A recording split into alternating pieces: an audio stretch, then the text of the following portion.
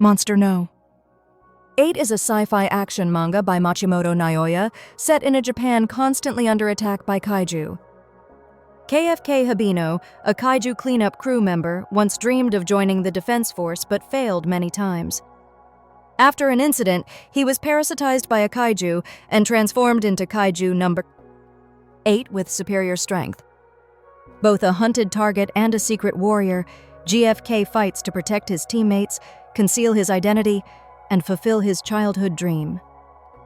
In a future Japan, the existence of humanity is threatened by giant monsters called kaiju. To combat them, the National Defense Force is established, with its most elite warriors being the hope of the entire nation. However, our story does not begin with the heroes on the front lines, but with a man behind the battle.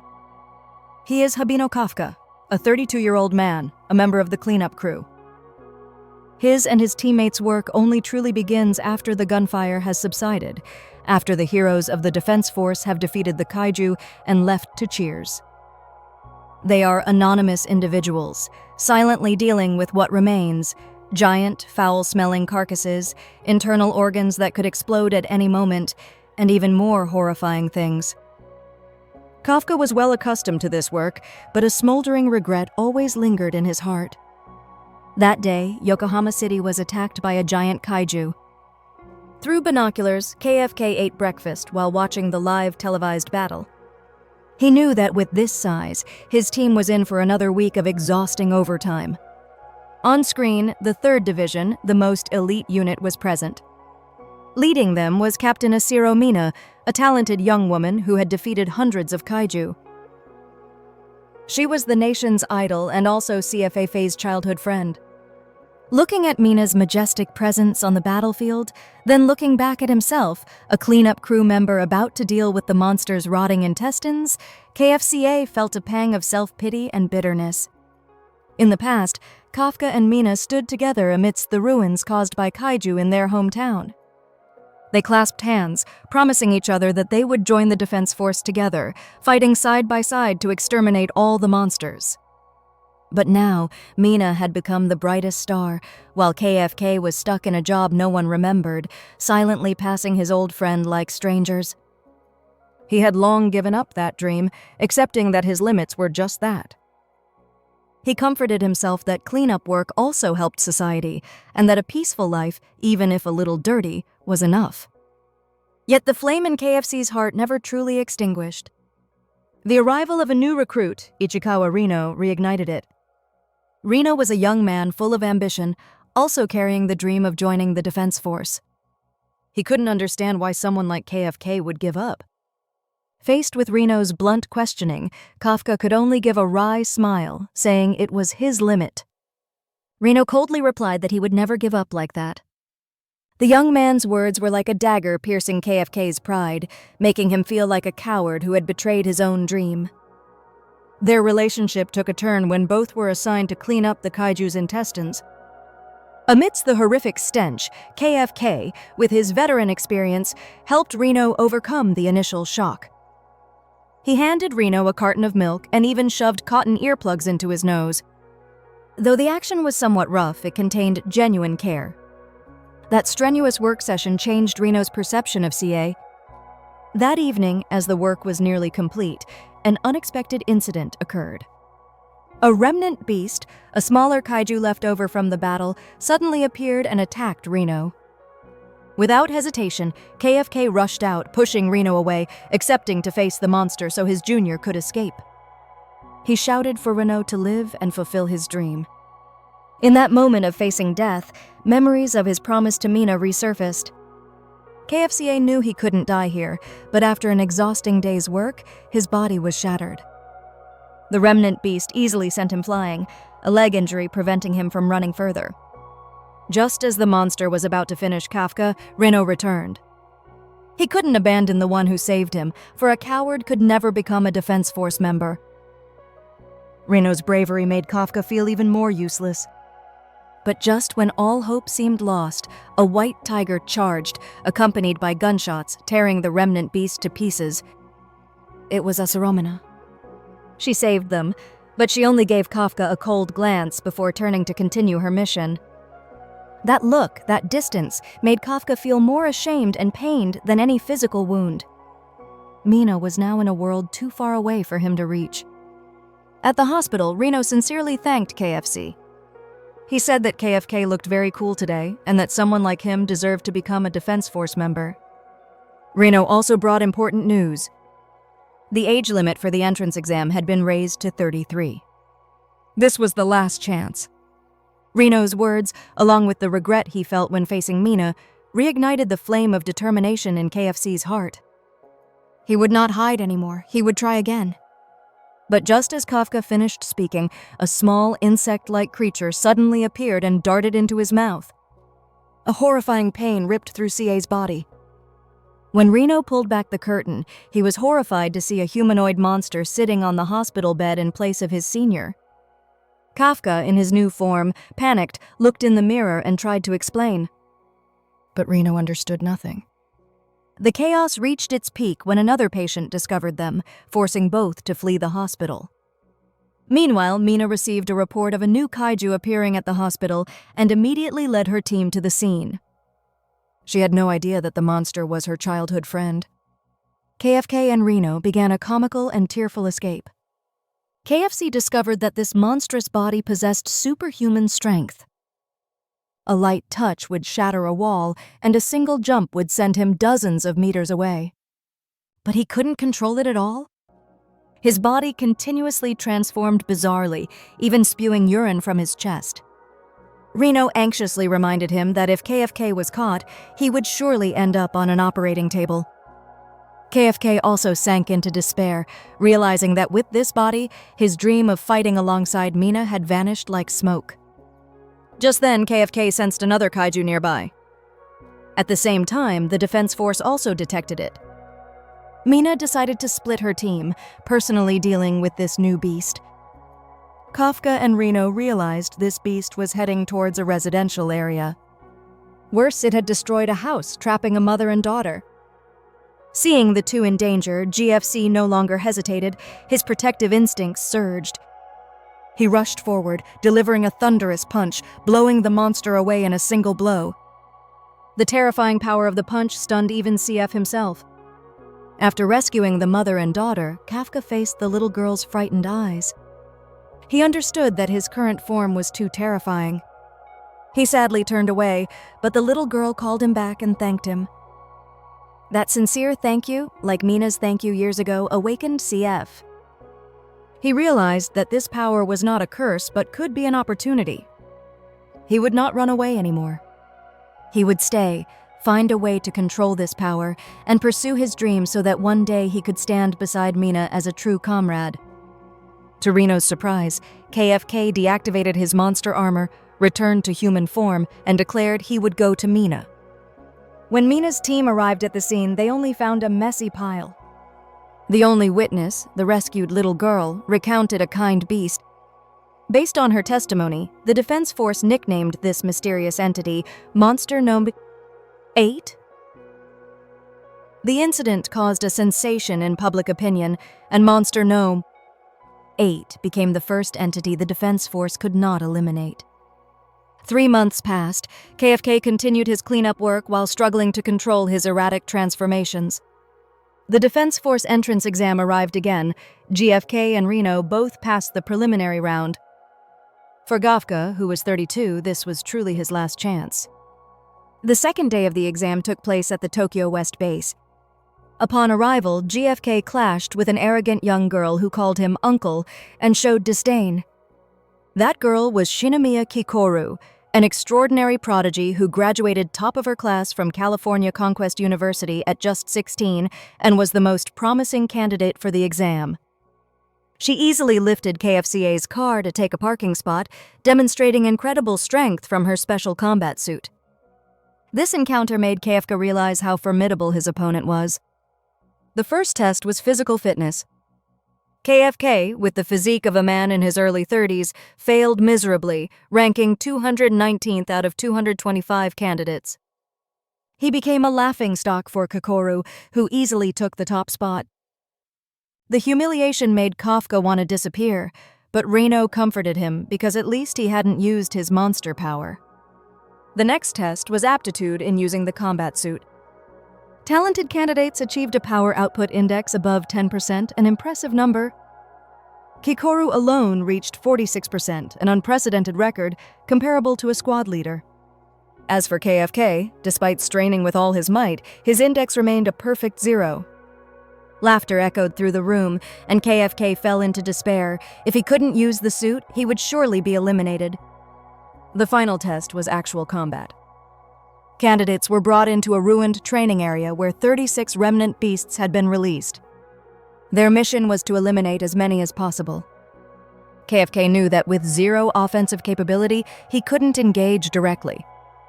He decided to use his only advantage, his knowledge of kaiju anatomy accumulated from years of cleanup work. He would play a supporting role. Kafka and Reno teamed up with other candidates. When they faced a remnant beast, KFK quickly identified its weakness based on experience.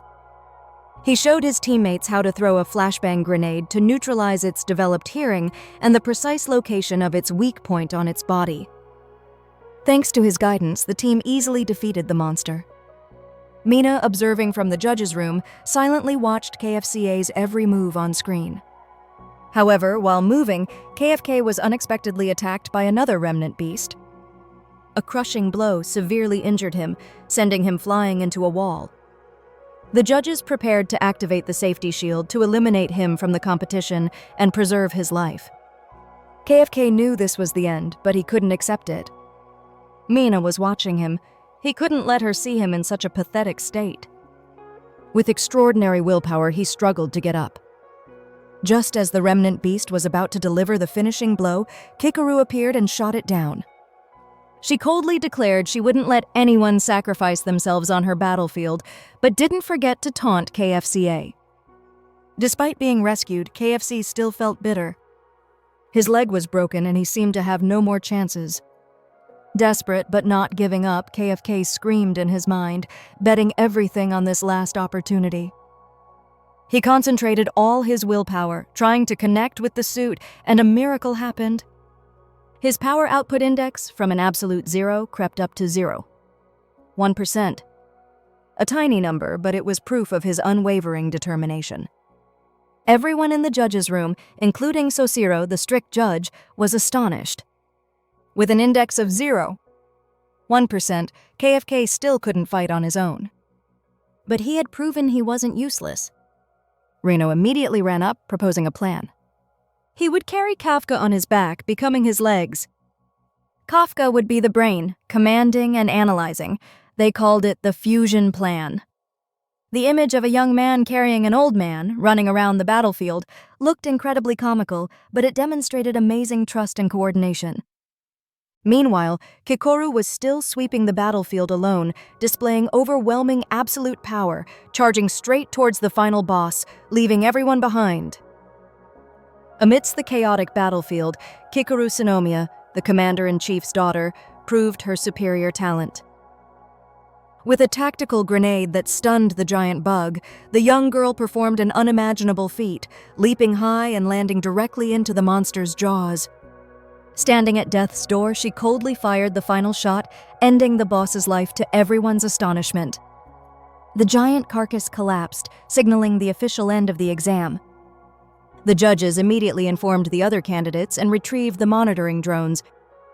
While everyone else was still overwhelmed, Kafka Habino felt a wave of bitterness. He, a 32-year-old man with burning ambitions, hadn't even had a chance to prove himself when the rookie girl had already taken care of everything. Elsewhere, Sosiro Hosina, deputy captain of Unit 3, felt a bit bored as the exam ended too quickly. His efforts in meticulously preparing the battlefield for the candidates seemed to have been in vain. In contrast, Captain Mina Asira was extremely impressed with Kikoru's performance. Not only did she admire Kikoru's skills, but she also secretly thanked her because, thanks to this girl, the battlefield had been almost completely cleared, ensuring the safety of the other candidates. Sosiro also nodded in agreement, acknowledging that she was indeed the commander-in-chief's daughter, a natural talent whom he believed would soon become a pillar of the defense force and the hope of all Japan. Amidst the praises, Kikoru fell into contemplation. She silently asked her deceased father if what she had done was good enough, as he always placed the burden of perfection upon her. Just as she was about to turn back to find Uncle Kafka, a shadow in a monstrous form suddenly appeared behind her. An explosion rang out. Kikoru was shot and fell, her wounds extremely severe. The sudden event startled everyone. KFK and everyone else were horrified to realize that the defeated remnant beasts suddenly came back to life. Their forms gradually changed in a gruesome way. Anxiety for Kikoru surged in KF's heart. Fortunately, Kikoru had managed to use a shield to protect her heart. The mysterious assailant not only attacked her but also used some strange power to revive the recently defeated boss. And then he spoke. Kikoru was stunned and terrified. This was the first time she had seen a monster that could speak like a human. He launched a barrage of attacks, pushing Kikoru to the point where she could only scream in pain. Her scream echoed back to the judge's room like an alarm bell announcing an unprecedented, horrific event. Faced with the critical situation, Mina immediately ordered the deployment of protective shields for the candidates and, with Sosiro, quickly moved to the exam site. Despite being asked to evacuate, Kikoru decided to stay. Her pride and responsibility would not allow her to flee when someone was trying to kill others. She had to face it. She had to become the most perfect person in her father's eyes. But willpower was not enough. A devastating blow from the boss sent her flying into a wall. In her critical state, childhood memories flooded back. Kikoru always came first in every exam, admired by her friends, but never received a word of praise from her father. That loneliness gnawed at her soul. Only the old butler was the only one who came and comforted her, believing that her father must have been very proud. That encouragement gave her strength, but when she returned home, her cold father only said that topping the class was a given. He wanted her to be perfect for the country's future and for her deceased mother. Carrying these heavy expectations, Kikoru struggled to her feet, continuing to fight despite being repeatedly hit. She could not retreat, but one arm was shattered, unable to hold her gun anymore. Just as the monster accumulated energy to deliver the finishing blow, Kikoru desperately closed her eyes, silently apologizing to her father for not being able to become the perfect person he expected. At that moment of life and death, a familiar figure rushed forward. "You did very well." KFK appeared in time, blocking the boss's attack. To Kikoru's utter astonishment, he transformed into his complete monster form. KAIJU No.8 thanked her for bravely staying and holding off the enemy so everyone could safely evacuate. Meanwhile, Reno, KFK's companion, was extremely worried. He didn't want to evacuate because he had to find KFK. When he heard that Kikoru was fighting alone, he guessed that his brother Kafka would somehow recklessly transform. Facing KFK in his monster form, Kikoru was still in shock. Disregarding all solemnity, KFK suddenly knelt, shedding all dignity, begging Kikoru to keep his identity a secret. He promised to tell her everything after dealing with this boss. As soon as he finished speaking, he punched away one of its attacks. KFC's power astonished the judges who were watching on screen. They thought a new kaiju had appeared and scored its power at a terrifying 9-8. Sosiro couldn't believe his eyes, thinking the scoring machine must be faulty because such a number would place it among the strongest kaiju in history. KFC understood he had to finish the fight quickly before the defense force arrived. He concentrated all his strength into one punch. His punch and the boss collided, but KFK's power was overwhelmingly superior. He blew away the monster's entire body, making Kikoru's eyes widen in astonishment. However, the remaining goo still twitched, showing signs of regeneration. Kafka was so scared he knelt, begging it not to come back to life. Fortunately, it was truly dead. He then leaped towards Kikoru, casually swatting away a remnant beast behind her and reminding her to take better care of herself. When Reno arrived and was about to scold KFK for his reckless transformation, he saw Kikoru unconscious. Both hurriedly took her away. Shortly after, Mina and Sosiro arrived at the scene. Sosiro found the ruined scene very familiar, as if he had seen it somewhere before. He realized it was exactly like a crime scene 3 months ago and began to suspect a connection between the two incidents. After the exam, Kafka was hospitalized again, while Kikoru received treatment with the most advanced equipment. This experience further ignited KFKA's fighting spirit. Mina visited and thanked both of them. Kafka wanted to call Mina by her first name but then stopped. He felt he would only be worthy once he became an official member. Kikoru woke up and saw Sushiro in the room. When asked who defeated the boss, KFCA's smiling face flashed in her mind. She confidently took credit for it. Meanwhile, the mysterious monster, after returning to human form, was listening to the news. He was surprised that his attack caused no casualties and didn't believe the defense force could wipe out his army. He also received news that the force was hunting KAIJU No.8, a name completely unfamiliar to him. It turned out this person was working in KFCA's former cleanup crew. Returning to work, KFK and Reno nervously awaited their results. This was KFK's last chance. When he opened the letter, he was speechless with surprise. On the day of assembly, all successful candidates were present. Kikoru graduated top of her class with a perfect score. Everyone admired her but wondered why Uncle Kafka wasn't there. Just then, Captain Mina appeared, dignified and charismatic. Kikoru, as the valedictorian, stepped up to read the oath. She felt unhappy because the real credit belonged to KFKA, who wasn't even present. But then a familiar figure appeared. Kafka was indeed present, making Kikoru overjoyed. It turned out that Unit 3 had decided to fail Kafka due to his terrible scores. Only So had insisted on keeping him, with his keen eye. Sushiro believed that KFK's value lay not in his scores, but in his ability to connect with teammates and his enthusiastic spirit. He even joked that his comedic antics would be a necessary catalyst for the team. However, KFK was only accepted as a reserve soldier. At the ceremony, Mina spoke passionately about the dangers ahead. KFCA, unable to control his emotions, shouted that he would try his best to stand beside her. The entire hall turned to look at him as if he were a strange creature. Mina, though moved, had to maintain her captain's demeanor and made KFK do 100 push-ups. Sushiro couldn't help but laugh, but deep down, he had his suspicions. The 9.8 power of the suddenly appearing monster, coupled with KFK's 0 combat suit score, made Sushiro decide to keep KFK close to investigate. After that, Kikoru pulled KFK aside. He told her how he had eaten a kaiju and transformed into its form. Kikoru, after a moment of shock, warned KFK that if he was discovered, he would become a test subject. She promised to keep his secret because he was her benefactor, but also declared that if he became an enemy of humanity, she would personally destroy him. The first training session began. Reno and Iharu, another rookie, showed remarkable progress, but all of them were overshadowed by Kikoru, whose power level reached 55%. Meanwhile, KFK completed the exercise in record time and his power level was only 1%.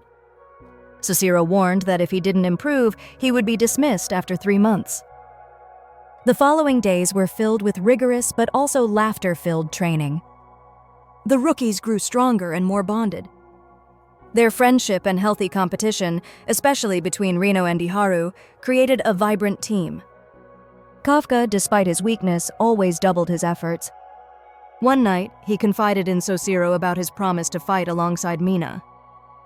These words, along with his determination to aim for deputy captain, made Sushiro both annoyed and impressed. He agreed to let Kafka receive additional training, but also warned that the battlefield was brutal. Just then, the alarm bell rang. A monster had appeared. The rookie's first mission had arrived. Mina quickly assessed the situation and deployed her plan. She would be responsible for shooting down the main monster. Meanwhile, other teams, including Sushiro's rookie group, would be in the final defense line, sweeping up remnant monsters. The atmosphere became tense. On the way, GFK still couldn't resist making jokes, leaving everyone speechless. The battle began. The ground forces lured the main monster into the sweep zone.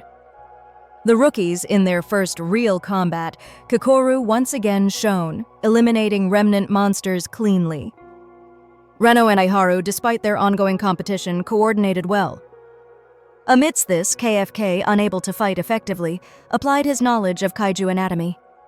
He burrowed into a monster's carcass, found their vital weakness, and reported it to Sushiro. This valuable information helped the entire force change tactics and gain the upper hand. KFK was proud to finally be useful. Just then, Mina took her position. With a power output of 96%, she fired her giant gun.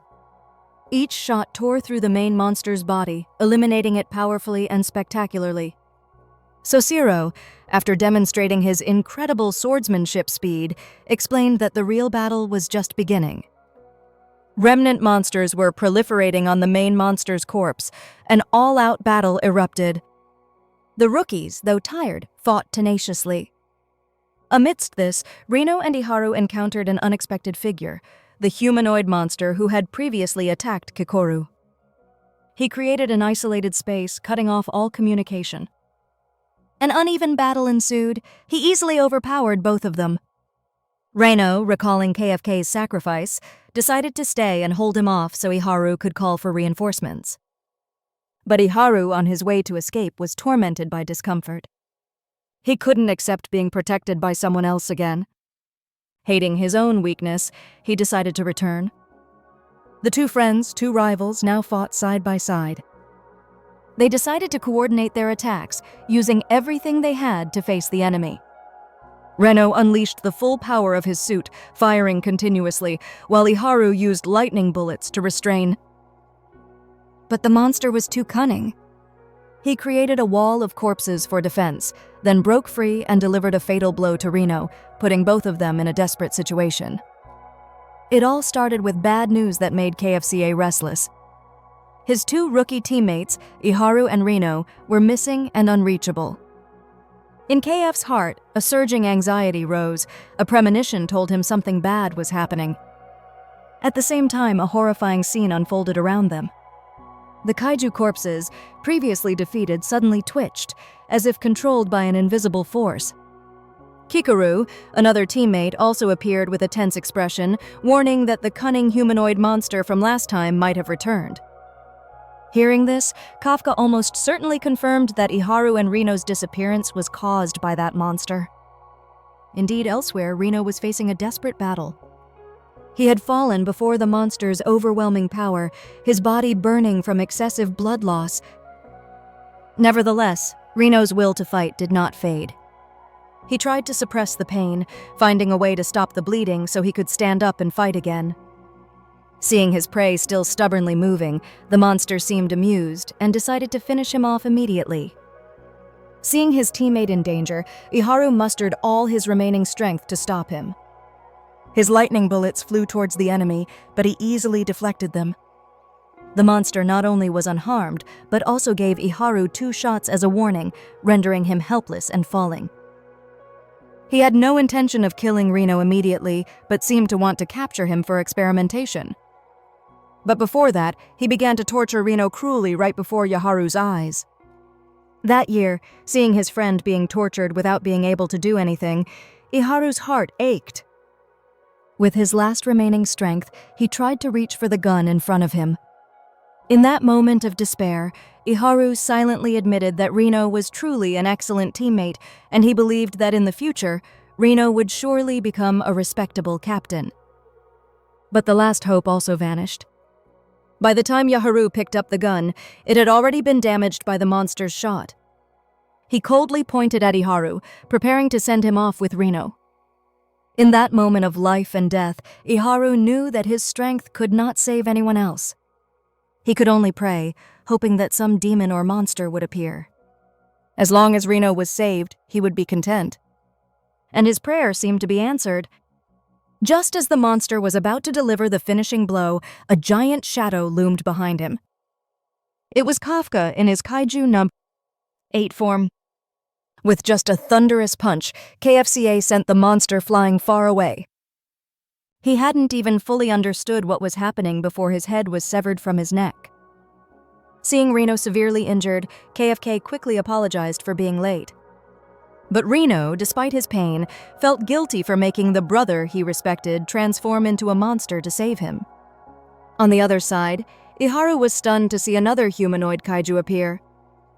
Meanwhile, the mushroom-headed monster who had just been sent flying realized that his enemy was the legendary KAIJU No.8. KFK gently set Reno aside, reassuring him that everything would be all right. He knew Reno's suit could stop the bleeding on its own, but he couldn't do that in human form. This made him feel a little embarrassed.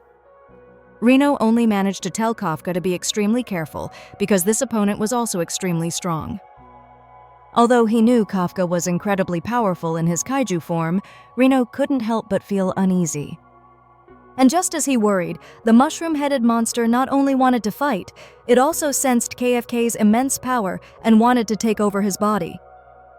He fired a shot to test KF's endurance. And when he realized KF's armor was too tough, he decided to unleash his full power. Attacked, KF's anger flared, not from pain but because he dared to harm his teammates. He roared a heaven-shattering roar, creating an energy shield that completely neutralized the opponent's attack, astonishing those who witnessed it. Immediately after, CF charged like a storm, unleashing a barrage of punches that sent the monster's teeth flying. Overpowered, he quickly pulled a wall of corpses for defense and healed himself. But KFK was stronger. He used his power to split the wall, continuing to punch the monster until all its layers were gone. Having sustained too much damage for the first time, the monster knew the feeling of fear. When he tried to retreat, Kafka delivered a powerful punch that prevented him from escaping. He concentrated energy, preparing a super punch to locate and destroy his core. The monster knew that this time he had no way out. Kafka's thunderous punch shook the entire space, sending the monster flying far away. Its body was torn to shreds, revealing all its internal organs and core. Kafka approached to finish him off, but just then 2 Defense Force members appeared, forcing him to pause. Meanwhile, in another area, Kikoru felt that regular firearms were no longer effective against the kaiju. She picked up a traffic sign pole, charged forward, and delivered a devastating blow that sliced the monster in half. Although quite tired, she was determined to find CF. It turned out that Kafka had previously decided to break away from the formation to rescue Reno and Iharu. He had transformed into a monster to Kikoru's astonishment and asked her to handle everything else. News of KAIJU No.8's appearance quickly reached Deputy Captain Sosiro. He immediately dispatched a team to KFCA's location. The mysterious monster took advantage of KFK's distraction to regenerate his body and tried to escape. KFK wanted to pursue him, but the monster attacked 2 Defense Force members, forcing him to shield them. This action greatly surprised the monster. He didn't expect KAIJU No.8 to behave exactly like a human. He promised that next time he would kill KFC and then disappeared. To escape the 2 officers, KFC created a smokescreen and leaped away. Although he failed to catch the enemy, he was satisfied that he had saved his teammates. But as he looked for a place to revert his transformation, he was discovered by Deputy Captain Sosiro. Sosiro was overjoyed to finally find his target. He immediately reported to the entire team. Sosiro initially thought that Kafka had attacked his subordinates, unaware that he had just risked his life to save Reno and Iharu. With incredible speed, Sosiro closed in on Kafka, swinging his 2 swords in a relentless assault. Kafka could only retreat and dodge. He knew the deputy captain's strength well, an expert in eliminating small and medium-sized kaiju. Kafka was genuinely worried that he would be cut down by Sosiro right there. Normally, Sosiro always smiled with squinted eyes, but at this moment, his eyes gleamed with the killing intent of a family of kaiju hunters. To eliminate KAIJU No.8, Sosiro unleashed the full power of his suit, his output reaching 92%.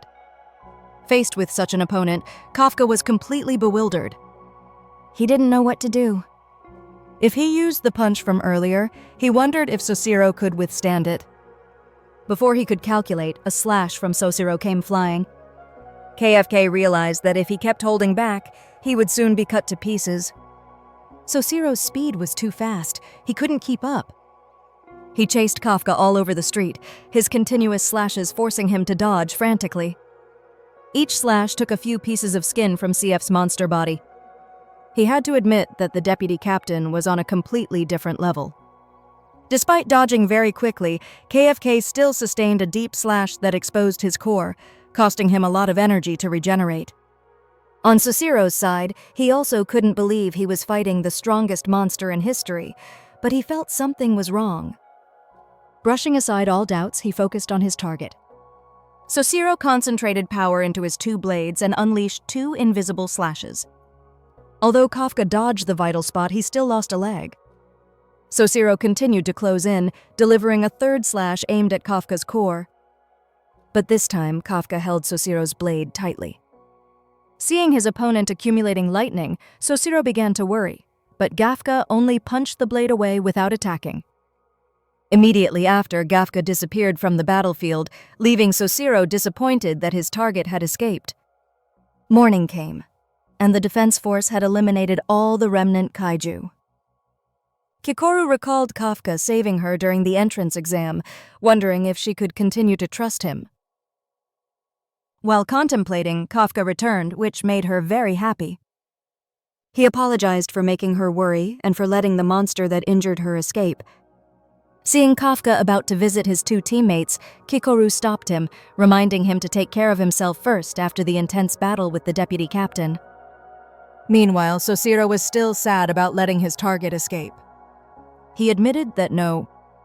8 was a super monster, but he also felt its fighting style was very strange. In the decisive moment, it aimed for the sword, not him. At times, Soshiro felt as if he was fighting a human. Just then, important news was reported from Rino and Iharu. The monster that attacked them was the same one that appeared in the exam, and it had the ability to transform into a human. KAIJU No.9, after being beaten to a pulp by Kafka, had almost lost all its strength. He staggered down the street and devoured a civilian to acquire a new body. He decided to go into hiding for a while to get used to this new host. A few days later, Rino woke up. Everyone had organized a party to celebrate his and Iharu's recovery, and also to celebrate the rookie's first successful mission. The party was held at the home of Haruichi, the heir to the Isuma weapons manufacturing conglomerate. At the party, Deputy Captain Soshiro came to congratulate them. He announced that thanks to KFK's discovery, he would be promoted to official member. The entire group erupted in joy, celebrating the old man's efforts finally being rewarded. The next morning, Captain Mina herself presented KFK with his new position. She also revealed that Soshiro was the one who nominated him. That evening, Kafka saw the training room lights still on. He went there and saw Soshiro practicing alone, reenacting the entire fight between him and KAIJU No.8. Soshiro said he was planning how to deal with No.8 and revealed that if he had used all his strength that day, even his special moves, he would surely have eliminated him. Hearing this, Kafka was so scared he broke out in a sweat, but he also felt immense admiration for Soshiro, who not only protected civilians, but also rookies like him. KFK vowed to train even harder. Suddenly, a giant fleet of kaiju flew across the sky, beginning an attack on the base. Fireballs rained down, causing huge explosions. Soshiro immediately ordered his team into battle. KFK quickly noticed something unusual. These dragon-like kaiju usually acted alone, but now they were attacking in 7 swarms. He concluded that an entity with overwhelming power was controlling them, and that entity was looking for the strongest person there. A voice echoed, asking who the strongest was. Soshiro didn't hesitate to reply. A humanoid kaiju with a power level of 8-3 appeared. Soshiro ordered his subordinates to deal with the other kaiju, while he would take on the leader. The battle between the two was incredibly fierce.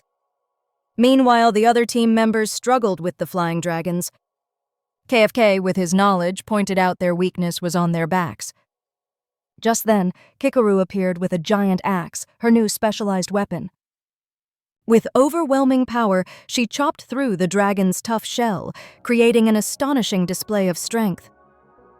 With her new weapon, Kikoru and Rino coordinated effectively, eliminating one monster after another. Deputy Captain Soshiro lured the leading kaiju into the training area so he could unleash his full power without affecting others. He activated his combat power to a maximum of 92% and began the real hunt. The battle between the two was extremely tense. Soshiro, with his high-speed slashes, continuously inflicted damage on the enemy. He unleashed his chaotic slash technique, severing parts of the monster's body, but with terrifying regenerative abilities, it quickly grew them back. Just when he thought he had won, the monster managed to shift its core and transformed into a giant kaiju, several tens of meters tall, with a power level reaching 9. 0. The situation reversed. Soshiro, an expert in close combat, was at a huge disadvantage against the giant opponent. Nevertheless, he showed no fear, charging at it and continuously attacking, but Soshiro's body was overloaded. He was attacked by remnant kaiju that transformed into bombs, then punched powerfully by the giant kaiju, sending him flying through several buildings. His suit automatically deactivated its combat power to protect him. Even with reduced combat power, Soshiro did not give up. He remembered Captain Mina's words, who had trusted his swordsmanship skills. With a determination to protect the base until Mina returned, Soshiro used all his remaining strength to fight. He was caught by the monster. In the distance, KFCA saw the deputy captain in danger. He prepared to transform to save him, accepting to reveal his identity. At that critical moment, Mina's voice echoed through the comms. She had returned. One shot from her caused the kaiju to lose an arm, saving Soshiro by a hair's breadth. Mina and her pet began their attack, but the kaiju also controlled bomb-carrying remnant kaiju to block them. Soshiro, though exhausted, pushed his limits to support the captain. He rushed forward and slashed the kaiju's leg. Kikoru also arrived, coordinating with Soshiro. The deputy captain shattered the outer shell. Kikoru delivered another devastating blow, causing the kaiju to collapse. Seizing the opportunity, Mina, with 96% combat power, fired a decisive shot that blew away the monster's body along with its core. The battle ended, and everyone breathed a sigh of relief. Witnessing the courageous fighting of his teammates, from Soshiro, Kikoru to everyone else, GFK felt extremely moved and proud. He realized that his teammates were truly amazing, and he was even more determined to become strong enough to be a worthy part of Defense Unit 3. Amidst the lingering chaos, the entire Defense Unit 3 looked up at the sky in horror. Hovering above them was a giant biobomb, a deadly masterpiece created from the fusion of countless monsters. The control room provided a statistic that left everyone speechless. Its destructive power was equivalent to 20,000 tons of explosives, enough to flatten everything in an instant like a nuclear explosion. Despair enveloped them. Soshiro and his comrades understood that all efforts to fire would now be futile. Everything seemed destined for complete annihilation. But amidst that extreme panic, a figure rushed forward, defying all danger. It was KFK. His actions stunned everyone. Soshiro, with the keen eyes of a deputy captain, noticed something unusual. KFK's speed was impossibly fast. And then, before the eyes of all the unit members, KFK transformed. He turned into a mighty monster, the complete form of the entity they had always been hunting, KAIJU No.8. At the same time, the control room reported that his power level had surged to a terrifying 9. The biggest secret had been revealed. Kafka was KAIJU No.8. For Soshiro, the vague suspicions from before suddenly became a bitter truth. He had once suspected, but Kafka's sincerity and kindness had made him dismiss all doubts. Now, the teammate he cherished was the very target he had been pursuing for so long. In his mind, Kafka was now a whirlwind of remorse. He silently apologized to the deputy captain for not being able to meet expectations. He apologized to Kikoru for having to bear this secret alone. He apologized to all his teammates for his silence. And especially, he apologized to Rino for not being able to keep his promise. KFK's greatest sorrow was that he knew that from now on, the path of fighting alongside his childhood friend Mina might have closed. But to save everyone, he had no other choice but to use this cursed power. With iron determination, KFK concentrated all his strength into his legs, leaping from the ground like a cannonball, hurtling straight towards the bomb. He used all his might to push the giant destructive mass soaring high into the air, far away from the base. After completing his mission, KFK's body was exhausted and fell freely downwards. "On the ground!" Mina screamed, ordering everyone to find cover and deploy defensive shields. The horrific explosion high in the sky created immense pressure, blowing everything away. Even as he fell, KFK used his last remaining strength to shield a few nearby teammates. When the shockwave passed, KFK breathed a sigh of relief. It was all over. But that was only the end of the battle and the beginning of his personal tragedy. Immediately, Mina and her team quickly surrounded him. With the cold voice of a captain on duty, she called him KAIJU No.8 and declared she would apprehend him. KFK said not a word in defense. He had foreseen this consequence from the moment he decided to transform. The incident of a super kaiju infiltrating the defense force caused a huge stir at headquarters. An emergency meeting was held. They decided to keep it confidential from the media. But extremist opinions proposed silently eliminating him and utilizing his body to develop weapons. But first, he had to be detained. The order was given. Defense Unit 3 must immediately hand over KFCA. KFCA was confined in an isolated room under strict surveillance. He didn't know what awaited him, only Kikoru's warning about the worst-case scenario echoing in his ears. He regretted that his dream of fighting side by side with Mina so close at hand had now vanished like smoke. Just then, Mina opened the cell door. She had come to hand him over to headquarters. Deputy Captain Sosiro only advised him not to explain further because they no longer had the ability to save him. As he was led out, the entire Unit 3 stood there in silence, waiting. No one said a word to him, only Reno, his junior, who had always been by his side, broke the silence. He stepped out of line and loudly said that he believed he would return. Those words were the only ray of light in KFK's darkest moment before the special vehicle's door slammed shut. Fortunately, there were no cameras in the car. Mina, in a rare private moment, told him the truth. She saw that he hadn't hesitated when he rushed out to save everyone. She and the entire team would not abandon him. They were gathering evidence to help him, and no one on the team considered him an enemy. She promised to always be there, waiting for his return. Mina's words warmed KFK's cold heart, giving him more strength to face what was to come. In the following days, Unit 3's base was enveloped in a gloomy atmosphere. Everyone was no longer in the mood for training. Reno was the saddest, always wearing a worried expression. Everyone was grateful to Kafka, but they felt helpless because his life was now in the hands of headquarters. Meanwhile, those who cared about KFK were taking action. Mina asked the control room staff to compile his record of achievements. Sosiro, though outwardly strict, confidently told his subordinates that Kafka would definitely return, and next time he would make Kafka fight with all his might. Kikoru bravely confronted her father, Commander-in-Chief Iza Tsunomiya. She begged him to revoke the order to eliminate Kafka because he was her savior. But Iza coldly called her foolish and showed her a scan of KFC's body. Where a human heart should have been, there was a monster's core. Iza asserted that Kafka was akin of the monsters who killed her mother. Kikoru was speechless, unable to argue, but in her heart, her faith in GFK remained unshaken. And then the decisive moment arrived. GFK was brought to a large area to prove himself.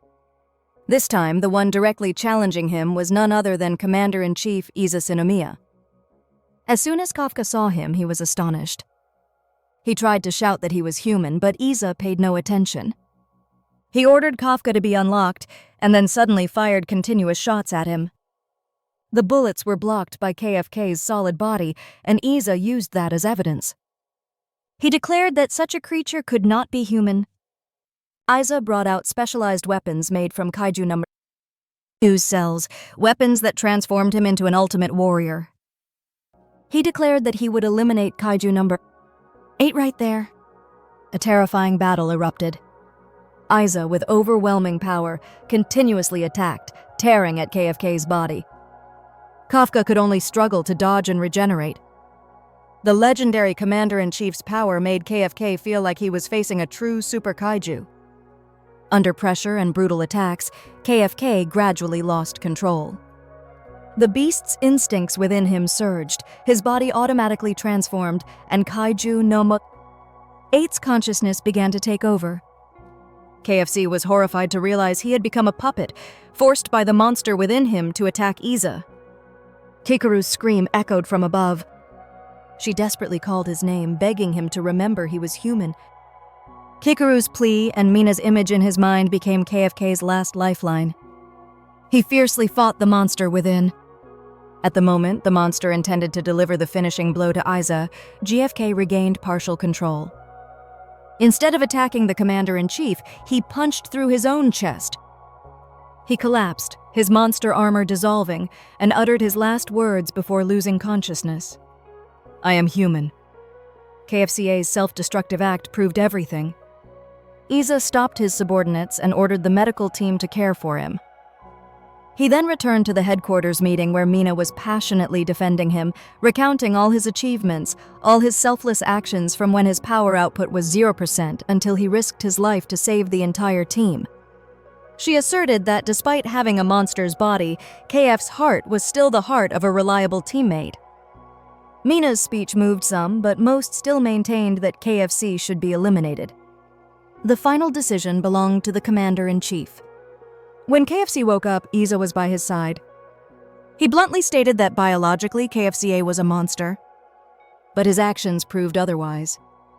Although the majority opposed it, Aiza made the final decision to spare Kafka's life, turning him into a special combat force for humanity. He believed that in a context where monsters were increasingly rampant, KFKA's power was the nation's hope. The news quickly spread. Mina, Kikoru, Reno, Sosiro, and the entire Unit 3 erupted in joy. They knew their kind teammate had returned victorious. KFK was recognized, although his path ahead would be full of challenges to prove his worth. Meanwhile, elsewhere, a new enemy was rising. Kaiju No.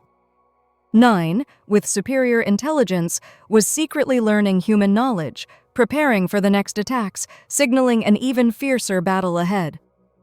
In the next scene, Kikoru is reading a newspaper about the Defense Force's achievements, and she wonders where Mina is. Kikoru pouts, and we are told that she is currently an aide to the Unit 1 commander. As Narumi watches the news on his smartphone, he becomes angry at the editor for making it seem like Mina defeated a kaiju that he had taken down. This is due to her photo being larger than his. The news that Mina defeated the monster goes viral. This annoys him as he was the one who actually defeated it. He also reads comments suggesting Mina is taking all the credit. This must surely make Narumi scream, and that Narumi looks so uncool. While commanders should act with dignity. Kikoru is once again speechless that the strongest warrior in Japan is a keyboard warrior. Narumi's phone rings, prompting Kikoru to ask if he needs to answer, noting that it has been ringing for a while. Narumi says, "It's fine, probably just a boring meeting with Aiza and Aji staring intensely at each other discussing minor issues." He wonders why he has to go to such a dreadful place in the middle of the day. Suddenly Aji arrives, kicks him again, and says that it's necessary as it's part of the job. Kikoru just sighs while drinking water. Aji pinches Narumi and drags him to the meeting, making Narumi wonder if it's really that important. Aji explains that their discussion will be about Kaiju No. 8. This makes Narumi stare and grabs Kikoru's attention. Meanwhile, Kafka is doing push-ups in his cell, thinking that 5 days have passed and he hasn't done anything. He recalls what Aiza had told him about proving his usefulness. So he wonders what he needs to do and quickly decides that he will do whatever those people want because his teammates also believe in him. The door suddenly opens, startling him, and it turns out that some members of the team have come to escort him, making him think that this is the moment he has been waiting for. When they arrive at the Commander-in-Chief's office, he is surprised to find himself standing next to Iza and Narumi. He is confused and wonders why the commander of Unit 1 is there. Perplexed by the situation, Iza calls KFK and immediately announces that he will appoint him to Unit 1. GFK is shocked, and Iza explains that by combining the monster deemed one of the strongest in history with the strongest kaiju fighter, they will create the strongest unit capable of defeating any kaiju disaster. He is giving KFK an opportunity to demonstrate his power in the next conquest and to convince everyone. KFK stares and thinks that being needed as No. 8 isn't exactly what he wanted, but he needs to survive right now. However, just as he is about to accept Iza's words, Narumi immediately objects to the order. Kafka turns back, and even Kikoru and Aji are speechless. Narumi claims that his presence is enough for the strongest unit. As Narumi prepares to leave, Iza insists that it's not enough, startling Narumi. Iza informs him that KAIJU No.9, capable of transforming into a human and currently in hiding, is out there. As is KAIJU No.10, who commanded countless monsters to attack the defense force. Clearly, these kaiju are different from any they have ever faced. He adds that they are making daily progress to overcome many kaiju disasters. But these kaiju continue to undergo unknown evolutions. He points out to Narumi that disasters occur when they become arrogant, thinking they can handle everything, and these disasters happen in ways that deeply shatter their conventional knowledge. And because of this, they also need to adapt and evolve. Narumi, Kafka, and Aji watch, and Narumi sighs, realizing the level of trust Iza has in him. He looks at Kafka and says that it would be more effective to use KAIJU No.8 as a weapon for him to use. Kafka is shocked, and so is Kikoru. Just as Iza is about to speak, Kafka calls out to Narumi and explains that he cannot die until he has accomplished what he needs to do. KFKA bows and says that for this, he will grasp whatever he can to show respect for being part of Unit 1 and under Narumi. They look at each other, and Narumi dismisses the comment, saying that he doesn't care about KFK's thoughts, circumstances, or determination. He just needs results and power, and if Kafka causes trouble again, he will immediately deal with him and turn him into his combat suit. Then Narumi leaves the Commander-in-Chief's office, and Kafka bows again and thanks him. In the next scene, there's a sudden earthquake in an area that worries the residents there, who comment that such events have been happening frequently lately. Others say it will soon calm down. However, instead of calming down, the earthquake intensifies, shaking the ground even more violently. Roads and buildings begin to crumble under the force, and the residents there are terrified. Many buildings are damaged by the earthquake, and it turns out a large sinkhole has formed in the middle of Shinagawa City. Panicked, everyone wonders what is happening there. And when they look into the sinkhole, they seem to see eyes. It turns out the sinkhole is filled with countless insect-like monsters, and they immediately begin to swarm onto the surface. While this is happening, we go to the Unit 1 base, where they have just finished their morning training. Kikoru is very enthusiastic, thinking that she cannot waste time, and she immediately goes to Narumi to tell him that today is the day he will engage in one-on-one training with her.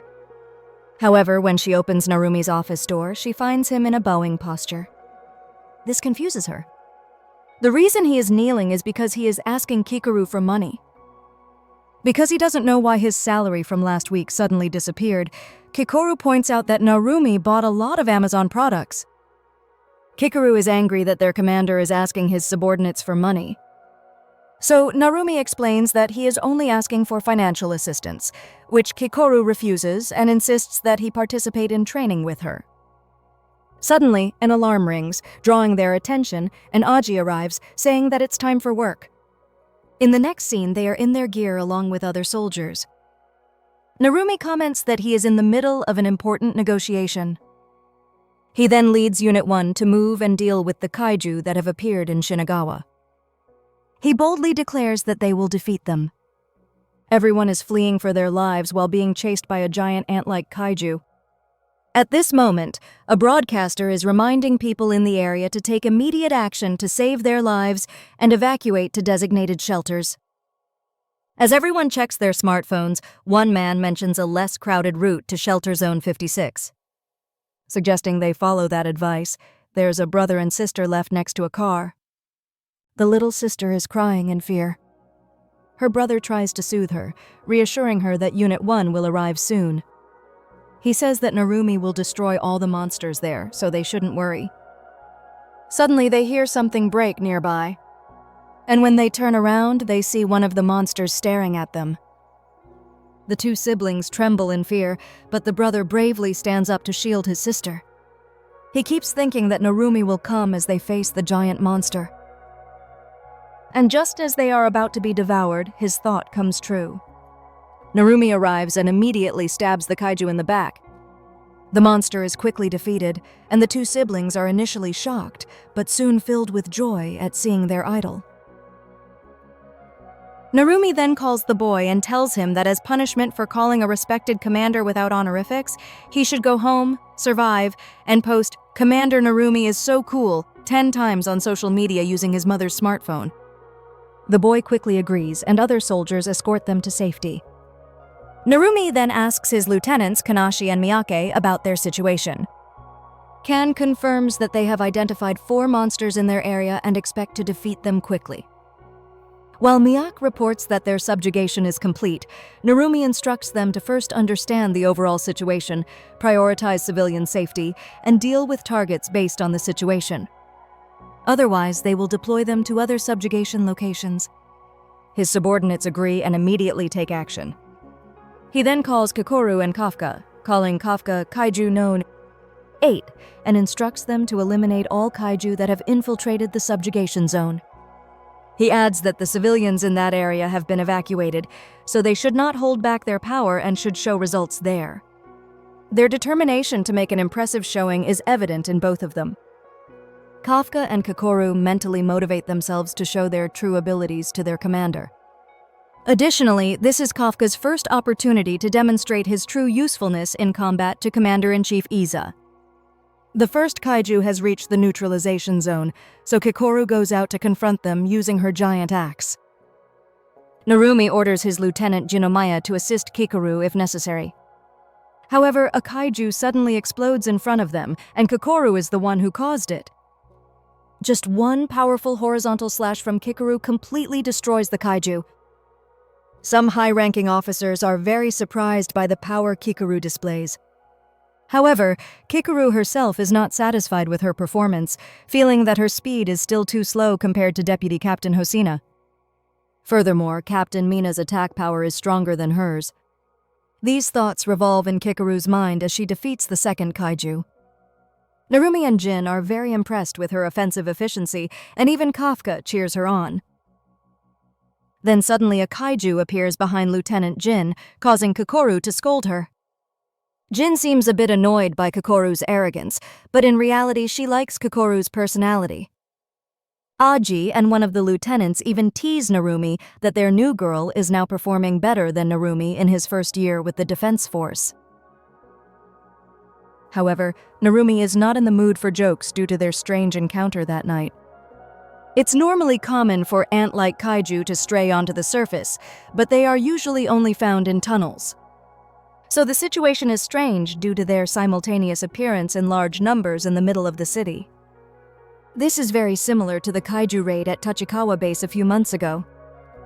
Therefore, it is possible that there is also an intelligent leader leading the kaiju army they are currently facing. Suddenly, Aji receives a report saying that some kaiju have infiltrated the western area of the neutralization zone. Kafka Habino is assigned to this area, so now is his time to shine.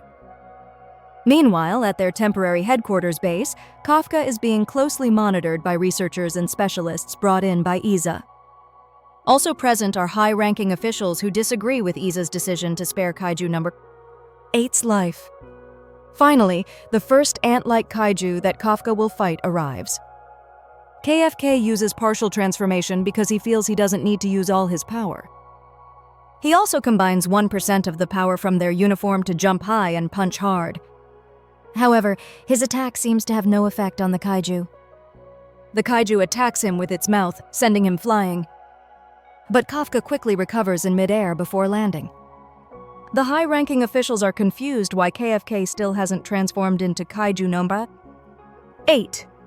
It turns out that Kafka is hesitant to reveal his full kaiju form due to what happened in his last battle with Iza. He is afraid of losing control of his body again. Suddenly, the kaiju shoots acid from its mouth. But luckily, he dodges it. The acid is so strong that it quickly melts the concrete floor. KFK realizes that this is not the time for half-hearted fighting because he needs to do everything to achieve his goal of joining Mina. So he begins to transform and high-energy readings are detected from him. However, the transformation process suddenly stops midway. KFK and the researchers are confused as to why this is happening. This creates a huge opening for the enemy, who hits him hard, causing even the debris behind them to shatter. Kafka tries to transform again, but nothing happens no matter how hard he tries. The situation is quite frustrating, and even the Shinomiya father and daughter are worried about him. This is very sudden and unexpected, and they don't know what is happening. Then suddenly another separate reading appears in their area. Due to its power, it could be a Hanju. Narumi and Aji speculate that the kaiju leader might appear. When they ask about the location of the reading, they learn that it is coming directly from beneath Kafka's position. KAIJU No.8 emerges from underground, riding an ant kaiju, and its primary target is Kafka. Kafka is stunned to see KAIJU No.8 emerge from the head of the ant kaiju. Narumi, Aji, and Kikoru become worried as they confirm that the leader of the kaiju army has indeed appeared. KAIJU No.9's gaze sweeps over the area, deep and intense. He is looking for KAIJU No.8, whom he had sensed moments before. However, not finding him, he realizes that Kafka might be the human form of that kaiju. KFKA becomes worried, realizing that, like himself, the enemy has the ability to detect other kaiju. Suddenly, he is shot in the left shoulder. It turns out the enemy intends to attack him until he reveals his kaiju form. Kafka writhes in pain, wondering if he can transform now. Narumi asks about Kafka's KAIJU No.8 transformation status at headquarters, but unfortunately Kafka still cannot transform. Deputy Captain Aji panics, worrying that they might completely lose KAIJU No.8. Narumi quickly acts to personally help Kafka, but the ground beneath him suddenly shakes, the road collapses, and a large ant-like kaiju emerges from below. Furthermore, there is another kaiju reading along with it. On top of it, another KAIJU No.9 appears. This is completely unexpected and shocks everyone. Narumi wonders if KAIJU No.9 has the ability to self-replicate. With this situation, Jin realizes that Narumi cannot help KFK, so she decides to assist him herself. However, she also suddenly cannot leave because she has to fight a large kaiju. This kaiju is one of the ones they killed before. Clearly, just like what Unit 3 experienced, the kaiju suddenly revived all at once. And if this is indeed like what happened before, it means that the revived kaiju's endurance is even greater. Furthermore, the power of the kaiju they are fighting has now significantly increased. All the disadvantages they are facing begin to pile up as KAIJU No.9 arrives. After KAIJU No.9 revives the kaiju and deploys stronger ones to hold them all back, he targets KFK to kill him and steal KAIJU No.8's power. KFKA is helpless against the enemy's continuous shots, and the ant-like kaiju gives him no chance to stand his ground. The enemy is incredibly strong and dangerous, and he needs to kill it immediately. So he tries to transform again, but to no avail. He becomes frustrated with himself and desperate because he can't understand what is happening to him.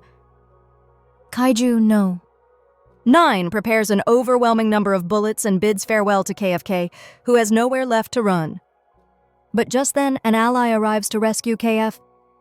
KAIJU No.9 is suddenly split in half.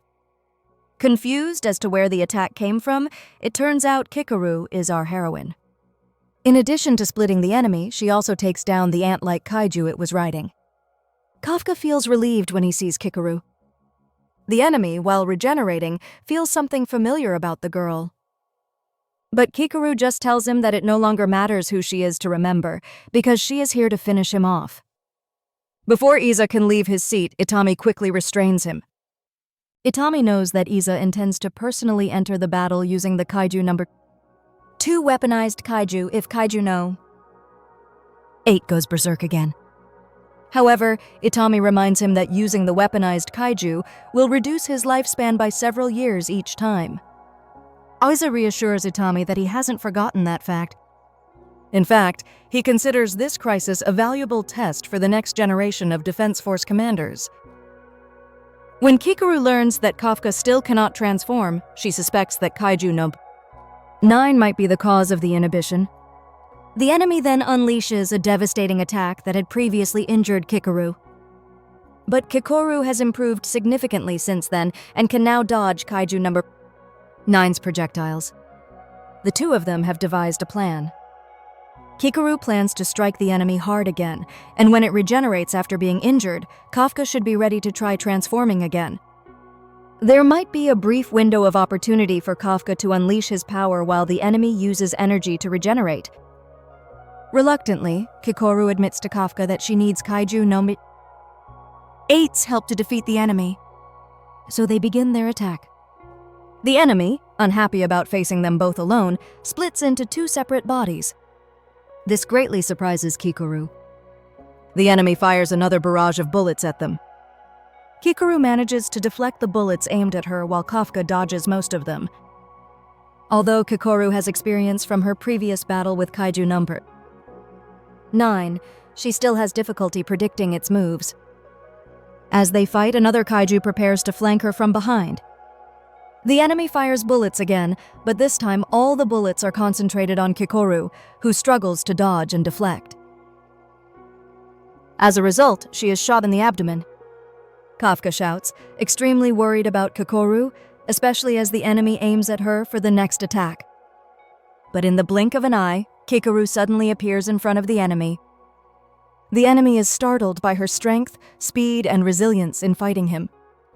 Kikoru, tired of previous failures, is now determined to be the savior of the day. She beats the enemy to a pulp with her extreme speed and power.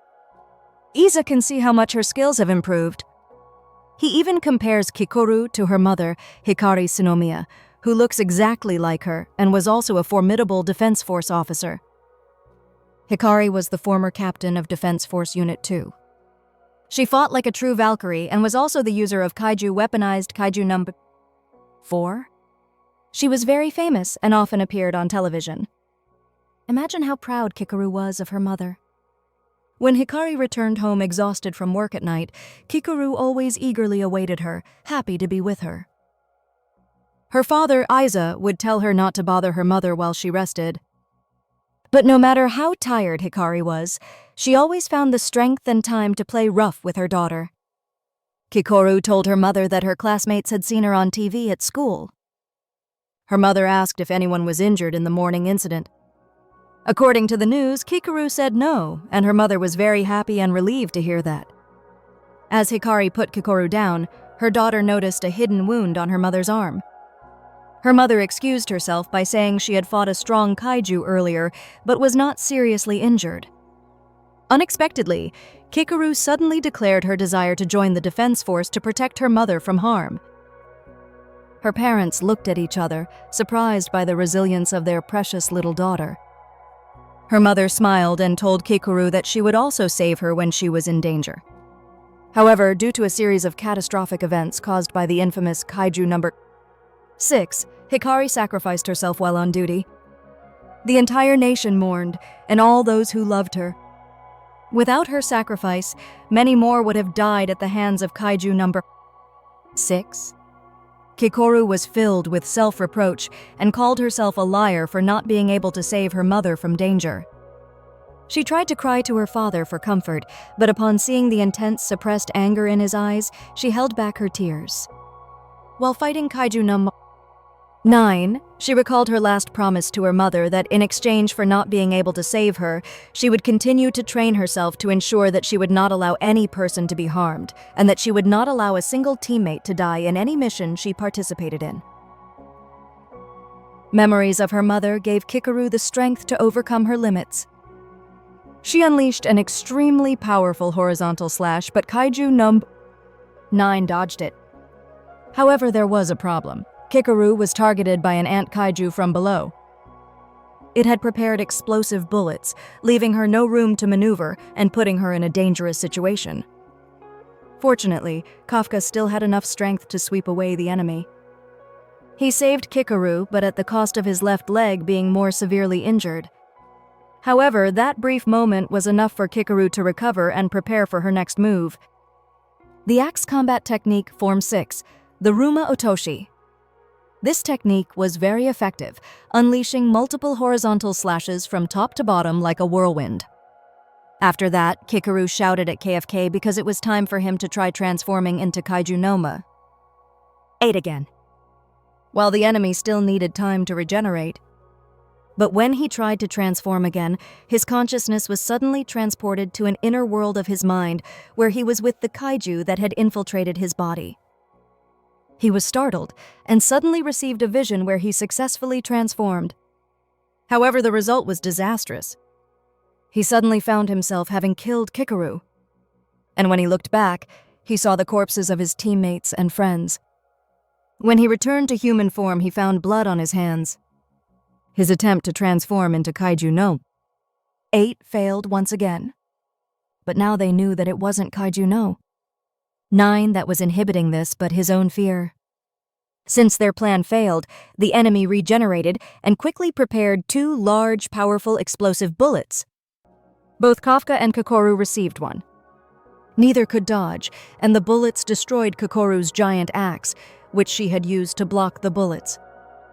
While Kafka took the brunt of the attack, Kafka told Kikoru that he had realized the real reason he couldn't transform. It was because of his own fear of the kaiju completely absorbing his consciousness and the fear that all his allies would die at his hands. But Kikoru suddenly asked him if his problem was really that simple.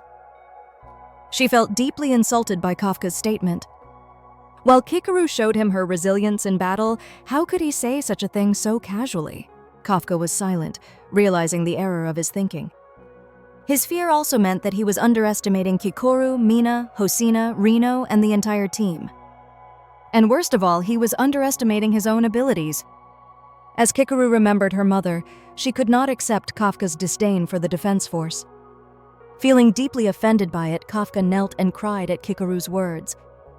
He couldn't believe he had forgotten the strength Kikoru possessed, the one who had even promised to kill him if he lost control of the kaiju.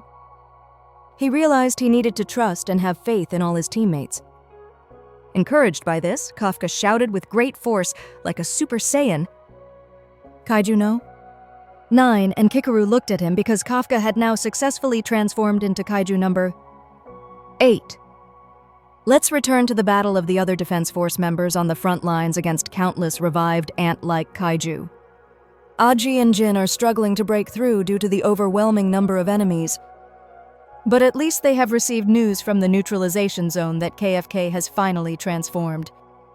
According to Narumi, because of this, it's time to move to Phase 2 of the operation. Meanwhile, Jin wonders if their decision to send Kikoru to Kafka was correct. Finally, the duo of Kafka and Kikoru face KAIJU No.9. The enemy correctly suspected that Kafka was KAIJU No.8. Suddenly, the enemy shouts with a sonic wave and manages to revive the kaiju that Kikoru had just defeated. But what's worse is that the revived kaiju now has new wings. The enemy evolves into a stronger form, and it seems Kikoru is having a hard time. But suddenly, KFK thanks her and admits that he still doesn't fully trust himself.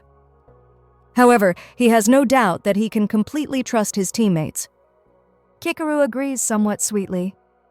Kafka then asks her if she can handle all the revived ant-like kaiju. Kikoru agrees to the plan, but jokes that Kafka better defeat the kaiju boss because otherwise she will kill him herself. Kafka confidently replies and runs straight towards KAIJU No.9. While Kikoru provides covering fire for him, Kafka continues to charge towards the enemy, who even taunts back, saying he is stronger now and his skin is harder to penetrate. But Kafka doesn't care about the taunts and continues to charge. The enemy deploys 2 giant cannons and aims them directly at KFK to kill him. But in a flash, Kafka suddenly appears on the other side, holding the enemy's core. His attack speed even causes a large hole in the ant-like kaiju's body. KAIJU 9 is shocked by the rapid turn of events. However, it turns out that the core Kafka is holding actually belongs to the ant kaiju that 9 was riding. Kafka shows smugness and tells the enemy that he already knows the true location of his core inside the ant kaiju. No? 9 cannot believe Kafka found this out so quickly and immediately launches a series of attacks out of anxiety. But Kafka punches away all the incoming bullets with ease.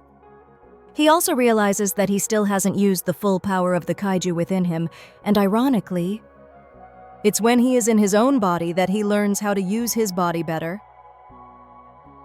So now, in the one-on-one battle of the two numbered kaiju, Kafka's newfound strength is evident. He moves even faster by using boosters under his shoes and can almost instantly flank the enemy. No. 9 momentarily thinks he has guessed no. 8 moves, but when he fires a straight shot, GFK suddenly leaps into the air. Following that, he uses his leg boosters to dive down with extreme force directly towards number 9. The enemy freezes in fear, realizing he has no chance to dodge or escape KFK's impending attack. The enemy cannot understand what has changed in KFK, but all he knows is that Kaiju No. 8's power has multiplied, giving him a powerful punch full of boundless strength. The enemy and the ant kaiju are crushed, as is the ground itself. The impact is so strong that it seems a meteor has fallen from outer space. Kikoru, Iza, and the entire team of researchers are all shocked by the intensity of the attack Kafka unleashed as Kaiju No. 8. Itami is extremely impressed by this, smiling as if he had just calmly won the lottery. In the rubble, Kaiju No. 9 is trying to reappear, but it seems difficult as it can no longer regenerate, especially after its core was damaged. To deal with the emergency, it needs to merge with its other self that had split off earlier. So it telepathically calls its Beta to come for immediate assistance. However, Beta is also busy fighting Narumi, and both are unable to leave their duel. For no 9 Beta, it is very important to continue learning by observing and analyzing Narumi's moves. Ensuring Kafka's safety in case he goes berserk remains Unit 1's top priority. They don't want to leave this responsibility to Kikoru alone. To quickly reach Kafka, Narumi decides to unleash 98% of his suit's combat power. Confident that he can quickly defeat Kaiju No. 9 Beta. Headquarters immediately declares the combat zone a restricted area due to Narumi's full power release. Narumi prepares to unleash his ultimate attack while his opponent also prepares to observe and thoroughly study Narumi's actions. No! 9 Beta endures the first attack from Narumi, which includes long-range firearms. Narumi then continues to unleash more shots, interspersed with close-range slashes in his attack chain. No. 9. Beta takes a devastating combination of long-range and close-range attacks from a single individual. Suddenly, he manages to dodge all of Narumi's subsequent attacks. Narumi and the researchers cannot believe what their opponent has achieved. Narumi prepares for another powerful slash, but is shocked when 9 Beta easily dodges it and positions itself for a counterattack.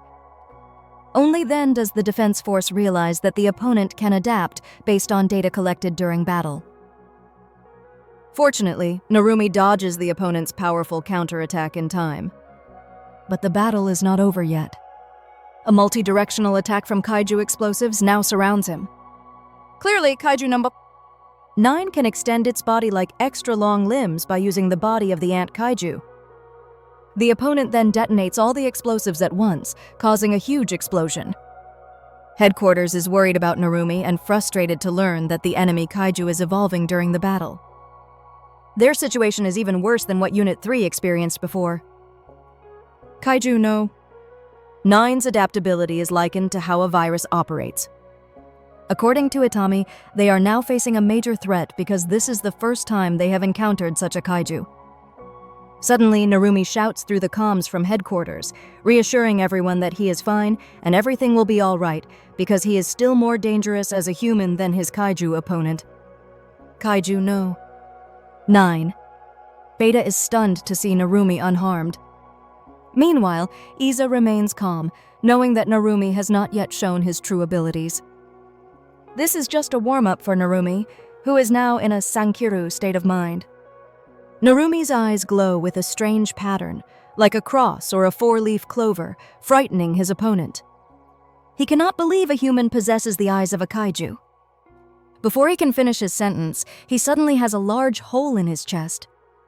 He thought he had mastered Narumi's attacks, so he is confused why he didn't see it coming. He doesn't know that Narumi is using VTC. This is the first numbered weaponized kaiju derived from KAIJU No.8's retina. It gives Narumi eyes with super-enhanced X-ray vision. KAIJU No.9 cannot accept the truth.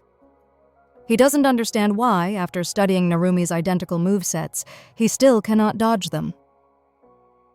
He knows Narumi hasn't increased his speed, but it feels like he is taking Narumi's attacks even before he can move. Isa confirms no. 9's suspicion because Narumi's eyes possess the ability to see the future. These eyes can see signals emitted by a living creature's brain, and red signals are sent to the body's motor neurons to predict anticipated movements. According to early historical records of the Defense Force, KAIJU No.1 was a formidable opponent due to its unavoidable attacks. With this power now in Narumi's hands, he can easily locate the enemy kaiju's core. KAIJU No.9 panics because he no longer has enough time to study Narumi's movements. Narumi then uses technique Form 2/F. This is a complex technique involving a powerful combo of slashes and bullets that easily cuts and destroys the kaiju's body. Once again, no. 9 Beta experiences its body being cut in half, and the calm that Narumi and Isa display at this moment is very reassuring. Narumi then unleashes a series of other spinning slashes to finish off his opponent very coolly. Following that, Headquarters announces that Narumi and KAIJU No.8 have successfully eliminated KAIJU No.9.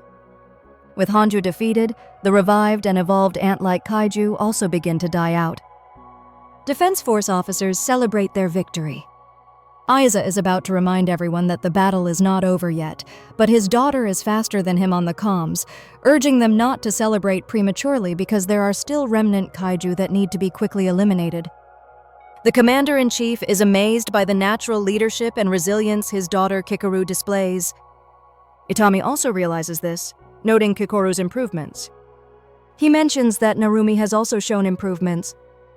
In fact, he is always surprised by the talent and maturity of the younger generation because they always exceed his expectations. Isa also has his own thoughts on their success. He is very impressed that they managed to defeat the opponent despite facing 2 Hanju, and above all, they managed to keep casualties to a minimum. They quickly eliminate all remaining kaiju, realizing the Commander-in-Chief's vision of building a powerful defense force capable of handling any threat. Kafka transforms back into a human, and he and his friend Kikoru share their joy over their successful mission with a fist bump. Isa speaks over the comms, calling the names of the 3 heroes of the battle, Narumi, Kafka, and Kikoru, saying, "Well done."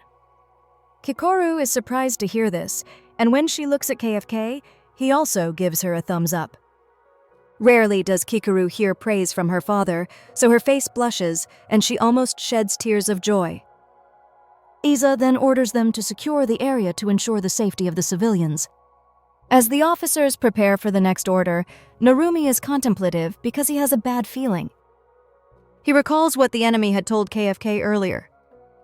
It's understandable why the enemy wanted to kill KAIJU No.8, but the other reason he mentioned and the way he said it are unclear. While trying to analyze the enemy's words, they suddenly receive an urgent notification from headquarters. Unexpectedly, there is another kaiju reading in their area. Then, the corpse of No.9. Alpha, which Kafka had defeated, suddenly speaks, saying that it still has time to make a comeback.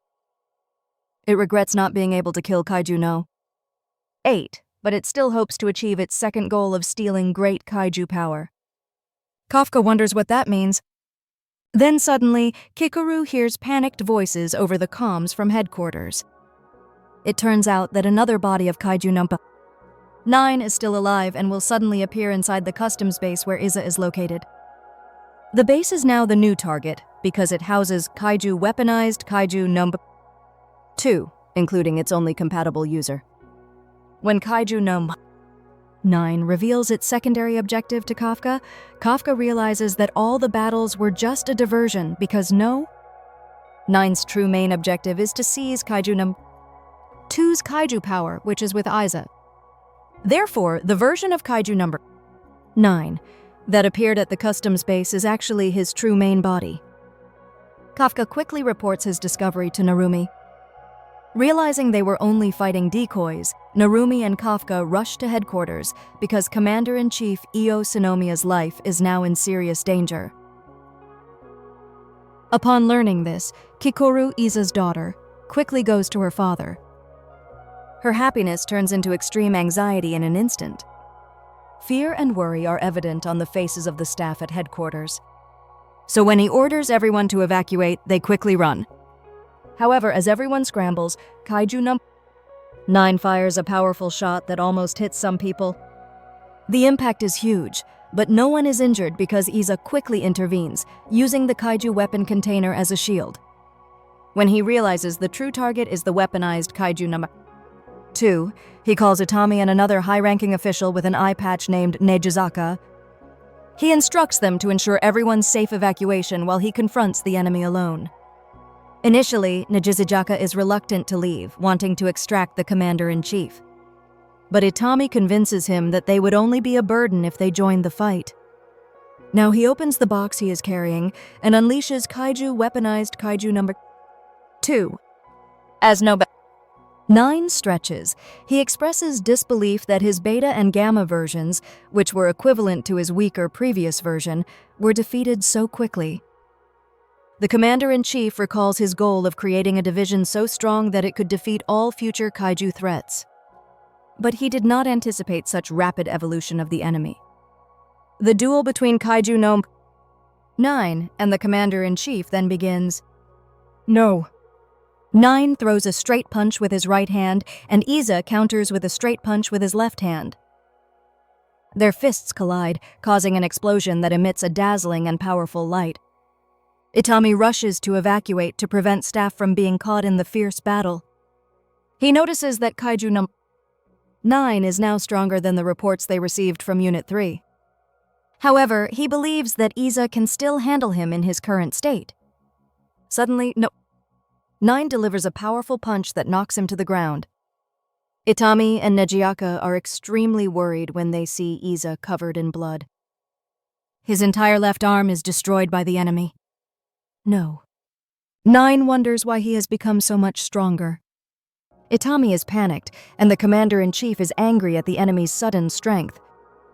No.9 then delivers a fatal downward punch with 3 levels of speed aimed at Iza, who is lying prone. Surprisingly, he manages to raise his right fist, drawing strength from cherished memories of his wife and daughter. Iza vows to kill KAIJU No.9 that day. Meanwhile, Narumi tries to contact headquarters, but their network is cut off, making him worried about the situation unfolding with the commander-in-chief, who continues to fight while his staff evacuates. Despite being at a disadvantage, Iza is determined as the enemy continuously regenerates while his left arm is injured. His assistant informs him that all staff have been evacuated and it's time for him to do the same. However, Iza replies that escaping is futile because the enemy can easily track him, but his loyal assistant still has a chance to escape. After a moment of silence, the assistant decides to stay and fight alongside Iza, regardless of the outcome. Appreciating this, he accepts his assistant's resilience, and they prepare to face the enemy together. The assistant notices that the commander-in-chief intends to use the full power of his KAIJU weapon, aware that the more power he uses, the more stress it puts on the user's body. However, given the current situation, it is worth it for the next level of power to appear, resembling a Daikaiju but in human form.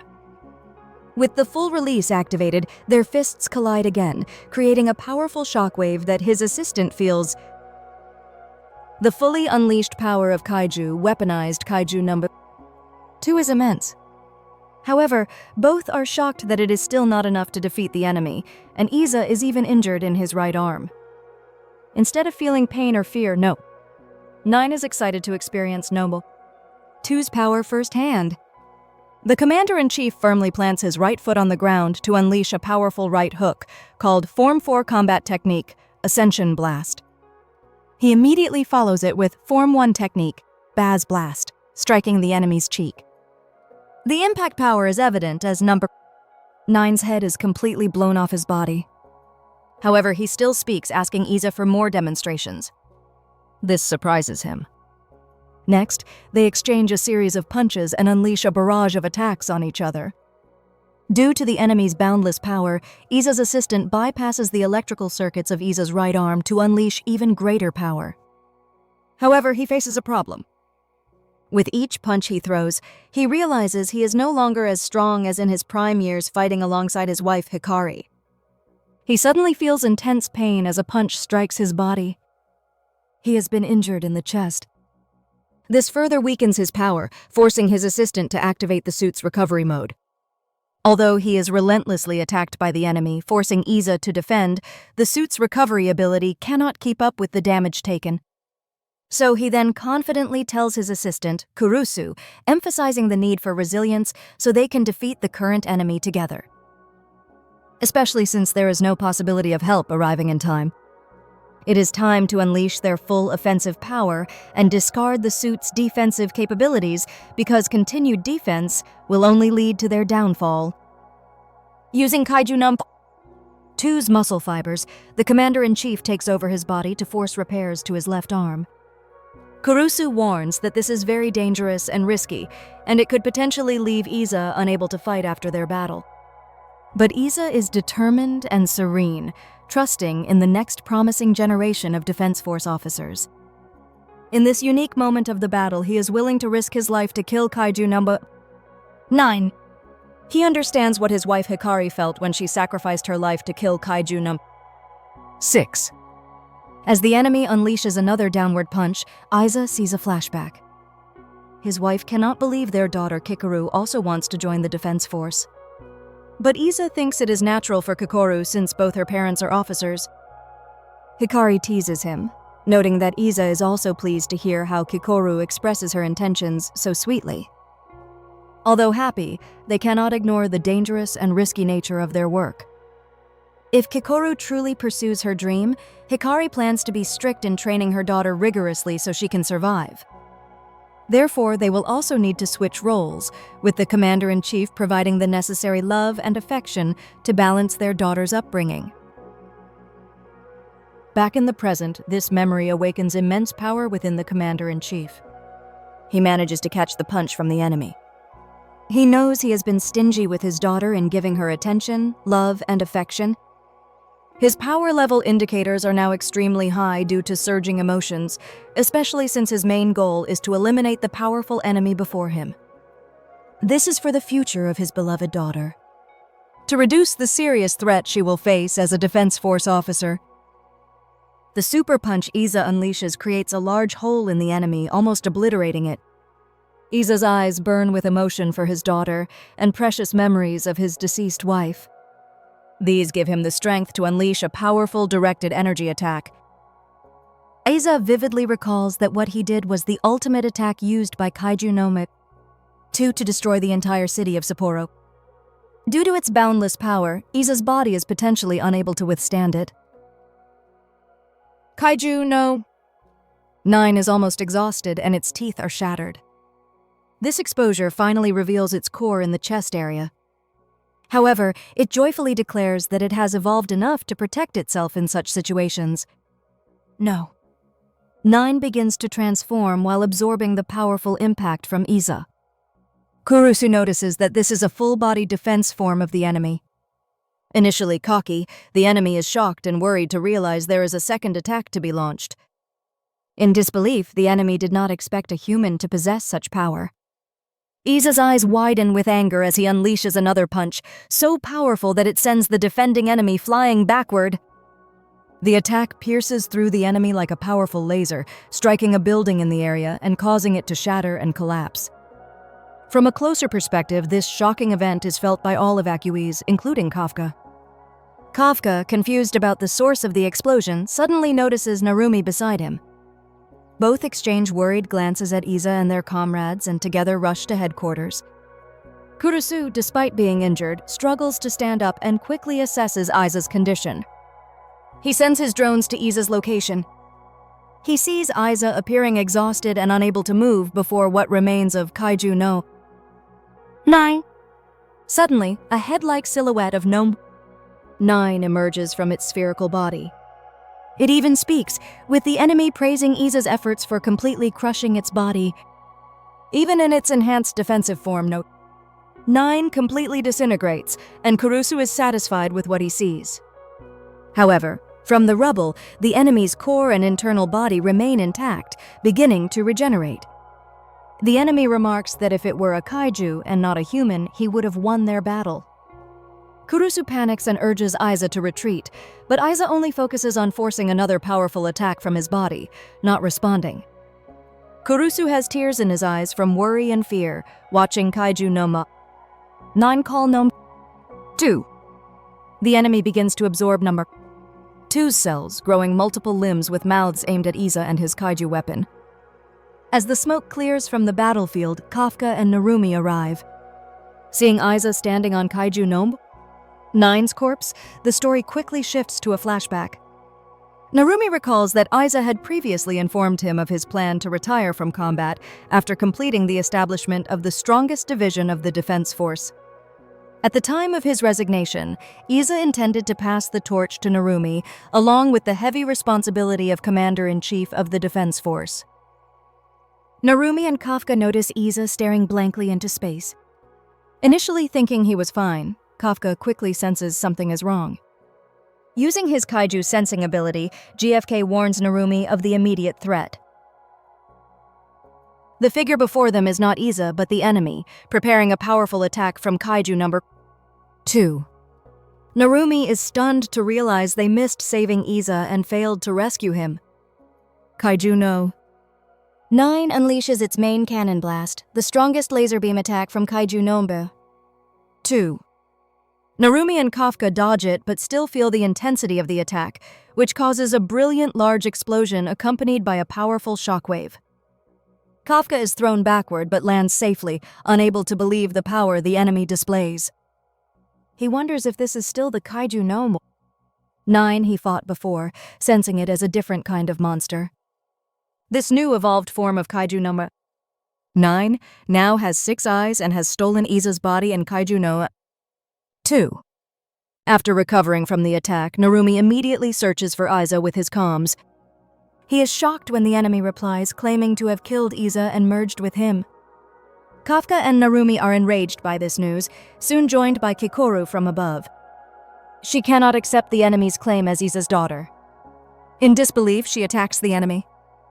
Kafka is surprised to see Kikoru join the battle, especially when KAIJU No.9 transforms its left facial portion back to Iza's to prove its claim. Kikoru is visibly shocked, and Kafka feels helpless, unable to spare her from the devastating news. As the enemy prepares another main cannon blast, Narumi charges at it, activating his precognitive abilities and wondering what happened to his mentor. He uses his unavoidable attack, which No.9 knows is the technique he used to kill its beta. This is followed by the Form 1 bayonet technique. He tells his mentor that he will not let the enemy escape and will ensure the enemy dies by his hand. Although the enemy apologizes and tries to flee with wings like a fly's, Narumi cannot believe it even dares to say goodbye. The enemy explains that it is experiencing adverse side effects from the recent merger. Frustrated, Narumi quickly disappears and jumps directly above the enemy, launching an unavoidable diving attack, determined not to let it escape. However, the enemy speaks again, admitting Narumi's effectiveness in fighting against small numbers, but questioning his chances against an opponent with high defensive stats. Suddenly, the enemy catches Narumi's weapon with its left hand. It prepares to unleash an energy blast from its mouth, but KAIJU No.8 intervenes to assist Narumi. Kafka demands their commander-in-chief back, attacking the enemy with a powerful left punch. The enemy, having adapted to no 8's tactics, seems unharmed. Kafka and Narumi are now facing a newly evolved enemy, completely different from the kaiju gnome. 9, they knew, posing an unprecedented challenge for them. Kikoru cries uncontrollably as she faces the enemy who killed her father, but she can only watch in agony the fierce battle between Kafka and Narumi against kaiju number 9. Both give their all, using their strength and speed to try to defeat the enemy, but they cannot land a decisive blow. Despite their coordinated efforts, the enemy manages to hold them back and knock them aside. When the enemy has a few seconds to rest, it immediately tries to fly away. However, it is immobilized by a stream of kaiju blood from its right shoulder, indicating a persistent wound. Kafka and Narumi quickly notice this and relentlessly attack the enemy to prevent it from escaping. The enemy's entire arm is destroyed by Narumi's unavoidable attack on the injured area. The side effects of its newly merged body have significantly reduced its defensive stats because it cannot harden. Faced with KAIJU No.8, the enemy is at a disadvantage because it is vulnerable to punches that shatter its body, further preventing it from escaping. The battle is filled with emotion as Iza has just passed away, and Kafka knows the profound impact it has on Kikoru, who now faces the prospect of being an orphan. Kafka himself is also deeply affected and filled with immense anger. Driven by his emotions, he delivers a powerful right hook that devastates the enemy's body. The enemy struggles to regenerate properly, considering options for timely escape. KAIJU No? 9 has accumulated countless injuries, and Kafka and Narumi are about to deliver the final blow needed to destroy it. However, the enemy has one last trump card for such situations. It accumulates a powerful force from its core, which Kafka and Narumi intensely feel as it unleashes it. This releases a massive area of effect attack that impacts the Sakikoru area, who is worried about her teammates. Now flying in the air, KAIJU No.9's own attack shatters its midsection, leaving only its head, torso, and wings, having reached its limit. It almost destroys Iza's newly acquired body. To its surprise, Kafka and Narumi survived its powerful attack. Before they can finish it off, the enemy devises one last trick. Its head splits in two, each part accumulating an energy blast. Narumi's precognitive ability shows long-range attacks aimed at Kurusu and Kikoru, who are not far from them. Narumi and Kafka rush to save the targets from the impending attack. Meanwhile, No.9 uses Iza's left eye to taunt them about human instincts to save people. It bids farewell to KFK while wearing Iza's full face. As it flies away, it declares that when it returns, that will be the beginning of the kaiju era. KAIJU No.9 disappears, and sadly, Kafka, Narumi, and Kikoru failed to save Iza and neutralize their enemy. Standing there, defeated and failed, Kafka and Narumi at least managed to save Kikoru and Kurusu. Kafka cannot shake off No.9's last words, reverberating with anger as the enemy, wearing Iza's face, said them. In a fit of rage, he screams loudly. The entire defense force faced a significant defeat that day, but the battle is not over yet, and they need to keep their spirits up. 2 days later, the public is informed of the tragic fate of the Defense Force Commander-in-Chief, who sacrificed himself in the line of duty. He was a true hero who saved countless lives in over 30 years of public service, bringing deep sorrow to everyone and especially to his own organization. Everyone in the Defense Force attends Iza's funeral, Divisions 1, 2, 3, and 4. With Itami and Nejizaka unable to believe the loss of such a talented general and close comrade, Itami leads the rifle salute at the military funeral and everyone mourns for Iza. Meanwhile, Kikoru is alone in the late Commander-in-Chief's office, overwhelmed by grief and unable to attend the funeral. Kafka understands Kikoru's boundless pain, now completely orphaned. Captain Narumi visits Kikoru in the office to ask if she is sure about missing her father's funeral. Kikoru replies with frustration about feeling useless, regretting not arriving in time to even see her father fight for their lives. But even more regrettably, not being strong enough to save her father. Narumi empathizes with her feelings, reassuring her not to blame herself because none of it is her fault. Kikoru, with mixed emotions, cries and tells Narumi that she wants to become stronger. She believes that her father's consciousness is still trapped inside KAIJU No.8, and she will only begin to mourn after the defense force neutralizes their enemy. After indulging in her sorrow, she apologizes for her absence and for not controlling her emotions in front of the captain.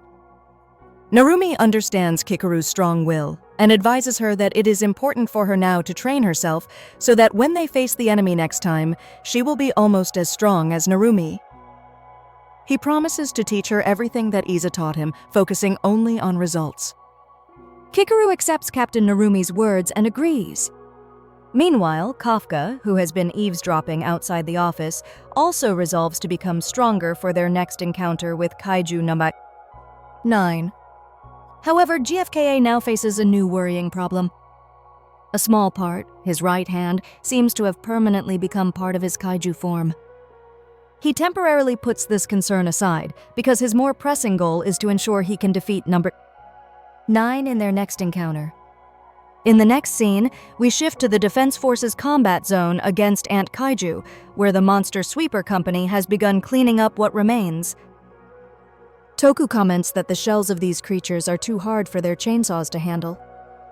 Since they cannot save them with thermal chainsaws, they decide to cut the joints and destroy them in the shelter. Toku also notices that while doing this work, they look like ants in this situation. We see his point, and indeed, the Monster Sweeper Company workers look like ants as they dissect Ant Kaiju. Itaka pauses for a moment, wondering what will happen to them there because Iza, who was an invincible hero in his childhood, has been defeated. Toku overhears him discussing preparing for a collective disaster caused by KAIJU No.9, with some people already evacuated out of the country. Therefore, they also need to evacuate quickly. Toku is annoyed by this and declares that he will not run away from there and asks who will clean up the corpses after the defense force defeats number 9 if they all run away. Itaka and Mori are shocked and Toku walks away from them. Itaka comments that sometimes Toku is very cool even though he is an alcoholic and a gambling addict who owes him $500. This again annoys Toku because he overhears them talking. In his mind, Toku expresses his strong belief in the Japanese Defense Force and his friend KFKA. We then shift to the Ariake coastal base, where Kikoru is sparring with Jin using a wooden staff. While confronting Jin, Jin quickly disrupts her rhythm, gaining the upper hand. Kikoru thinks about how skillful their lieutenant is at creating distance from opponents, understanding how she manages to stand on the battlefield using a large Gatling gun. Narumi is watching from the sidelines, commenting that he is bored and wonders when Kikoru will reach a level where he can be her opponent. This annoys Kikoru. Narumi explains that all the lieutenants in Unit 1 have the potential to become future commanders. And in about 1 month until he finishes the game he is playing, Kikoru needs to surpass all of them. If she is not a prodigy at that level, she won't make it in time. Narumi fiercely declares that they are about to start the game when suddenly Aji kicks him and tells him to start working instead of playing. Kikoru calls Jin back and asks if they can spar again, making Jin think that Kikoru really intends to defeat their seniors there within 1 month. Jin agrees, thinking that when new people try to increase their strength like that, even seniors get excited. While this is happening, Aji asks Narumi if he has decided what to do with KAIJU No.8 now that Iza is gone. It is up to Narumi to decide whether they will accept No.8 as part of their military strength. Suddenly, their headsets ring, and they are informed that there is a report regarding KAIJU No.8. When they reach Kafka's location, they discover that his kaijufication process is progressing. Aji looks shocked while Narumi just stares. There is an area on KFK's body that has not returned to human form, and because there is no precedent, they cannot say anything, but if Kafka continues to transform like this, he may not be able to return to being human. This surprises Aji. In the next scene, Kafka is on a rooftop, sitting and thinking that the defense force probably knows about his hand, and he wonders if they will still allow him to fight. He thinks about not wanting to see his teammates get hurt anymore, so he decides he will defeat No.9. Then Narumi arrives and sits on the bench next to him. They are silent for a moment, sizing each other up, and then Narumi says he will get straight to the point. He explains that he cannot keep KFK in the defense force. Knowing the reason why if Kafka continues to transform, there is a possibility that he will not return to being human. He says he cannot allow someone in that condition to fight. KFK has no choice but to agree, thinking to himself that he knew this would happen. But as he is thinking about his situation, Narumi suddenly says, "Bearing that in mind, I have something else to tell Kafka." Narumi then grabs Kafka's shirt and tells him to lend them his strength. Surprise is evident on Kafka's face, and his eyes widen. Narumi says, "Who cares if Kafka turns into a monster permanently? All he needs to do," he explains, "is kill Kafka when the time comes." But he doesn't care about that. What he wants to do is kill No.8, no matter the cost. He asks Kafka if he is thinking along the same lines. Narumi says that their true regret can only be understood by people like them who were present at the scene. He is sure that stopping is not the answer for KFK. Narumi extends his hand and Kafka says that he has a goal he is working towards. Their commander-in-chief overcame all objections and paved the way for him to achieve that goal. Then KFK seriously agrees to Narumi's wish and declares that he is ready. Narumi looks at him and, as he walks away, includes him in his plan, saying that from now on, they will be the ones who act. At Tachikawa, Tokyo, at the Defense Force base, we go to room 36 where Hosina seems to be talking to someone. Finally, he says that the person he was talking to has woken up and seems to have been sleeping very soundly. It turns out that the individual he was talking to is KAIJU No.8, whom they had placed in an incubator. Hosina is carefully observing the monster that attacked his soldiers in Unit 3. Let's go back to the time when Okonoji had just informed Hosina that KAIJU No.8, the one they had imprisoned, had awakened. At that time, Hosina was training, and Okonoji quickly arrived to share the news. While Hosina was explaining that they should try to gather information about No.9 and other kaiju, Okonoji suddenly mentioned that No.10 said it would not talk to anyone else and would only communicate with Hosina. Hosina, confused by this, decided to go to the incubator where No.10 was. While checking this monster's stats, the scientists couldn't believe that No.10 could still reach a resistance level of 5/7 given its current physical condition. It turned out that Mina was also there, and a scientist asked her if it was true that the monster would not regenerate. Mina replied not to worry, because a core in such a state could not do that. Immediately after, Hosina arrived and asked for the door to be opened. He seriously greeted the monster with a good morning, even calling it Sleeping Beauty and asking if No.10 had slept well. Hosina and No.10 stared at each other and suddenly No.10 roared loudly, causing significant sonic waves. The scientists were both horrified and amazed that their deputy captain could stand against such a strong monster. Hosina commented that No.10 was noisy, calling it stupid. He warned that if No.10 did that again, he would chop it up. This made No.10 laugh. It said that Hosina was truly different from others, and it would be very happy if it could devour him. Okonoji reminded Hosina to be careful because they could not predict the monster's behavior. Hosina stared at No.10, got straight to the point, and mentioned a monster they called No.9. He showed No.10 a picture of it and asked if it knew anything about that monster. No.10 and Mina looked at each other. No.10 quickly agreed, saying that it didn't mind because after all it was created by No.9. Everyone in the room was shocked and wondered what No.10 meant by that. No.10 added that before it spoke, it had one condition. It wanted them to release it from the incubator and let Hosina fight it. Hosina and Mina looked at each other, and Hosina explained that he couldn't do that. But anyway, with the core that No.10 had, it surely couldn't regenerate enough to fight again. No.10 disagreed and explained that it was well aware of that, and that was not what it was proposing. It knew humans had the technology to weaponize their kaiju bodies, so it wished to become a weapon and be worn by Hosina. No. 10 wanted Hosina to surrender his body to this monster. Mina was shocked to encounter a monster that wanted to be weaponized, and Okonoji quickly tried to convince Hosina that it was too dangerous because weaponizing a sentient monster was unprecedented, and they didn't know what impact it would have on the user. The monster added that it enjoyed fighting Hosina and that it felt like a dream. Hosina told no.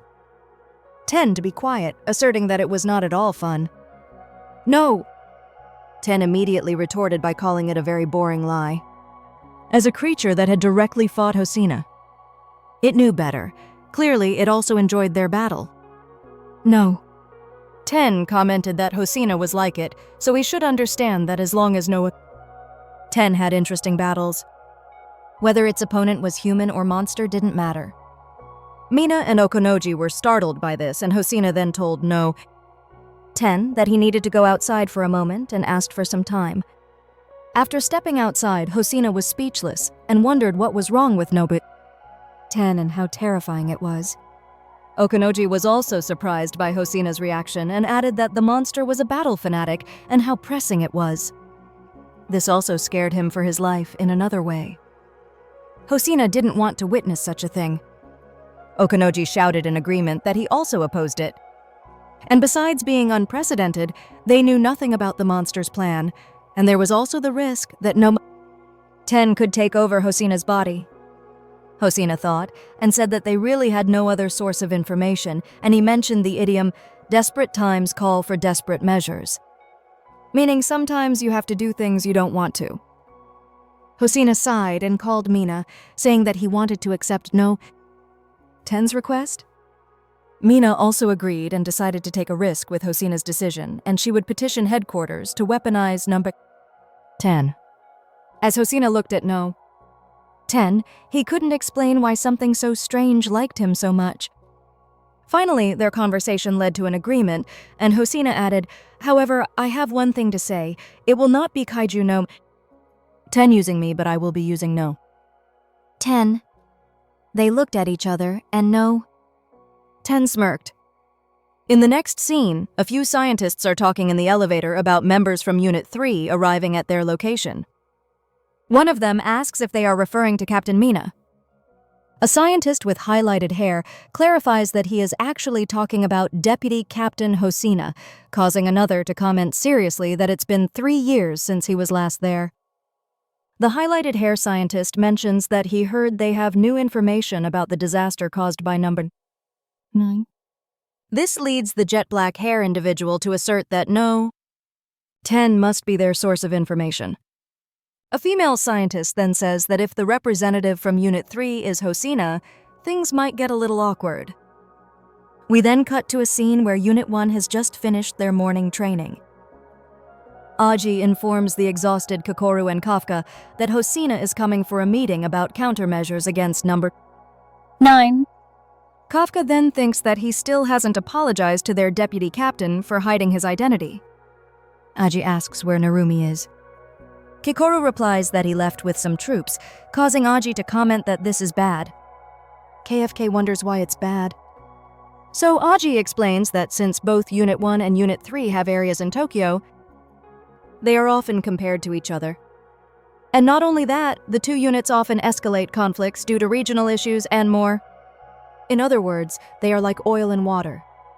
It turns out that Unit 1 and Unit 3 actually met at a location, and Narumi is extremely annoyed with Hosina for entering his territory without permission. Hosina calmly replies that Narumi's welcome is quite grand, personally coming out to greet him, explaining that he had permission from superiors at the main branch. So Narumi should just ignore them. Narumi still disagrees and declares this area off-limits to people with mushroom heads or slanted eyes, both characteristics that Hosina possesses.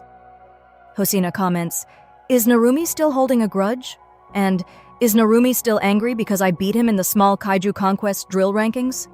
This hits Narumi like a sharp knife, making him buckle. This worries some team members for him and angers some towards Unit 3 for what they did to their captain. While Unit 3 members say they did nothing, A Unit 1 member finally loses patience and says that they still haven't forgotten the incident in Sujinami last month and that Unit 3 has no right to subjugate kaiju under their jurisdiction. Unit 3 members retort that some Izu were in the Mitaka area, so they just eliminated Han as an extension of that. In that case, Unit 1 members say they should still ask for permission. This further annoys Unit 3 members. They say it's unbelievable because Unit 1 always wants them to ask for permission. Narumi shouts, telling his unit to keep fighting, and that the only record Hosina broke was for small kaiju. Besides that, he holds all other titles. Hosina then asks, didn't Mina hold the title in the sniper category? This seems to be another sharp jab at Narumi. Narumi's team members become even more worried about him and ask why he's lying so blatantly. Narumi shouts again, telling them to shut up, and says he doesn't like Hosina, so he should leave. Aji then quickly hits Narumi on the head and tells him to stop. The other Unit 1 members immediately salute and straighten their posture. Aji greets Hosina, saying it's been a long time, and Hosina returns the greeting. Aji mentions that preparations for the division meeting are complete, and he will accompany Hosina there. When they arrive at the meeting room, we see many Defense Force members there. And once everyone has gathered, Itami comments that they will begin the meeting of the Eastern Divisions to plan against Kaiju No. Present are Unit 1 Commander Narumi, Unit 1 Deputy Commander Aiji, Unit 2 Commander Jura Igarashi, Unit 3 Commander Mina, Unit 3 Deputy Commander Hosina, and Unit 4 Commander Jugo Ogata. Jura is annoyed with Narumi for being too careless. Narumi retorts that it's his decision if he wants to relax. Mina comments that Zura should ignore it because there's nothing new there. Narumi, she says, is the type of man who has no redeeming qualities other than defeating monsters. Narumi hears this and is annoyed, feeling Mina's words hurt more than Jura's. Jugo reassures everyone, noting that it's been a long time since they last met, so they should try to get along. Jura is also annoyed with him for drinking alcohol there. Immediately after, Iza shouts, telling them to be quiet, and he irritably thinks about Iza, who died and left him all these troublesome staff. It turns out that Itami is the new commander-in-chief of the Defense Force after Iza's disappearance. And he immediately asks Hosina what they are there to discuss. Hosina quickly stands up and begins to explain that Unit 3 has obtained some new information about No. 9, and it turns out that the disasters caused by No. 9 are not something that Unit 1 can handle alone. Narumi then asks where they got this information. So Hosina says it came from KAIJU No. 10, currently imprisoned, and it said something quite unexpected. He reveals that it was created by No. 9.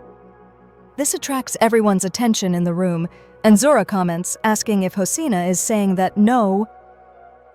9 created a monster with a resistance level of 9. Oi? Hosina agrees and explains that No.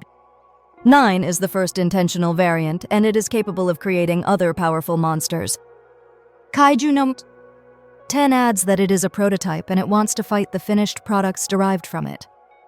Zura is shocked to learn that a monster with a resistance level of 9.0 is just a prototype. Hosina adds that currently, the Japanese Defense Force's ability to handle up to 5 exceptional-grade kaiju at once.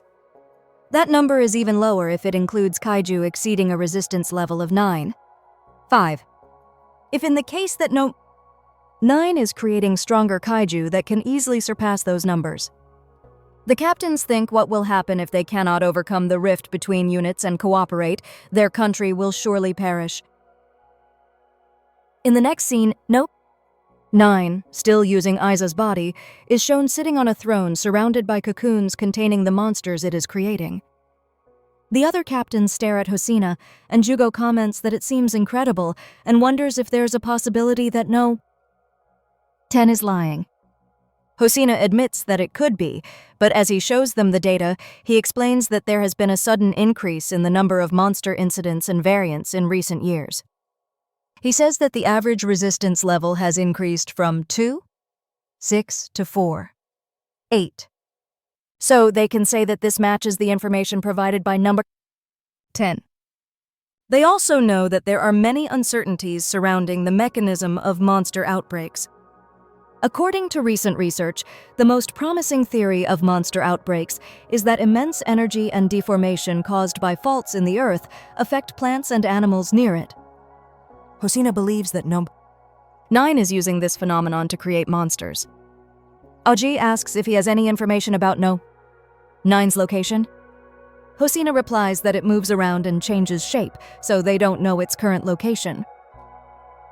However, if they search for a large enough energy source to create several exceptional grade super kaiju, it is highly likely to be located where the Philippine Sea Plate meets the Eurasian Plate, an area inaccessible to humans.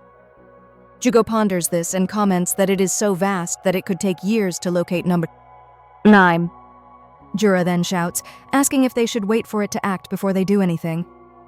Mina adds that according to No. 10, 9 also has access to the memories of the people it absorbs. That means there is a possibility that the monster below possesses knowledge of the Defense Force's strength because it consumed Iza. Following that, Hosina comments that this means that within a few months until No. 9 acts again, their fate depends on their ability to create some unpredictable factors. Jura asks what he means. So he explains that they have units that are not yet part of the main arsenal. That means No. 9 has not taken them into account in its calculations. He calls them inexperienced and imperfect. But precisely because of this, they have the greatest potential to become stronger in a short amount of time. The development of their young talents, such as Rino, Haruichi, Iharu, Aji, and other new recruits, is their key to that battle. Mina then speaks, emphasizing that above all, the most important thing is the weapon made from No. 6. It has been shelved despite being the strongest weapon, so training a team member compatible with that weapon is crucial. The captains there all know that the exceptional kaiju weapon No. 6 is the strongest and most dangerous weapon of all. Itami realizes that Mina is planning to use the former king of monsters against the new king. Zura shouts, asking if they are saying they have found a team member compatible with that extraordinary weapon. Hosina moves his presentation and explains that cell samples from that particular rookie show signs of synchronization with No. 6. He did not graduate from Conquest University, and his Defense Force entrance exam scores were only average. So it is certain that he went unnoticed by other units. As he explains who it is, we shift to Machimoto City in Nagano Prefecture, where some team members are fighting a kaiju. Iharu is there. And suddenly Rino tells him to duck. And when he does, powerful attacks fly towards the monster. Reno then jumps up, and when he lands, Iharu is amazed at how he defeats the monster. And it turns out that Reno is the one Hosina mentioned as being compatible with the strongest exceptional kaiju weapon. He is one of their young talents who is rapidly developing.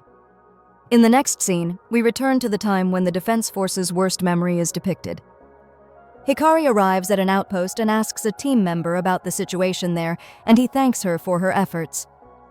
The team member explains that the artillery unit continues to attack and has taken down 3 Iozu, but they have not yet seen any impact on Honju. Hikari carefully observes the monster and praises them for their good work, identifying it as Kaiju No. 6.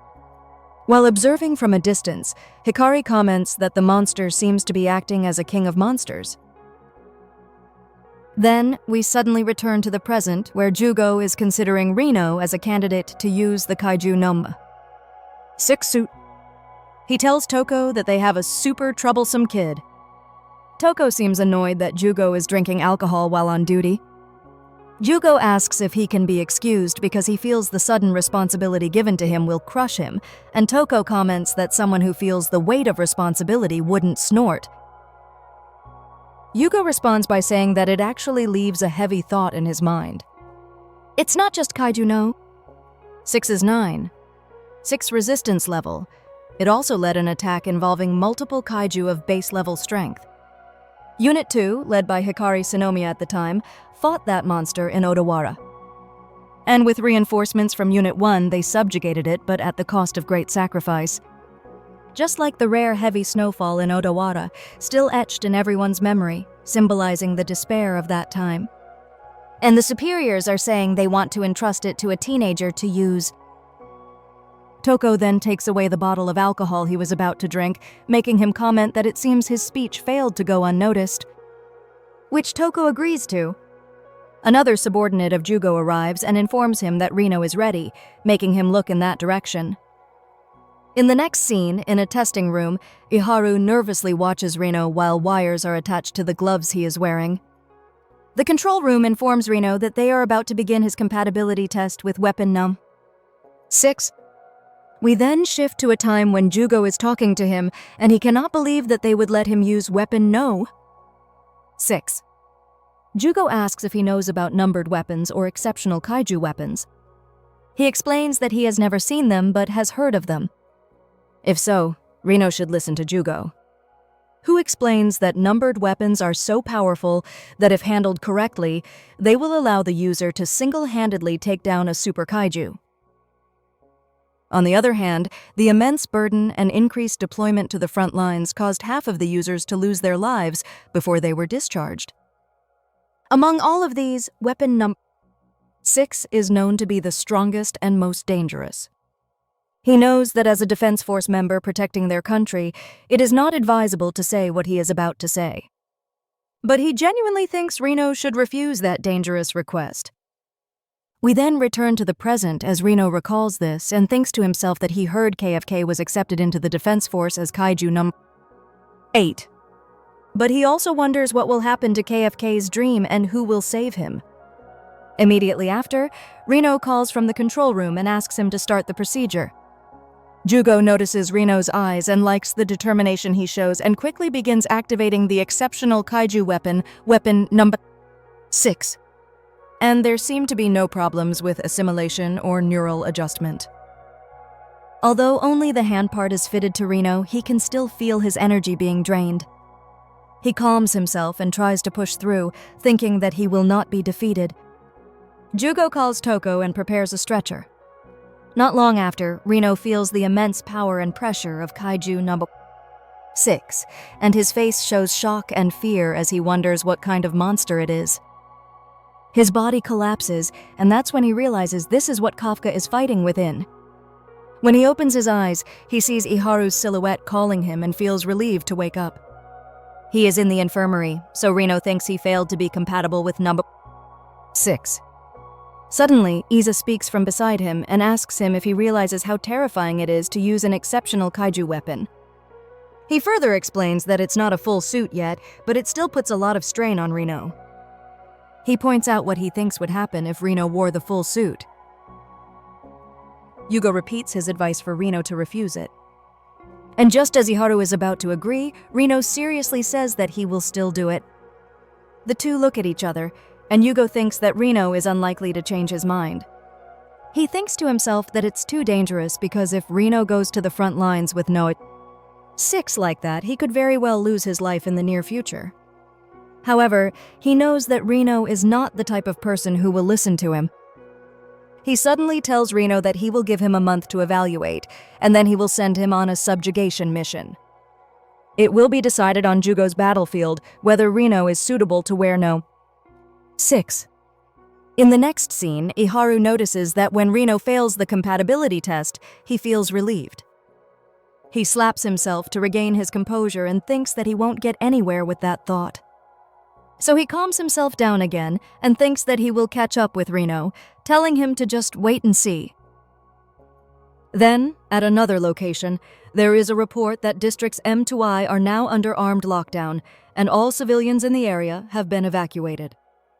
There are also reports that districts A to N are now locked down, and as of now, all monsters there have been herded into their subjugation zones. Jugo praises the team members there and then asks Rino if he is ready for what they are about to do. It turns out that Rino is wearing the full suit made from No. 6, and there seem to be no abnormalities in Rino's psychological state while wearing it. With normal readings displayed by No. 6 cells, Rino takes a deep breath and replies that he is ready for action. Iharu watches and comments that that's what the suit made from No. 6 looks like. It hasn't been fully unleashed, but he can already feel the chilling air that could turn him into ice just by getting close to it. While standing beside and observing, Toko comments that he didn't think Rino could achieve combat readiness stats in just 1 month. He even tried his old trick of showing the harshness of reality by assigning an impossible mission, but it still didn't work. Toko comments that if they were a business, what he did could be considered abuse of power. Seriously, Toko says that data from Unit 3 shows that Rino has shown abnormal development since joining. And while his current stats are lower than Kikoru's, when looking at overall release power, Rino outperforms her in terms of improvement speed. Yugo then comments, "Is this what they call a genius?" And anyway, what happens in reality doesn't always happen in actual combat. He calls Rino again and informs him that he will subjugate a Honju along with a platoon. The monster is a Type 67 mole, and after its first appearance in 67, it reappears there about every 5 years. Its resistance level is 6, 4, and he himself will subjugate it if he thinks Rino cannot handle it. He then tells Rino to begin and to show him if he is truly compatible with number 6. Rino, Iharu, and the other team members there then spring into action to begin the Mud Pass subjugation operation. Iharu is amazed by the speed Rino is displaying, so he shouts that this is not the time for him to hold back. He immediately uses his full release power and quickly chases after Rino. As Rino is running, he recalls what Aiza told him about the burden of exceptional kaiju weapons being heavy enough to potentially shorten the user's lifespan. Jugo gave him a 10-minute time limit for the trial phase. Rino thinks the time is short, but he is determined to show results. He then encounters a kaiju and intends to dodge its charge and shoot it from the side. However, his movement suddenly freezes in place, causing those in the control room to comment that Rino has not yet controlled the suit's freezing power. This almost causes him to be hit by the kaiju's attack. As the monster prepares to attack again, fortunately, Iharu catches up to him and shoots the monster's flank. Rino turns to him, thinking that it's okay and he can handle the battle. He recalls the times he said he would protect Rino and motivates himself to fight. Unaware of a kaiju behind him, Rino shoots it, creating a large crater in its body. Iharu is shocked by what he sees and cannot believe the power Rino is displaying. Rino leaps to the side like a ninja, intending to ambush another Izu. He calms himself and recalls what he has practiced. Rino uses the suit's freezing power again, and the scientists in the control room are amazed that he is using it to stabilize his footing. After preparing, Rino fires his gun and the shot hits the monster's back, exposing its core. Immediately after, the kaiju's core cracks, causing its body to shatter. Iharu is shocked and seems stunned. So, a team member quickly shouts at him to focus because a kaiju is approaching from behind. Although he turns around too late to realize it, fortunately, Rino quickly comes to his side and thanks him. Rino says that thanks to him, he was able to calm down. Rino shoots the monster, and it seems that every bullet he fires from his gun contains freezing power. The entire body of the monster that charged at them is frozen, and Rino tells Iharu that he will handle the rest. While Iharu worriedly thinks about not being left behind and urges Rino to catch up to his strength. In the next scene, we return to the time when Iharu was still in high school. He could be seen always excelling in everything there, causing other students to comment that there was no point in competing with him because they were sure he would still be a high ranker even at Conquest University. Iharu at that time thought he was truly unbeatable. He absorbed everything they were taught, and the more he trained, the stronger his body became. He saw no limits to his potential at that time and was excited to see how much stronger he could become. He believed at that time that he could reach the level of Mina, Narumi, and Iza, and he had no doubt that he would achieve it. Back in the present, where they are still fighting the mole-type kaiju, he silently curses himself for not being able to take down even a weak Izu with a single attack. He shouts in frustration and fires again. But after the smoke clears, his attack still has no effect on the kaiju, leading to a powerful blow that sends him flying backward. The other team members are worried, and Jugo comments that it seems they need to send reinforcements. Toko says that she is ready to rush in to assist. Jugo tells Iharu not to push himself too hard, and that sometimes retreating is better. In his mind, Iharu calls himself pathetic and thinks that everything has gone downhill for him since joining the defense force. He stopped improving and stopped being the best. He has seen true prodigies firsthand, and every day he is crushed by the painful reality that he is not one of them. He can push himself harder and harder, but he can never close the gap. Instead, it continues to widen, and there the true monster appears out of nowhere, hinting at Reno being the monster. We return to the present where Reno easily confronts the Hanzu they are fighting, and the scientist in the control room is preparing to unleash his full power. Electricity courses through Reno's suit, and gradually the shock effects appear as he activates his full release power, reaching 43%. After landing, he is quickly attacked by Hondu. When the monster thinks it has crushed him, it turns out he has dodged the surprise attack. Suddenly, Reno just touches the kaiju's arm. This immediately causes the areas he touches to freeze. Then Reno climbs up Hanzu's arm, and as he moves, he shoots it, causing ice spikes to protrude from the parts he hits. Immediately after, the kaiju's entire left arm is frozen, and the scientists assisting him in his suit are amazed. Reno then realizes that his attack is ineffective and that the monster's epidermal toughness and regeneration speed far exceed those he has fought. He understands that he cannot reach its core that way. Frustrated, he says that he needs more power. The scientists are shocked by the sudden increase in his release power to 46%. This also attracts the attention of Jugo and Toko. A scientist wonders if Reno is getting stronger in the middle of the battle. Jugo thinks about it and says that the scientist is wrong and something else is happening. Reno moves to a higher position and prepares to shoot again. When he shoots, his attack hits the kaiju, creating a crater in its body along with ice spikes. Iharu cannot believe what he is seeing. While Reno is still not satisfied, saying that the power is still not enough and he needs more, his release power increases again, reaching 51%, making his suit support ask if he is okay. He agrees, saying that he actually feels his mind is clearer than usual. The scientists become increasingly worried, and Jugo comments that something bad is happening, while Iharu also wonders what is happening to Reno. Reno immediately runs fast while continuously shooting the kaiju, and they notice that the monster is transforming. Jugo comments that it is getting serious. As he runs, Reno thinks that if he were stronger, Kafka and Iharu would not have been injured in their battles. Despite the severe strain on his body and the cracking of his legs, he continues to push himself because he needs to do it. The kaiju prepares an energy attack and immediately after launches it towards Reno. Reno tightens his calves to jump and dodge, but that causes his muscles to tear. He has dodged the monster's powerful attack, and Toko is amazed by his speed. Reno climbs onto the monster and launches close-range attacks at its back.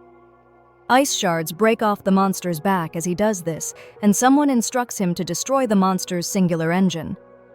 While watching, Toko thinks Reno is strong, but it's clear he is pushing his body to its limits. The scientists are very worried because Reno's blood pressure is rising, and they can see his muscles tearing in 6 parts of his body, and they are sure his body will not hold up at that speed. A scientist then wonders if he is losing to the influence of KAIJU No.8. Jugo replies no and explains that it is actually just Reno. The scientist is confused, so Jugo further explains that users of numbered weapons are affected by the super kaiju when they synchronize with its cells and immense energy, leading them to experience an abnormal increase in brain activity and the amount and speed of neurotransmitter transmission. As a result, their human nature and true desires are brought to the forefront, and depending on their personality, it can lead to them self-destructing. The scientist cannot believe it because it has never happened even once during training. Jugo comments that this is why the nature of battle is terrifying. The extreme mental and physical stress it places on a person can bring about unforeseen situations. He adds that the numbered weapon Reno is currently using is made from the core of the strongest monster in history. No. 6 places a burden on the user that far exceeds the rest. Then, we see Reno's mental state as he struggles with what Jugo told him about maintaining self-control. otherwise he would not be allowed to use the weapon. Due to the weight of what he is feeling and the constant self-push that he needs to do, he cannot explain what is happening to him. He says that his entire body is in extreme pain, and it doesn't stop, and he is crying because even his own thoughts are beyond his control. It seems he is gradually being consumed by the power granted by the suit made from Kaiju No. 6, and he keeps thinking that he needs even more power. Back on the battlefield, Reno suddenly unleashes countless ice shards around him, and even the kaiju are easily hit by them. Immediately after, Reno creates a freezing zone with a radius of nearly 50 meters, and the scientist notices it is attacking all living creatures within its range, preventing other team members from assisting. Jugo notices that Reno is refusing any external assistance. That means Reno is bearing such a huge responsibility. Reno again unleashes countless attacks on the kaiju with the suit's freezing power, freezing 35% of the monster's body. And he is surpassing its regeneration speed. But his muscles continue to tear in 16 different parts of his body, and he also has 4 bone fractures. Although Reno's physical condition is critical, and it seems he can no longer continue fighting that way, Jugo only observes his subordinate. As Reno lands on the ground, he suddenly loses his balance, and it turns out that the bone in his left leg is broken. And a scientist reports that he has reached his limit.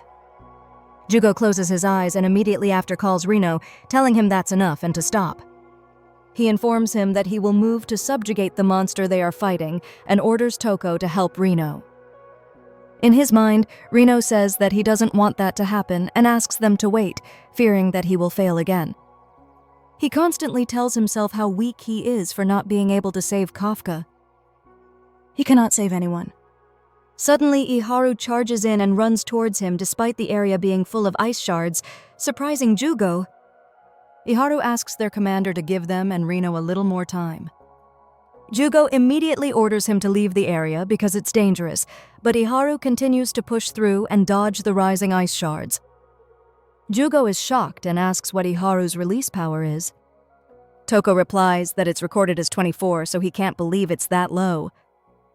Watching Iharu move through the dangerous path to reach Reno, Jugo is very impressed and almost feels jealous because Iharu is an honest, hardworking, and compassionate person. Iharu approaches Reno but is blocked by large ice shards. However, he doesn't let that stop him and tries to break them with his hands. While saying that he believes in Reno and knows Reno can make a difference in this situation, while trying to break the ice in front of him, Iharu shouts that Reno can do it. Iharu manages to break the ice shard blocking his path and reaches his friend, asking if he is right that Reno can handle it. Iharu knows that Reno can overcome the challenge. Reno feels a glimmer of hope as he sees Iharu's trust in him. And as he regains consciousness, he sees Iharu carrying him and running. Before Reno can speak, Iharu welcomes him back to reality and tells him to just listen. Iharu explains that Jugo is buying them time, and some high-ranking members are currently distracting Honju. Reno is surprised, and Iharu suddenly says, "Didn't Reno have to defeat that kaiju to officially start using the No. 6 suit? Iharu will take him to a position where he can attack the monster's core." Just as Reno is about to say that doing so would put Iharu in danger, Iharu stops running and headbutts Reno to help him clear his head. Reno lies down and Iharu tells him not to underestimate himself. He adds that Reno always does everything alone, but Iharu is older. So Reno should shut up and trust him. Reno gets teary-eyed and laughs. Reno points out how amazing Iharu is and thinks that in his moments of fear, Iharu is always there to guide him back to the right path. He wipes his tears and proudly agrees to let Iharu take charge. After putting Reno in the position Iharu mentioned, he reminds Reno to watch for his signal. Immediately after, they begin their overtime subjugation operation. Iharu rushes back into battle, and the control room informs Jugo that Reno's brainwaves have stabilized. Jugo notes that Reno seems to be back to normal, but adds that his body is exhausted.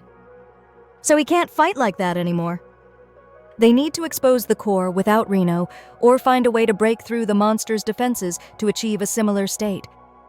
However, he thinks that it would be impossible for Iharu with only 24% release power. Iharu is positioned on one side, and after charging his attack, he launches it at the monster, hitting its left leg. Due to the force of the impact, Jugo thinks that such performance should not be normal for someone with 24%, and he asks his assistants to check what Iharu's release power is now. When they look, they are amazed to see that Iharu suddenly reaches 41% release power. However, it drops to 22% when he is thrown by the monster. This further confuses Jugo. When Iharu returns to position, he seems to get serious and dodges the monster's next attack. And his release power then increases to 42%, leaving Jugo speechless and wondering why his release power is so unstable. Toko comments that she thinks Iharu's combat ability increases as soon as he enters the zone. Jugo finds this surprising and notes that their characteristics are closer than he thought. The instantaneous stats are comparable to Rino's. So if they can teach him how to use his power, Iharu will truly become a monster. Iharu charges again, thinking that he is not like Mina, Rino, and the others. He is not a prodigy, and becoming a hero is not really in his plans. He knows that the path he is on now will lead him to the wall he touched earlier. But even so, he will continue to punch and try to break through that wall until he breaks it. So he tells Rino and the others to keep developing and let him catch up.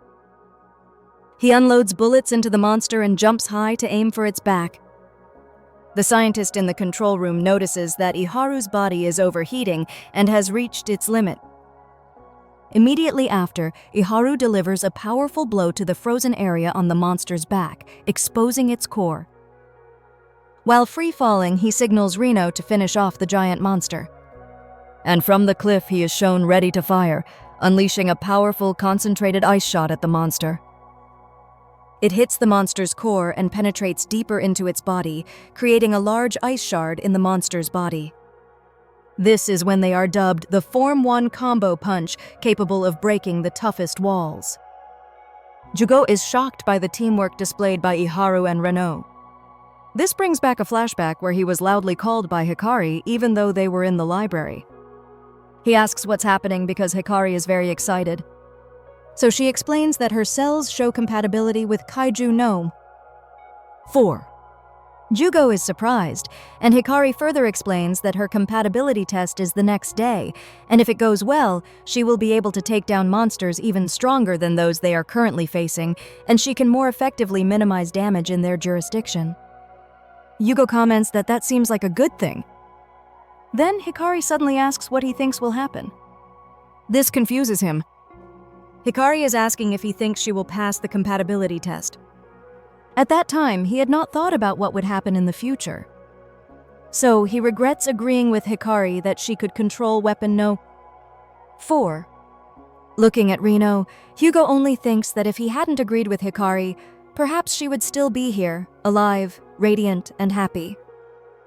Immediately after, the target Kaiju's vital signs disappear. So the scientist informs them that Rino has defeated Honju. Joy is evident in Rino's eyes, and suddenly someone runs quickly towards him while shouting. And it turns out to be Iharu, who is also very happy that they defeated the kaiju, and he high-fives Rino. The two of them smile at each other, and even the other team members shout in joy at completing their mission. Jugo then comments that it must be great while thinking that he couldn't stop Hikari from leaving, or even fight alongside her when it really mattered.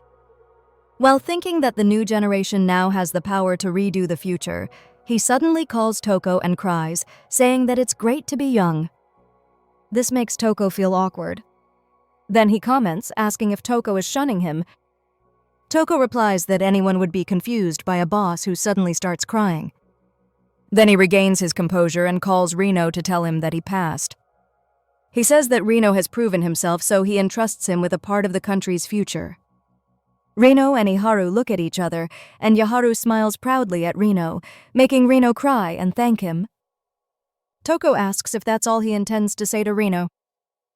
He points out that Rino's sense of responsibility often leads him into dangerous situations and asks if he intends to address that behavior. Jugo replies that Rino will be fine because he has learned from Iharu. He adds that Rino doesn't need to hear any lectures from an old man like him. In the next scene, at the Tachikawa base under construction in Tokyo, Mina answers a call that turns out to be from Jugo, and she commends him for the good work he has done. Mina asks how Reno did in the test. So Jugo explains that Reno is stubborn, headstrong, and constantly walks on thin ice, but is trusted by his teammates, and is a brave young man worthy of wearing number 6. Mina smiles faintly and says that she doesn't want Reno to die, and that he is the most careful person when handling numbered weapons. That's why she chose to listen to his thoughts on the matter. Jugo then comments that Mina is truly making an old man like him work his tail off. He suddenly opens a drawer in his desk and thinks that it is an incredible opportunity to meet a young man compatible with number 6 and another with similar characteristics to himself. He calls Mina and says that he will teach those two everything he knows and turn them into soldiers who will amaze her. While looking at a photo from his past with his old friends, he also thinks that as the last survivor among his colleagues, it is truly his destiny to do such a thing. In the next scene, news quickly spreads among the younger members about Renault and his official training as the first compatible user of weapon number 6. When Kikoru and Kafka hear that Reno will use that numbered weapon to fight Gnome 9, Kafka suddenly shouts that Reno shouldn't do that. Just as Kafka is about to say that it's too dangerous, Kikoru hits him on the head and reminds him not to insult her prudence because they are both soldiers. Kafka looks stunned and realizes this. After that, Kikoru says that now is not the time to worry, and they should focus on their next move. In Kikoru's mind, she thinks that if Reno gets stronger, she just needs to keep trying to surpass him. In the next scene, as night falls, Kafka continues running while contemplating what Kikoru had told him earlier. He agrees that Reno is indeed very impressive. He constantly receives recognition through his own efforts. KFCA stops and wonders if he can say the same about himself. He wonders if he has ever pursued anything with his own efforts or protected anyone with his own strength. He realizes that it is not he whom the Defense Force needs, but KAIJU No.8. Suddenly, someone comments from the side that he doesn't look very happy. This surprises him. It turns out to be Hosina, who adds, "Are you sure you can win a place next to Mina by being sad and acting like a gloomy boy?" Kafka just stares, speechless. Then, Hosina suddenly lunges at him and holds a katana to his neck, sending Kafka falling backward. While Kafka is sitting on the ground, Hosina says that he feels more relieved after having avenged KFK's sins. Kafka is confused, not understanding what he means, so Hosina points out that he is referring to KFK hiding his identity from him, and the threat with the training katana is retaliation. Kafka suddenly cries, and just as he is about to apologize, Hosina clamps his neck and points out that he just said they were even and he doesn't want any dull drama. Then, Hosina says that he wants to thank Kafka for saving the 3rd Division and clarifies that that gratitude is not for KAIJU No.8, but for the person who transformed despite the risks, for Kafka himself. Hosina reveals that investigators gave him a glimpse of Kafka's physical condition and asks if it's true that if Kafka continues to transform, there's a possibility he won't be able to return to human form. Kafka is shocked, and Hosina says that if that's the case, he will defeat KAIJU No.9 himself and KFK will no longer need to transform. He tells Kafka that he can now do everything at his own pace and walk his own path as Kafka Habino. That's what Hosina wanted to tell him. Kafka cries at this and realizes he almost forgot that Hosina, who acts strictly, is his kindest teammate. KFK thanks his senior's words but says he cannot follow that advice. The truth is he wants to be recognized by his own efforts. He wants to be recognized by Reno, Mina, and Hosina, but his own strength is not enough for that. That's frustrating because his strength is not enough to protect anyone. He doesn't want to see tears on his teammates' faces, that's why he will transform into No.8 and fight. Hosina's eyes widen as he sees Kafka's determination, and immediately after he just sighs, thinking he should have guessed this would happen because Kafka is the type of person who would transform in such situations. Whatever destruction awaits, KFK will not hesitate to transform to save others when the time comes. Hosina comments that if that's the case, there's only one path for KFK to take. He thinks that since they can't stop such things from happening, he will only help Kafka enhance his abilities.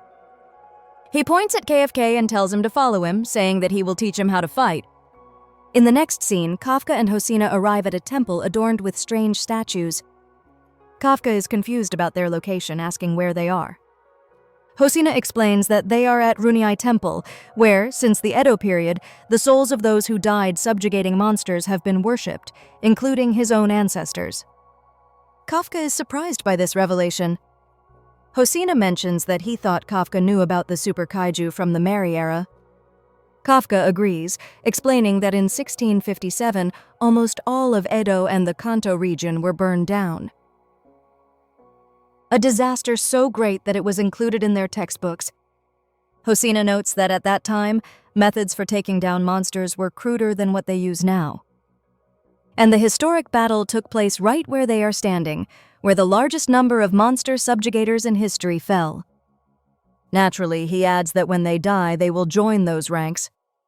That seems to sober KFK up, Hosina notes as Kafka swallows hard. Then Hosina takes off his jacket and challenges Kafka to show him what he can do. Kafka is surprised by Hosina's sudden challenge, which makes Hosina remind him that he promised to teach KFK how to fight. Without his suit and without transforming, Kafka must show how much he has grown in a pure physical strength competition. Kafka braces himself for the challenge, accepting it without holding back. Hosina replies that he expects nothing less as they prepare to spar, and when facing each other, Hosina challenges Kafka to attack him. Kafka throws a quick punch, but Hosina easily dodges it. Kafka then unleashes a combination of a right hook and a left straight punch. Hosina also easily dodges them, making Kafka realize the playful nature of their activity for the deputy captain. Frustrated, Kafka thinks he has no chance of winning. But then Hosina counterattacks with a right hook that hits KFK's chin, making him feel dizzy. As he is about to fall, Kafka steadies himself, determined not to be defeated so easily. Since leaving Unit 3, he reflects that he has gained more experience, and charging forward again, he is determined not to give up until he proves to Hosina everything he has learned. The results of his training and the experience he gained from fighting will all be shown to Hosina. He tries to attack Hosina multiple times, but each time he is easily dodged and counterattacked. After being hit by Hosina again, Kafka's demeanor suddenly changes, and he thinks that none of this is helping him and he is truly useless without transforming. Hosina then comments that he has noticed Kafka has gotten stronger. This restores Kafka's confidence and he attacks again. As their sparring continues, Hosina explains that by observing Kafka's body and how it moves, he can tell that KFK has not stopped training for a single day. He has worked hard even in Ariake. However, Hosina notes that that is still not enough, and he delivers a powerful left punch to KFK's abdomen, sending him flying. As Hosina prepares to deliver an uppercut, Kafka sees it and tries to block it with his pure strength.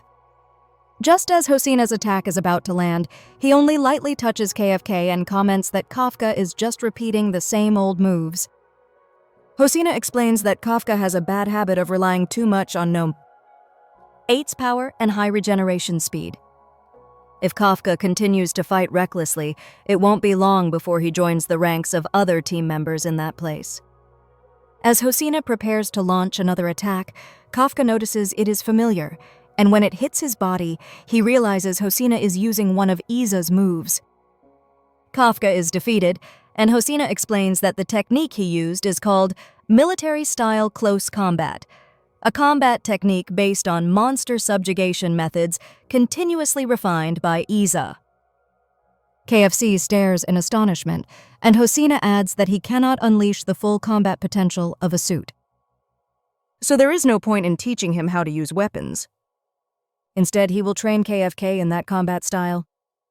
If transformation is unavoidable, they need to strengthen him to minimize the time he spends in KAIJU No.8 form. Living in this country means dealing with monsters and the destruction they cause. They will continue to emerge from number 9. So KFK should fight for his future beyond that. Hold on to everything he has to survive and try to earn his place beside Mina. Hosina points out that only Kafka's strength will pave the way for him to move forward. Kafka clenches his fists, moved by Hosina's words. He thanks him. Hosina smiles at him, but immediately after is annoyed by KFK's agreement.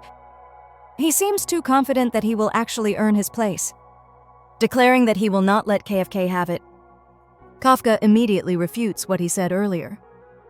Then Hosina suggests they return to base before the lights there turn off, and Kafka thinks that he needs to strengthen himself.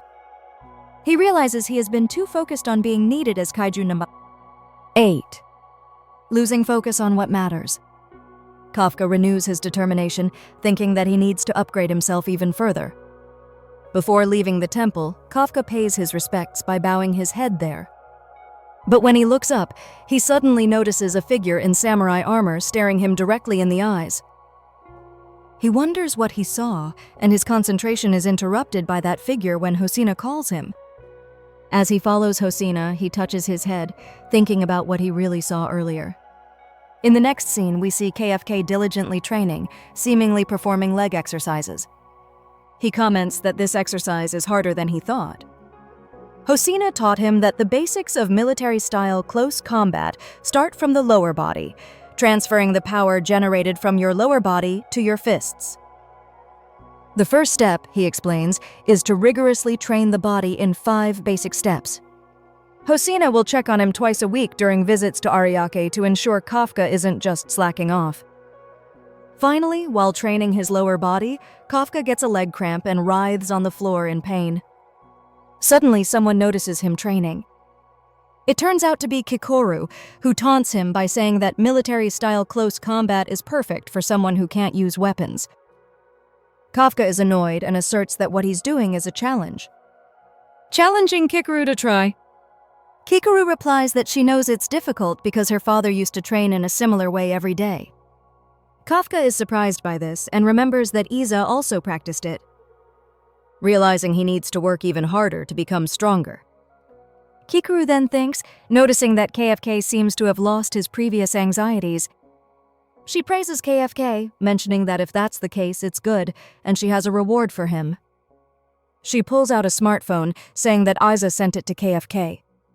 KFCA is surprised because it's his confiscated phone, and he wonders if they decided to return it to him. Kikoru then asks if he has any important calls to make, which confuses him. Kikoru points out that he hasn't talked to other people in a long time. In the next scene, KFK enters his room and stares at the phone, wondering what to say to his friends if he calls them. The last time they met was when he was arrested, and that was almost 2 months ago. He becomes even more worried when he thinks about what they might think of him now that they know he is Kaiju No.8. Finally, he decides to turn on the phone. And when he does, he receives a notification. He is suddenly overwhelmed by notifications, surprising him, and he wonders why they don't stop. After a flurry of notification sounds, he finds he has 503 unread messages from the Japanese Anti-Kaiju Defense Force. He wonders whether to open them because he kept his monster identity a secret from them. He fears the messages might contain accusations like calling him a liar, scary, telling him to stay away, and other hurtful things. Afraid to open them, he hesitates. Suddenly, the phone rings, startling him. And it turns out to be Reno calling him. He stares at it and decides to hang up. But when he calms down, he shouts for panicking and ending Reno's call without thinking, making the situation even more awkward.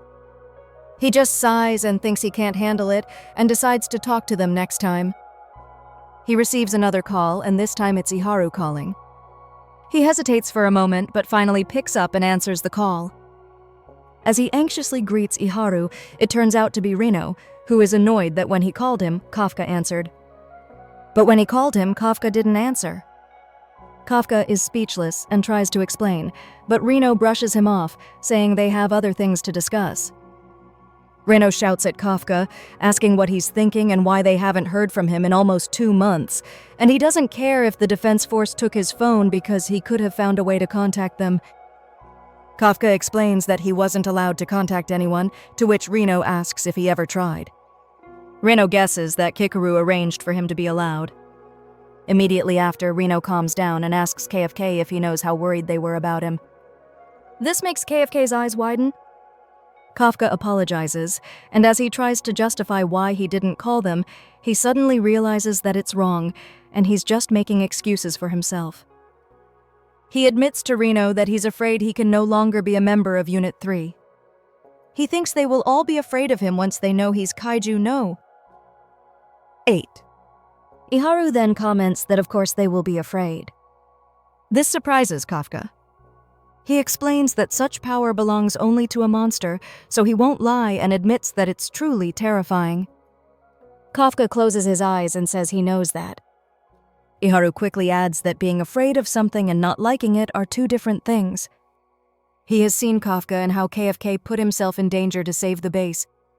Then he points out how everyone can still consider him an enemy after seeing him sacrifice himself like that. Kafka then recalls Mina telling him that no one in Unit 3 considered him an enemy. Iharu is annoyed with him and says that thinking like that makes him angry because Kafka thinks they are too cold-blooded. Reno then takes the phone from Iharu and tells KFK to trust them. Not just him and Iharu, but all of them. He explains that he told KFK that he believed Kafka would return and points out that he wasn't the only one who held that belief. Kafka stares at his phone, and then we cut to another scene where Kikoru calls KFK for their afternoon joint training, asking if he has talked to their friends. Kikoru notices Kafka just sitting on the bed, so she asks him how long he intends to sulk. Kafka tells her that Iharu and Reno called him an idiot, and he agrees with them. When KFK turns to Kikoru, she is shocked by what she sees. It turns out, contrary to everything he thought, his friends only said positive things about him. This makes him burst into tears, moved by their words, and he calls himself an idiot. Kikoru feels awkward at his reaction, but quickly replaces it with a gentle smile, asking Kafka to tell her something she doesn't know yet. Then Kikoru becomes annoyed and urges Kafka to start training. KFKA comments that she also seems to think he is an idiot. Kikoru simply urges him to get moving again. In the next scene, we transition to KAIJU No.9. Here we see Iza slowly sinking into its body. As he is consumed by KAIJU No.9's control, he reflects that he has reached his limit. It seems he has been trying to fight from within since being absorbed by No.9. But it appears that's all he can do. We are shown a close-up of KAIJU No.9. It has now absorbed Iza along with his numbered weapon made from KAIJU No.2. Iza thinks to himself that he is running out of time and that they have evolved far beyond what he could have imagined. Then we go to Numata City in the mountainous region of Gunma Prefecture, where a terrified hunter is thrown off balance while his dog barks.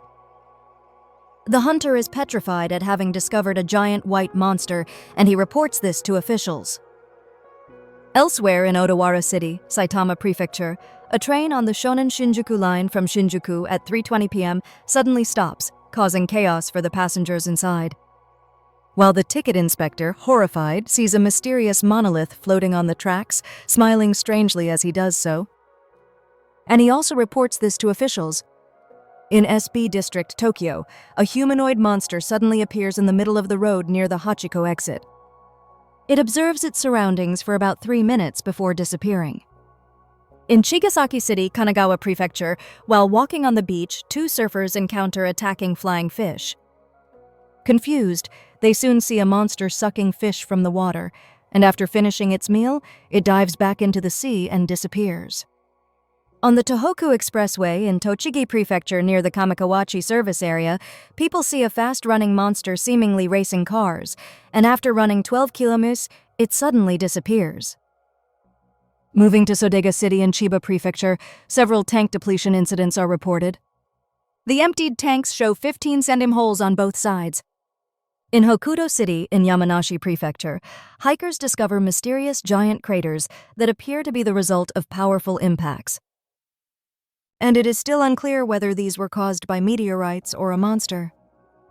We then go to the Ariake coastal base, where superiors are meeting about the increasing monster incidents in Japan. Nagasaka expresses his frustration, noting its unprecedented nature with 14 unresolved monster incidents that month alone. One of the superiors mentions that the only commonality is that these creatures disappear before the defense force can reach the scene, clearly showing they are more intelligent than ordinary monsters. Hosina comments that this could be a sign of an impending disaster involving No.9. This worries the other superiors, raising questions about the severity of the upcoming event. A glasses-wearing superior notes that if that's the case, the monster reproduction rate is increasing faster than they predicted. Aji declares that they need to quickly develop countermeasures, asking Hosina for a progress update. Hosina explains that they are currently beginning preparations for the operation of decentralized backup power plants for the capital function, facilitating urban consolidation and evacuation, as well as the construction of additional underground shelters. They are also considering requesting international cooperation, but due to various issues with the Conquest Treaty and difficulties in coordinating with other governments, along with concerns about potential leakage of monster materials, he believes it will be very difficult to secure support from other countries in a short period of time. Aji then stands up and presents a slide showing that as a subjugation measure, they are in the process of unsealing the suit made from No.1 and are optimizing its synchronization with Narumi. Regarding Nos. 3, 5, and 7, they have 2 more compatible individuals currently being considered, whether to concentrate these in the Kanto region or disperse them nationwide. Aiza adds that they are essentially deploying the full power of the defense force against these monsters. But he notes that if another monster of the same type that defeated Iza appears, that will not be enough. He then speaks to Iza in his mind, commenting that it is such a bittersweet moment to be old and unable to do anything but sit and watch as an unprecedented national crisis approaches. We return to Iza, who says that his consciousness is slowly opening. He apologizes and says that all he can do now is entrust everything to his subordinates. He silently entrusts Narumi, Mina, their young warriors, and Kafka to save their country's future.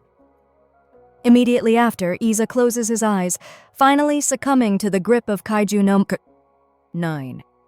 In the next scene, at Ariake Coastal Base, Basement 13, Kikoru and Narumi arrive.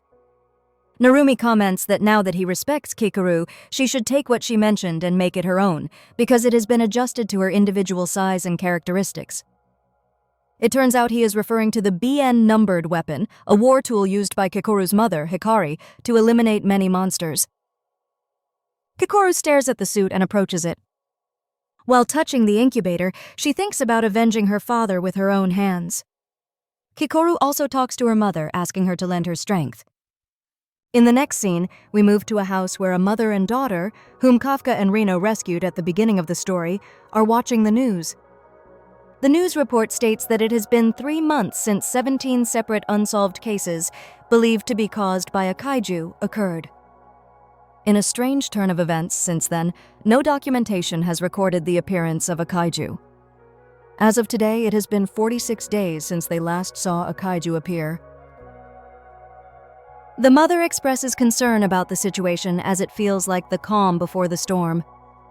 Her daughter reassures her mother not to worry, confidently saying that even if KAIJU No.9 appears, she is sure that Sir Kaiju, meaning KFK, will defeat it again. We then go to Ariake Marine Base, Basement 17, where they feel an earthquake. A black-haired scientist explains to another scientist that the cause is Narumi and Kikoru, who have been training in the power suit practice room for the past few days. This revelation causes the other scientist to comment on the feeling of training 2 individuals equipped with numbered weapons. The black-haired scientist agrees and mentions that their national destiny is now hanging by a thread and the biggest joint drill must be underway. We then cut to the joint training area of Division 1 and Division 3, where they are firing cannons into the sky. It turns out they are focusing on shooting accuracy to increase their chances of taking down superior enemies. They are being trained by Iza, who is instructing them to align their shots and enhance their penetration power. Meanwhile, Kafka and Hosina appear, where Kafka demonstrates progress in his military-style hand-to-hand combat training and positions himself to test an attack developed by Iza. Kafka punches a training pad held by Hosina, and the force of the impact is very clear. Hosina stumbles back slightly, and immediately after, Kafka cries out, asking if that was a good punch because the force was very strong, adding that he could feel it in his bones. Hosina throws the training pad back to Kafka and says they will switch roles. After throwing it, he punches it and easily sends KFK flying backward. Hosina points out that KFK has not yet reached the level he imagines and suggests they take a lunch break. While clearly annoyed and wondering if that action was necessary, frustrated, Kafka tells himself that he just needs to wait until the afternoon training, determined to make Hosina praise him. In the next scene, KFCA goes up to the rooftop, and when he arrives there, he is amazed by the view. While wondering where to eat his lonely gourmet lunch, he suddenly notices someone next to him. It is Mina eating lunch alone. He also sees an empty space on the bench next to her, but he refrains from sitting next to her and eating with his captain. As he is about to leave, Mina asks him where he is going, urging him not to be shy. While Mina continues to eat, KFC anxiously watches her. Immediately after, Kafka sits down on the adjacent bench. And just as he is about to talk to Mina, she suddenly asks if it isn't very quiet there. This surprises him. She points to people working, studying, playing, and living. She knows that it's just the calm before the storm, but even so, sitting there, she feels as if kaiju have truly disappeared. Kafka recalls the days when they were children, and he grins at those memories, then quickly agrees with Mina. KFCA's smile quickly fades as he realizes he didn't use honorifics. This makes Mina laugh and tells him to forget it because it's just the two of them there. KFK breathes a sigh of relief and comments that the days without any games being spoiled and without anyone's cat dying are the days he wishes would never end. Mina recalls that in the past, KFK always ran to her whenever the alarm rang from another school building, and she comments that it was actually quite embarrassing, shocking KFC. Kafka scratches his head and agrees, but explains that since Mina was the deputy captain of Kafka's squad, it was natural for him as the captain to worry about her. Mina agrees and explains that whether it was going to the shelter or accompanying the other children to school, KFK was always at the forefront, acting as captain for all of them. Although he was also afraid, he always smiled and reassured her, making her feel that even if a kaiju appeared, KFK could handle it and dispel her fears. Kafka asks Mina if she is serious and says that back then he was indeed an extraordinary child. Mina replies that he hasn't changed at all and actually saved the Tachikawa base. Mina explains that Hosina told her about Kafka's decision and that she has become stronger. She tells Kafka that she no longer needs to hide behind him, so he no longer needs to bear that burden alone. Then she points out that they both promise to destroy all of them together. They look at each other and Kafka agrees. Kafka remembers No. 9. This makes Mina notice the change in his expression. Kafka gives a forced smile and agrees that they both made such a promise. Mina's smile fades and she clenches her hand around her food, then asks to return to her room. As Mina closes the door, she tells herself that Kafka hasn't changed at all, even the smile he shows when he's overdoing it. Then Mina goes downstairs, leaving KFCA sitting alone on the bench. While sitting, Kafka wonders what will happen from then on, and he also thinks about whether he can defeat KAIJU No.8. He recalls what he told Mina before about who would become the cooler officer and quickly dismisses his doubts. Declaring that he needs to defeat that monster for the future of their country. In the next scene, we go to Shinjuku district in Kabukicho, where a woman is approached by two men asking if she is waiting for someone, and they also invite her to eat with whoever she is waiting for. The woman agrees, but when she turns around, she reveals her terrifying appearance while saying that it's just in time because she was about to call her friends. The two men are confused as the woman transforms, and immediately after, she completes her transformation, revealing that she is the kaiju that appeared in Shibuya district and seems to be impaling people around with a strange web-like attack. The creature screams and seems to emit a strong signal. In the next scene, we see Toku in his taxi uniform looking restless. Ikitaka and Mori reassure him, reminding him that the bride's father should look dignified. It turns out his daughter is getting married, that's why he's nervous, and his daughter has just arrived. Mori points out that Toku, who raised his daughter alone while working in the kaiju disposal unit, is about to see his daughter get married and advises him to escort his daughter properly. The two leave Toku with his daughter, who is revealed to be named Chio. As Toku tears up, Chieko stomps on his foot and asks why he is more nervous than her, urging him to calm down. It is known that Chieko used to be a rebel. Following that, the announcer announces the bride's entrance, making Toku even more nervous. Chieko then calls Toku and thanks him for everything he has done for her. This helps him regain his composure. As the doors open, the crowd cheers for them. But in this sacred event, a giant kaiju suddenly appears through the glass window outside, startling Toku. The kaiju smashes the glass window and tries to force its way in.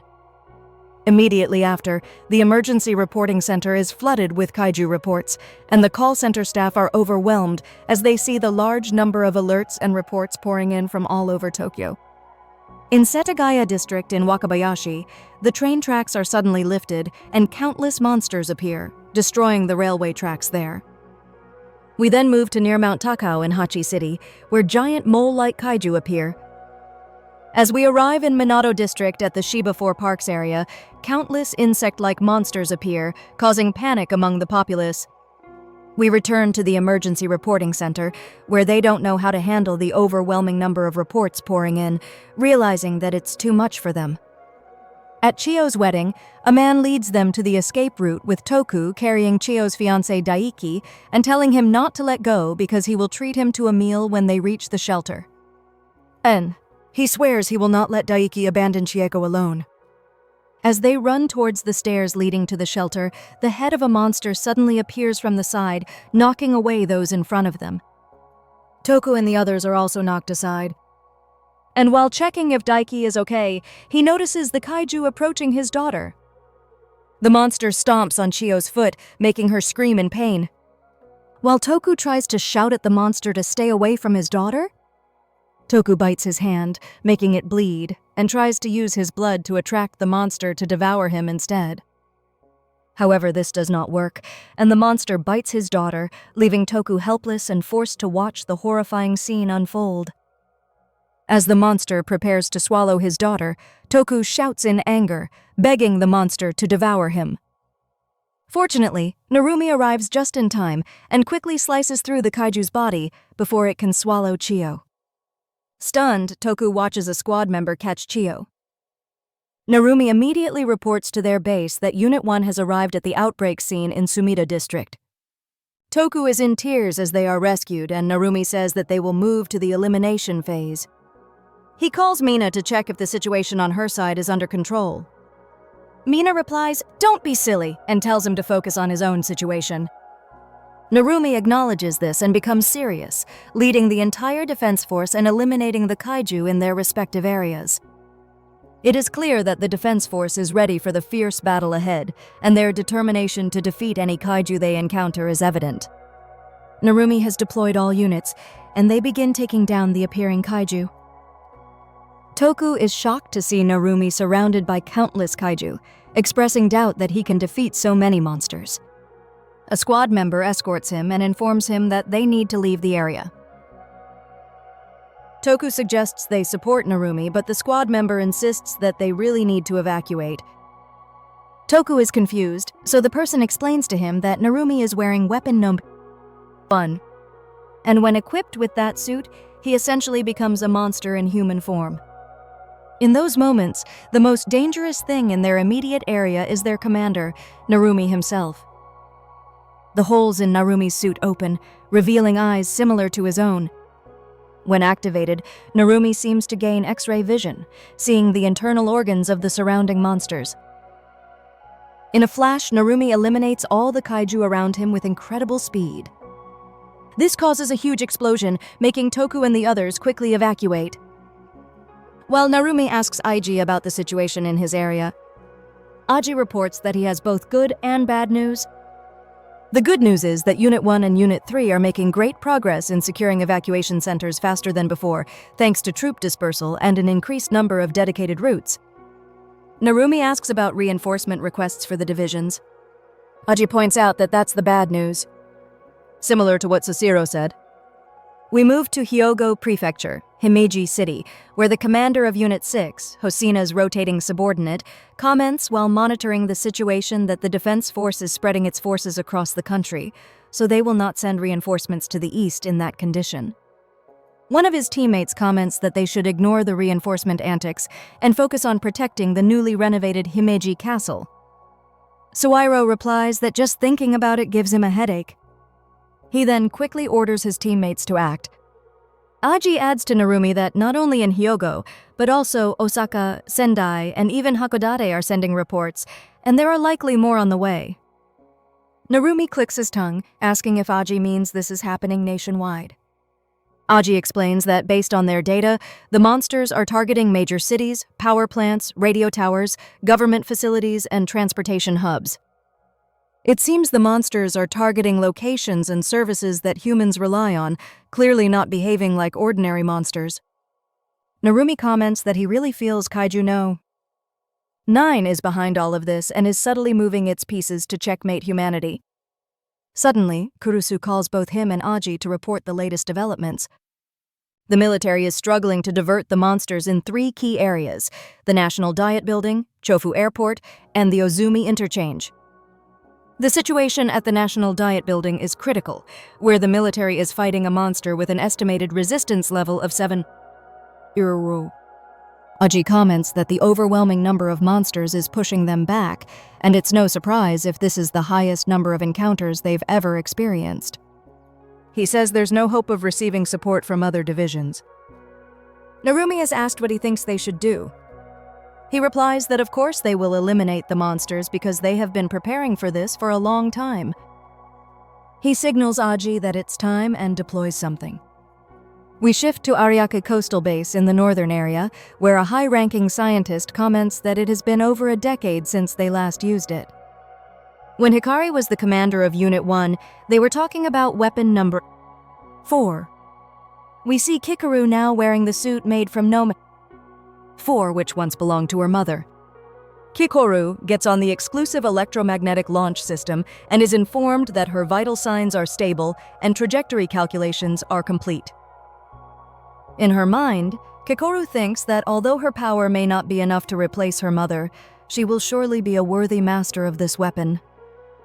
She once again asks her mother to lend her strength and informs her superiors that she will also take action now to join the all-out battle against countless kaiju.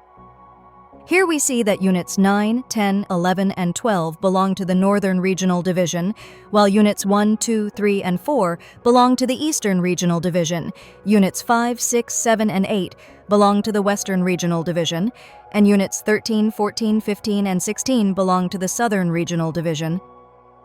The countdown for Kikoru's launch begins. Her launch is reported as successful, and her internal pressure is within tolerable limits. She emerges from her containment bay and immediately deploys her shield, ready to activate, while the readings for number 4 react normally. As she soars through the air, she activates No. 4 suit's abilities and wings grow, further accelerating her flight. Those monitoring the suit are amazed, confident that Kikoru will reach the elimination zone in time.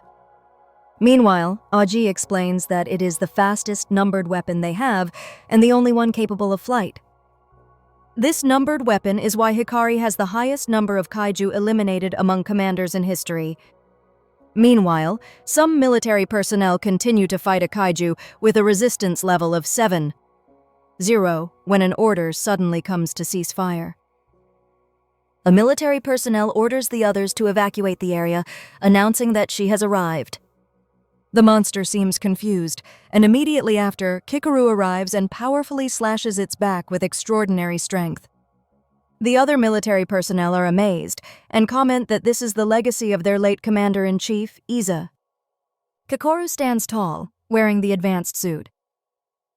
Narumi comments that she finally arrived and has only 10 minutes to control the area, calling her an incompetent disciple. Kikoru performs her signature hair flick and replies that she only needs 5 minutes there, calling Narumi a troublesome old master. One of the military personnel instructs the entire platoon to move to Phase 2, positioning them to provide covering fire for Kikoru. While this military personnel is still giving orders, Kikoru has already charged at one of the kaiju, quickly taking it down with a single swing. The military personnel is amazed by Kikoru's speed, realizing that if they helped her with explosive bullets, they would only get in her way. He decides to instruct the other military personnel to switch to freezing bullets and focus on disrupting the kaiju's movement. The military personnel immediately comply, and just as one of them is about to report that he has successfully frozen a kaiju, Kikoru quickly moves in and begins attacking the monster in front of her. The military personnel is amazed while Kikoru continues her attack on the kaiju. She easily dodges their attacks thanks to her flying ability and quickly takes down more kaiju. The military personnel is amazed and feels like they are watching a true commander who cannot keep up to provide support. Aji comments that Kikoru has inherited her father's strength and her mother's agility. He recalls earlier when he said that Kikoru was like Hikari, but admitted to Iza that perhaps he was wrong. Kikoru continues to take down monsters with extraordinary strength and speed, and Aji comments that she has truly inherited characteristics from both her father and mother. Kurusu quickly reports to the other military personnel that Kikoru has taken down 3 targets, and the combat situation in the area has improved. Narumi mutters, "Not bad," as Aji explains that the National Diet Building area seems to be under control. Just as he is about to ask about the situation at Chofu Airport, Mina interjects that she has arranged to handle that. A combat helicopter arrives carrying Okanogi, who reports that structural assimilation is complete, and the monster's muscle fibers and organs are functioning normally. She also confirms that the vital signs he is reading are stable and ready for synchronization. It turns out that the condition she is monitoring is Hosina's, who is equipped with the No.10 weapon that they are activating. No.10 speaks to Hosina, informing him that it's finally time for it to unleashed in battle. Hosina sighs in frustration and replies that he is the commander, so No.10 should not give him orders. Hosina calls Okanogi, annoyed that his suit is talking and he finds it distracting. Okanogi explains that this is the first sentient weapon, so achieving neural synchronization is a challenge.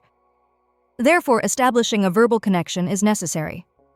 She adds that Hosina should remember it's just a prototype, and in her opinion, it's not ready for actual combat. Hosina is silent for a moment, understanding Okanogi's point, but thinks that if they want to get ahead of No.9, it's a gamble they need to take. Suddenly, No.10 comments that it might enjoy getting to know Hosina. This annoys Hosina, who retorts that it's not No.10's body to control. They haven't even had a single successful full release in training due to No.10's arbitrary actions. This disrupts their synchronization. Hosina emphasizes that No.10 needs to obey his commands, and if they can't get it right, he will die, and No.10 will be discarded like trash. No.10 raises its tail and acknowledges understanding, urging them to continue. No.10 creates a hole in the combat helicopter and they slide through it, shocking Okanogi while Hosina angrily says that No.10 truly doesn't understand what he said. Okanogi tries to stop them from charging in without a strategy, but as they fall to the ground, No.10 shouts that going into battle without such preparation is part of the excitement. Hosina and No.10 land on the ground right in the middle of countless insect-like kaiju, attracting all their attention. Okanogi and another male colleague assisting Hosina are terrified. Noting that Hosina has landed in a monster-dense area and reiterating that using the suit in the field is too risky, Hosina braces himself, brushes off No.10's insubordination, and declares that it's time to show who's really in control. Hosina draws his sword and a few kaiju charge at him. He notes that the left side is more vulnerable, so that's his target. However, as he prepares to charge, he and No.10 disagree on whether to go left or right, leading to a struggle that stops them.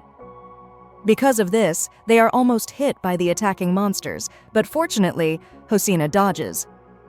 Hosina is frustrated with No.10, explaining that they need to aim for the most vulnerable area because that's common sense. However, No.10 retorts, saying that common sense is boring and they can easily attack from the right. As he lands, Hosina is quickly approached by another kaiju from behind. As he is instructing No. 10 to aim for the legs and slash them from behind, no. 10 again objects, saying it wants to see how strong the monster is and suggests they attack it head-on. This causes Hosina's body to stop again, and as a result, he is powerfully hit by the kaiju. Okanogi and her team are worried about this, and Hosina is knocked into a hangar with other kaiju continuing to attack. But fortunately, he blocks all their attacks. Hosina becomes frustrated with No. 10, blaming it for them being surrounded. No. 10 just laughs and seems even more pleased. Okanogi feels uneasy about the serious lack of synchronization between Hosina and No. 10, noting that their neural synchronization is not functioning properly, causing their release power to drop from 51% to 41%, a level not even seen in training. Because of this, Okanogi decides to pull Hosina back and get him a normal suit. But Hosina cannot move from his position due to being surrounded by many fast-moving kaiju. So they decide to synchronize to take them down. Another assistant becomes even more worried as Hosina's release power drops to 34%, and if it drops further, Hosina will no longer be able to protect himself. Hosina talks to No. 10, declaring this is their last chance, so it must follow his lead. Despite Hosina's negotiation, as he is explaining that they will use the plane as cover, No. 10 again objects, instructing him not to retreat and to charge straight at them. This causes tension in Hosina's movements, making him stop. And because of this, a kaiju finds an opening to throw a plane at him. When he turns around, the plane hits his face, causing great anxiety for Okanogi. Okanogi's colleague notices that they still detect vital signs from No.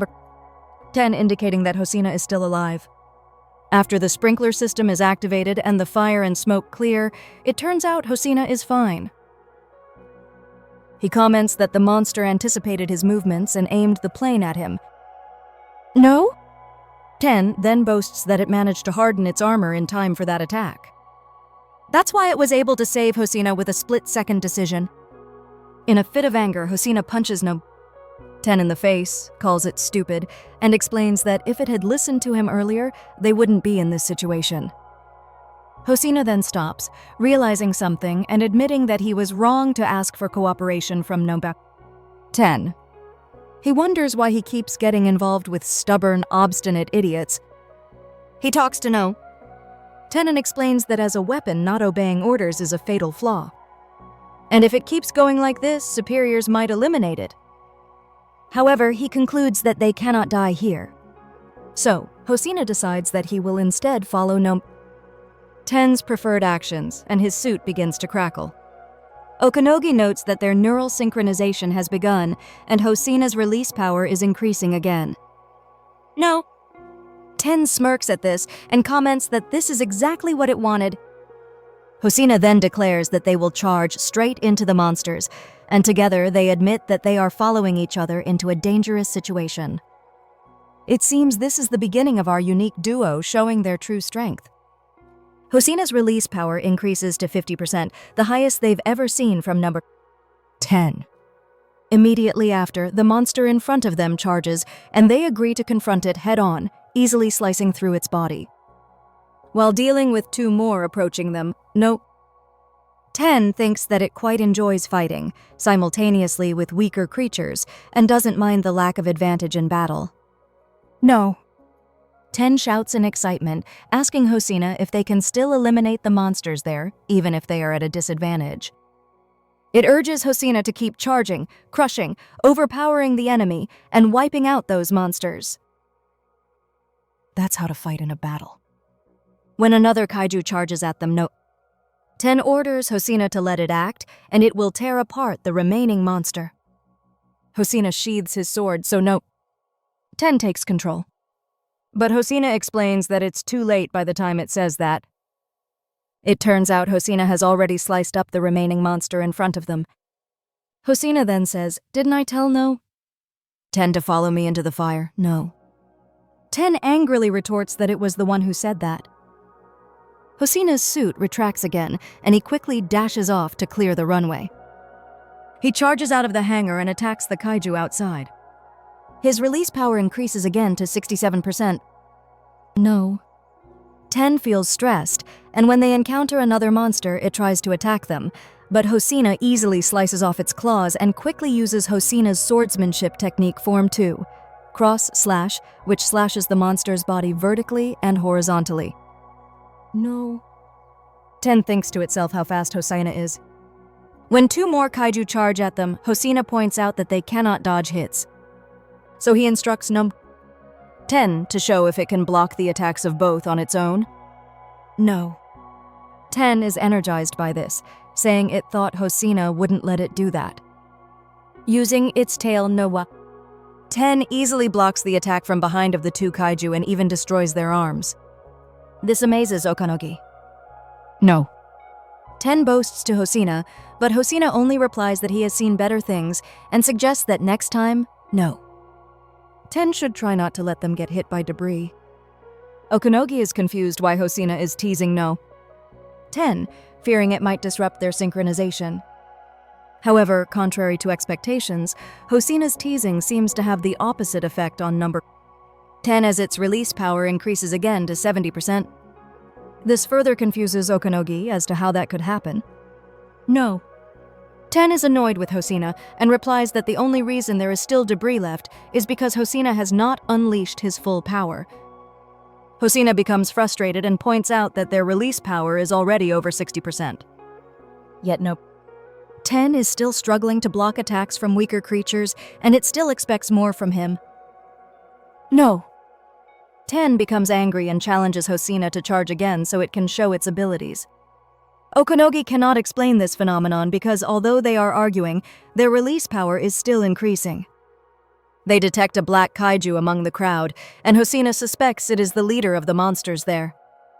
Hosina is ready to charge, so he challenges No. 10 to show what it can do and to deflect all incoming attacks from the monsters aimed at him. No. 10 accepts the challenge. Hosina comments that they are completely ignoring creating a strategy, and in reality, he is not used to that because it's really not his style. Confident, Hosina prepares to charge into the monsters, and no. 10 urges him to start running. Hosina charges towards the one they suspect is the kaiju boss, and his release power increases again, reaching 77%. Hosina immediately uses the first form of his technique, Void Slash, to easily cut through the monster in front of him. While no 10 manages to block another monster charging from behind, Hosina uses the third form, Counter Slash, as a counterattack on the monster, followed by Nombu. 10's tail whip? No. 10 then tells Hosina to admit that its action was perfect. Hosina replies, "Don't boast because they've only just begun," and he doesn't want any attacks to get through their defenses. No. 10 easily deflects the attacks of the surrounding monsters while Hosina steps forward. And Hosina feels a strange sensation because it seems this is the first time someone has cleared the way for him. Another monster appears in front of him, but he easily slashes it. Hosina then gets serious and says that they will end this and clenches his entire body to use the sixth form of his technique. This makes no 10 shudder because it knows what that attack can do. Hosina clenches his entire body and the tension is visible on his suit with number 10 commenting that it feels like its muscles are tearing. He smiles while feeling an extraordinary power flowing through his body. Immediately after, Hosina catches up to the large kaiju boss while number 10 comments that it might get used to fighting with Hosina. Finally, Hosina uses his sixth form, Direct Slash, and the monster is sliced through its body countless times. Okanogi joyfully reports to the others that the runway is secure and only the terminal remains. We then move to near Shofu Airport Terminal, where, while some squad members are fighting, Okanogi reports to them that no more monsters are detected inside the airport.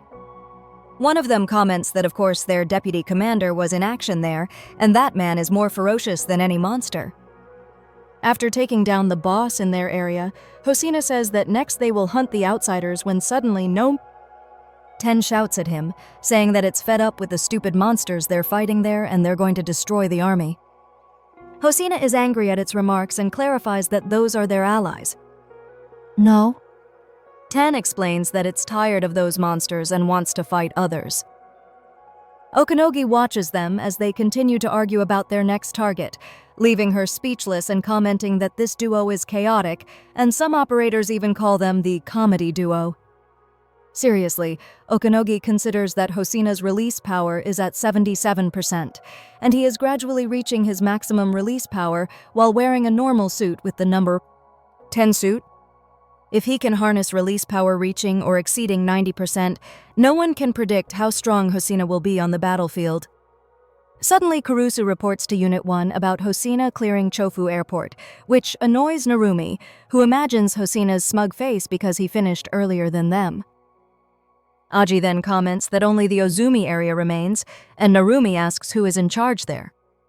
Kurusu explains that that area is managed by Lieutenants Doen and Tachibana. Traffic congestion is slowing down civilian evacuation there, but some squad members have been sent to assist. So their combat zone is restricted?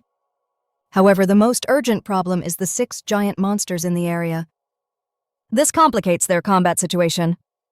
While observing these monsters, Jin comments that there are too many such creatures there, and taking down even one of them would require a lot of firepower. She adds that seeing 6 such large monsters appear simultaneously in one area is unprecedented. Suddenly, someone calls Jin, asking to be sent to the front lines.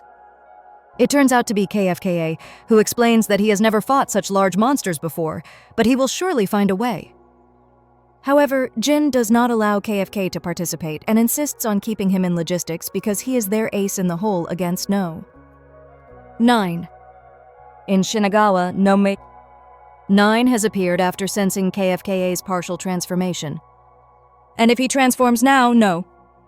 9 might be able to pinpoint his location. They are saving KFK's deployment for the most critical phase, which is when it's time to eliminate No. 9.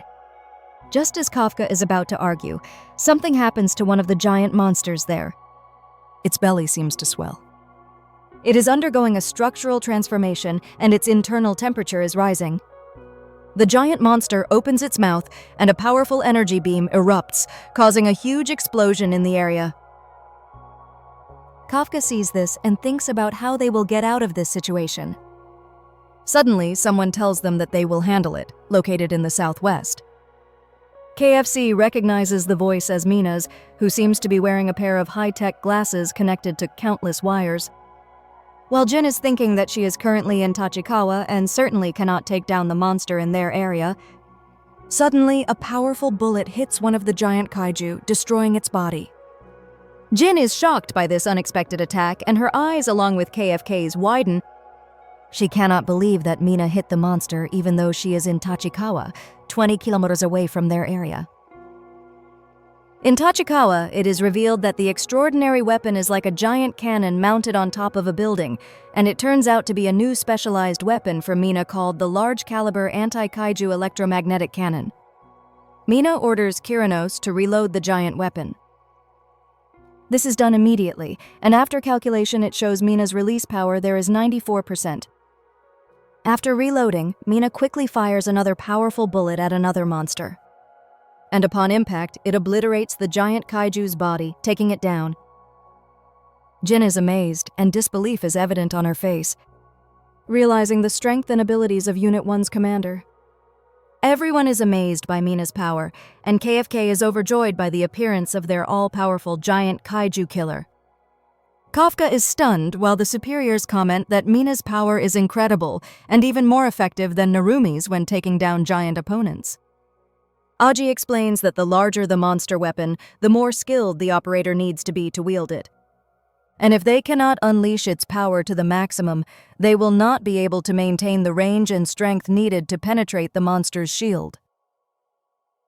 He points out that Mina may be the only person capable of using such a weapon in all of Japan, or even the world. Theoretically, if they had such personnel during the number 6 disaster, they could have reduced the damage sustained by a third. Kurono informs Mina that only one monster remains, and their cannon barrel wear has reached stage 2. Only one more shot remains before replacement is needed. Mina says it's fine and orders her giant weapon to be reloaded because she only needs one more shot to finish it off. Then, the control room instructs the platoons led by Jin, Tachibana, and Makijima to enter the area as soon as Mina fires again, with the top priority being civilian rescue. Mina prepares to attack again. Her weapon is reloaded and the trajectory for her attack has been calculated. They count down, and when it reaches 0, Mina fires another powerful bullet towards the remaining giant kaiju. The bullet gradually approaches the monster. It hits the kaiju's chest, startling it, but then causes a huge explosion that destroys the giant kaiju's body. After that, Mina takes off her helmet, and her assistant informs the other squad members in the area that Mina has taken down all targets in the area, urging the platoons to enter and secure the area. Kafka is overjoyed and cheers loudly for Mina. He shouts that the monsters there have now experienced the power of Kafka's invincible deputy squad commander, Mina Asiro. It turns out his comms are still on, so Jin has heard and is confused by his declaration. She immediately scolds Kafka and tells him to stop joking, follow the coordinates she sent, and protect the civilians. Soon, the control room informs the squad members that the situation in Alpha Zone is under control, and even Delta Zone has been secured, as has the Ozumi Zone where the situation is turning in their favor. The squads continue to fight countless monsters in various areas, and soon after they receive reports that all areas within city limits are under control, indicating that they were able to contain the entire monster army there. However, Kikoru and Narumi disagree, saying that their battle is not over yet. They know who is behind these events and are sure that No. 9 will not be easily defeated. Aji comments on the strangeness of the situation and wonders if the monsters are actually targeting strategic locations because they don't seem interested in destroying those places. Narumi agrees and says that clearly the monsters have another objective. Then we see No. 9 standing on top of a half-built building, commenting that it's surprising that No. 8 hasn't appeared in battle, but largely all the pieces in the game have been revealed. Suddenly, water overflows from manholes, confusing the squad members there. Soon, a huge amount of water gushes onto the ground, and in the control room, Kurusu notices that they have detected a giant monster in Sumida district. The aforementioned monster appears behind Narumi, and he comments that this is the kind of battle No. 9 wants. As the monster emerges, Kurusu cannot believe that the estimated resistance level of this kaiju is 9. 0. Just like No. 10. Narumi thinks that he is the target of these creatures, but Kikoru quickly replies that he is nothing special, and there is also a similar monster in her area. Kikoru stares at the monster she is referring to. It can transform into a woman? At Hosina's position, another terrifying and powerful monster appears, and he informs them that they are not the only ones facing such an enemy. Kurusu reports to all squad members that they have also detected giant monsters in Tachikawa and Ozumi, and he cannot believe that all of these have a resistance level of 9. 0.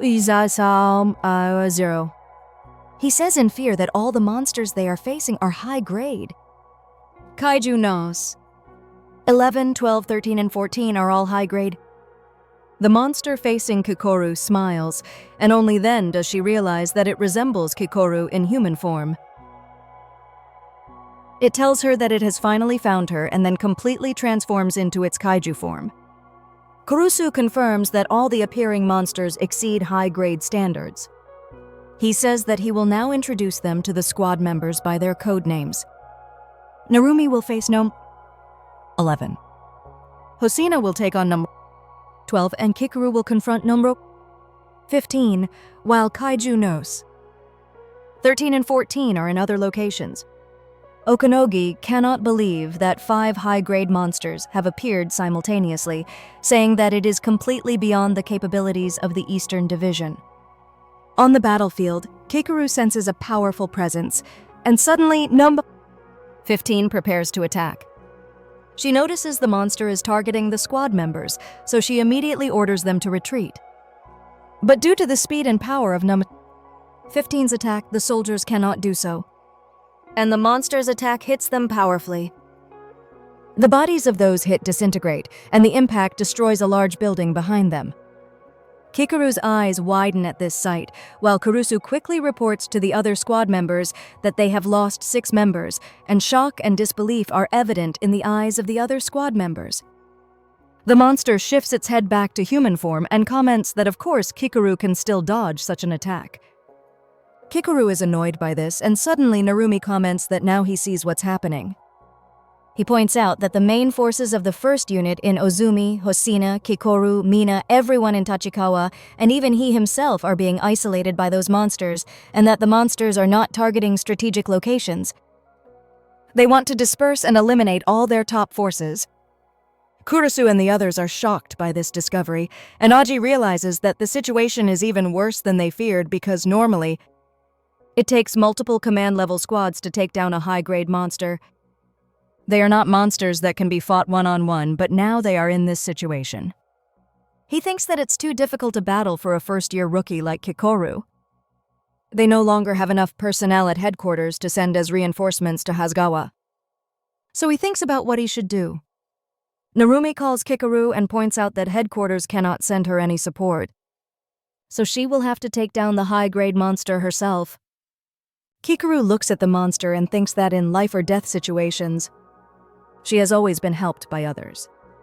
Like when KFK saved her, or when Mina arrived when they fought the giant mushroom crab kaiju, and even when Hosina came to face KAIJU No.10. She reflects on this and realizes that it was never her who took down powerful monsters. It was always someone else. Suddenly, she calls Narumi a pea-brain and seriously tells him that what he said was her plan all along. Kikoru then unleashes her full power, and her release power reaches 84%. Both Kikoru and Okanogi are shocked by the readings they obtain, and Kikoru also catches Mina's attention. Hosina is very happy to see how much Kikoru has improved. After that, Narumi comments that they should prepare, and this is where the real battle begins. He announces that he will target KAIJU No.11. Hosina and No.10 will take on No.12. Jin and Tachibana will take on No.13. Mina will take on No.14, and Kikoru will take on No.15.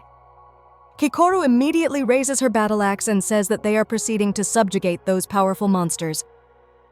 They look at each other, and one can truly ask here if that is a demon in the form of a shadow or a reflection of Kikoru. While observing KAIJU No.15, Kurusu comments that this monster not only recognizes Kikoru but also resembles her. He is confused about what is happening and immediately informs everyone in the Kasumigaseki area that from now on he will hand over command of that area to Kikoru, and they will implement the second special squad formation.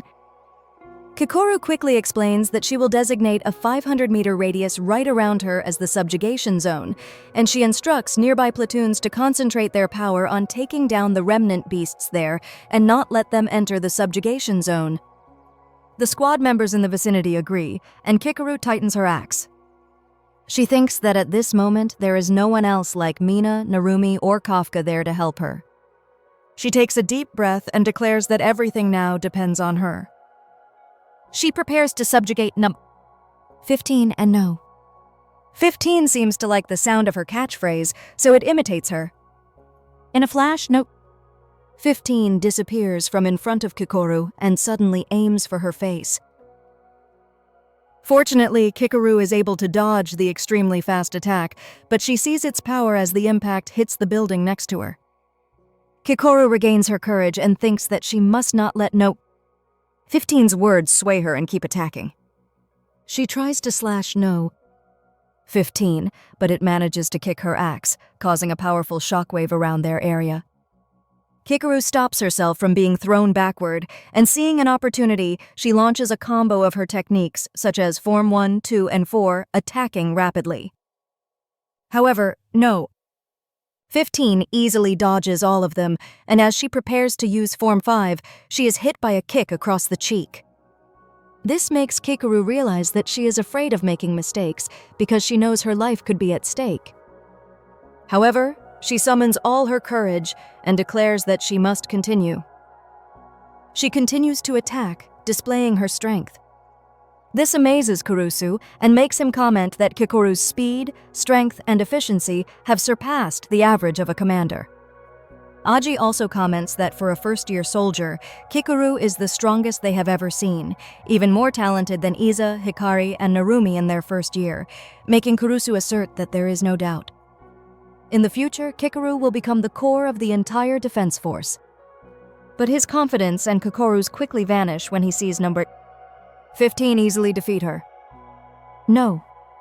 15 has slammed Kikoru to the ground with extraordinary strength, and the struggle on Kikoru's face to fight this powerful monster is evident. No. 15 tries to launch another bullet attack from its face. But fortunately, Kikoru's armor is able to push her aside, allowing her to dodge this monster's attack. No?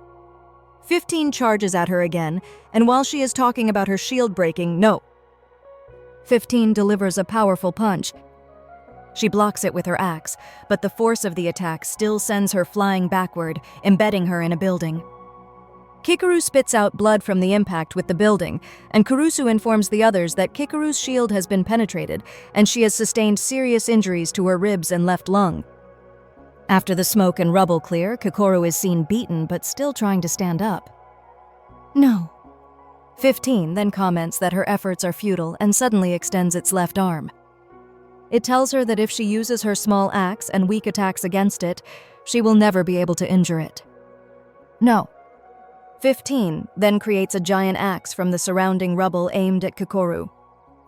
Fear and anxiety are evident in Aiji and Kurusu's eyes, and they think there is no chance for Kikoru to defeat this very strong monster. No. 15 throws the axe and other small debris towards Kikoru, but using her armor again. Kikoru pushes herself away to dodge the attack.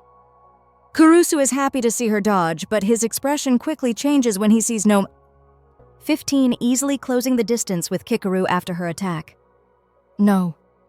15 prepares to launch another bullet attack from its face, and unfortunately it hits Kikoru powerfully, knocking her to the ground. An assistant in the control room reports that the electrical circuit in Kikoru's left arm is damaged. Then Kurusu says that they will ignore it because they are about to face another attack. Kurusu realizes he needs to do something. After what happened to Iza, he cannot let his daughter also die. Kikoru struggles to fend off countless attacks from 15 damaging her armor on her right leg and left flank. And now she has fractured ribs and arms and is bleeding from multiple parts of her body. The assistants tried to heal Kikoru with the armor, but it seemed to be too late. Kurusu is frustrated that they cannot keep up with 15, and it seems Kikoru has no shield because her defenses are easily penetrated by the monster's attacks.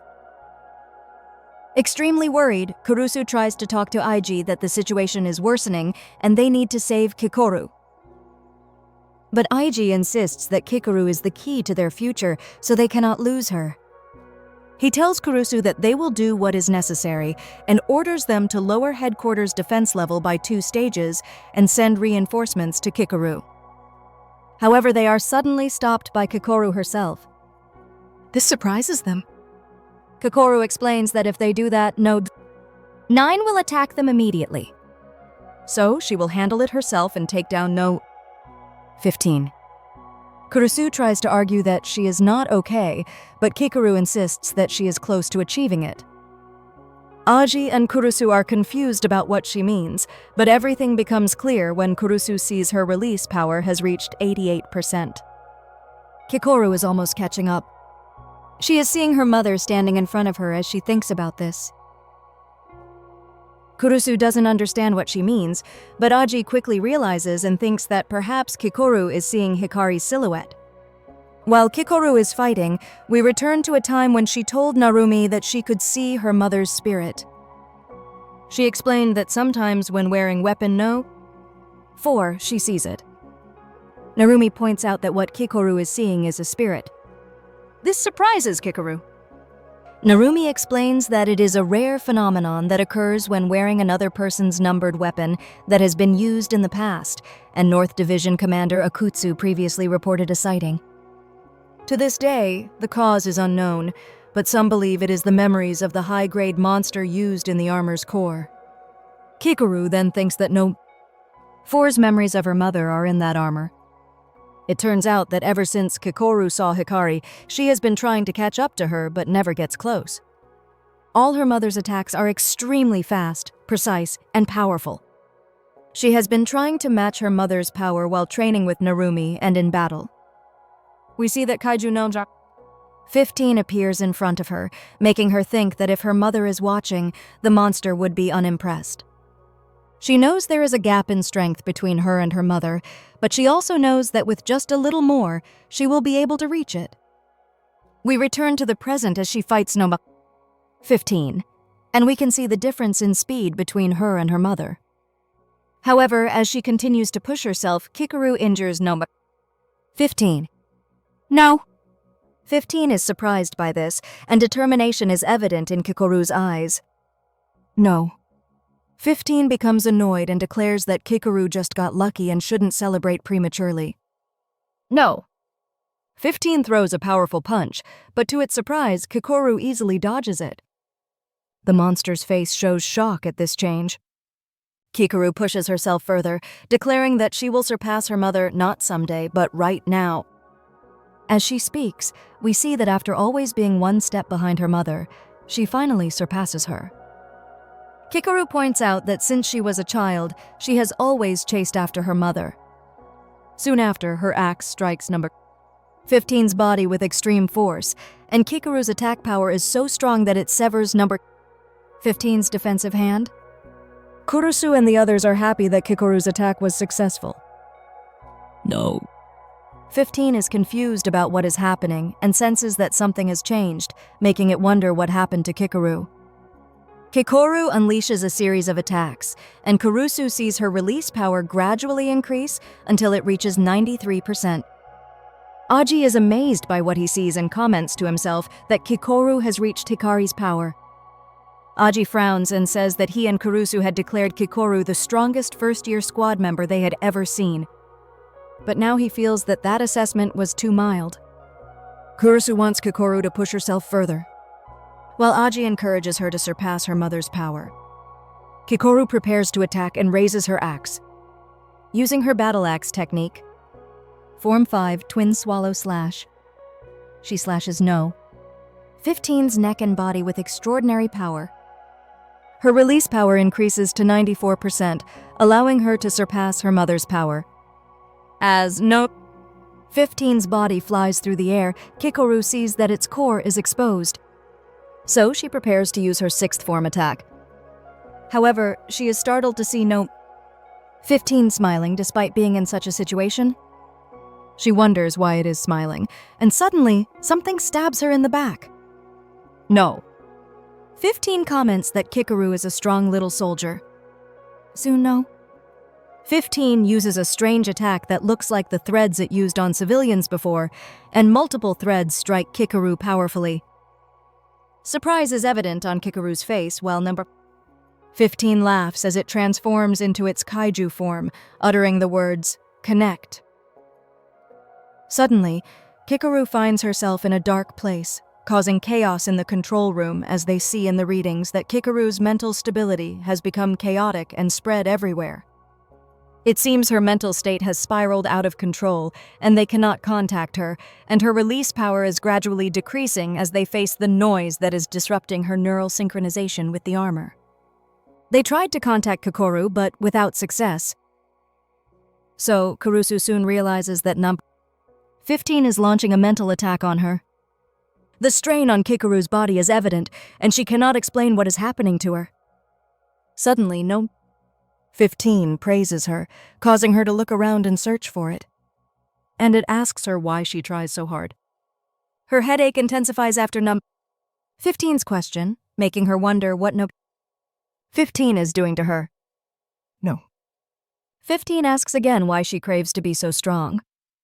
She replies that it is to protect the country from monsters like No. 15. No. 15 suggests that she is lying and asks why she wants to protect this country. Kikoru says that she wants to protect the people who are important to her. Then No. 15 says that she is still lying. If so, No. 15 asks why Kikoru wants to protect them. As Kikoru is saying that the answer is obvious, she finds herself unable to articulate what she really wants to say. No. 15 presses her to be honest with herself, saying that she knows the real reason she wants to be strong. We return to the past, where she is happily having her head stroked by her parents, Hikari and Iza. There, she revealed the real reason she wanted to be strong, which was to make her parents proud of her. She wanted to hear from her mother and father that she had done very well. No. 15 is very pleased with her revelation, saying that it is proud of her and tells her that she doesn't need to try so hard anymore. No. 15 then suddenly suggests they stop. Because no matter how hard Kikoru tries, Hikari and Iza are no longer there to praise her. The impact of this incredibly painful situation is evident on Kikoru's face. Her parents are gone forever, and Kikoru bursts into tears afterward. Meanwhile, in the outside world, Kurusu and the others try to talk to her, but she doesn't respond. Kurusu suggests they try to access Kikoru's neural circuits from the outside. He also comments that this is the power of a high-grade monster. He points out that even when the greatest warrior of their era awakened his power, it was still not enough to fight a high-grade monster. While monitoring the situation, Aji silently thinks that 15 has precisely targeted Kikoru's mental state, her most vulnerable part. Soon, Aji is extremely strange. He immediately requests an update on the situation of each battle, and someone quickly reports from Teto that Narumi is fighting Nambu. 11. The footage shows a fierce clash between two powerful creatures.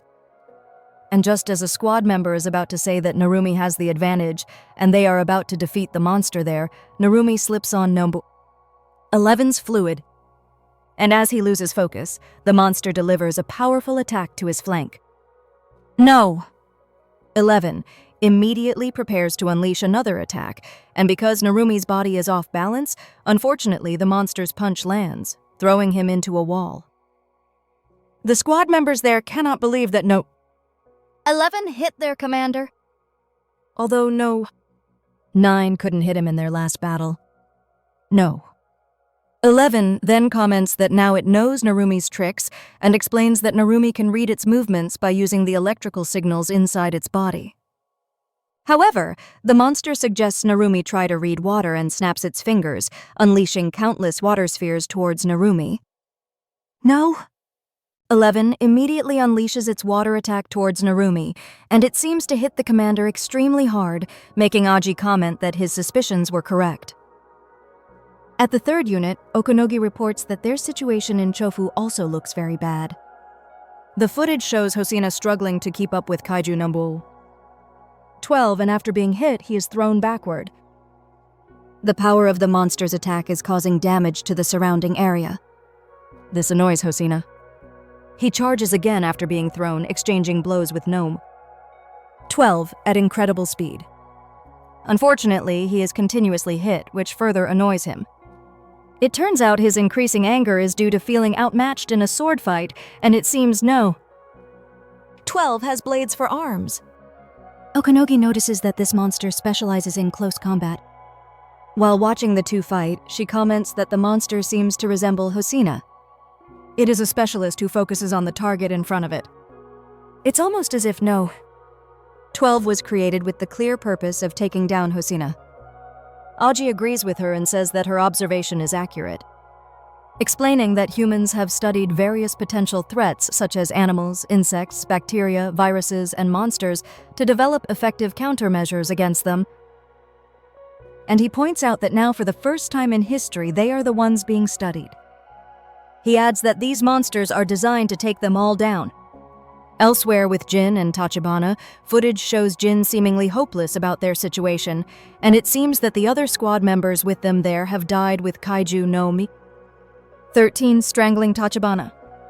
On the other hand, a squad member is having a flashback, thinking about how truly overwhelming Narumi was. From the first day they were on the battlefield together, he was an entity far beyond her reach. Back in the control room, they are receiving reports from various areas. Since their main forces can no longer move, they are gradually seeing increased damage. Aji remarks that the monsters are taking down their personnel one by using kaiju that target their weaknesses. And the number of officers capable of fighting their identified individuals is very limited.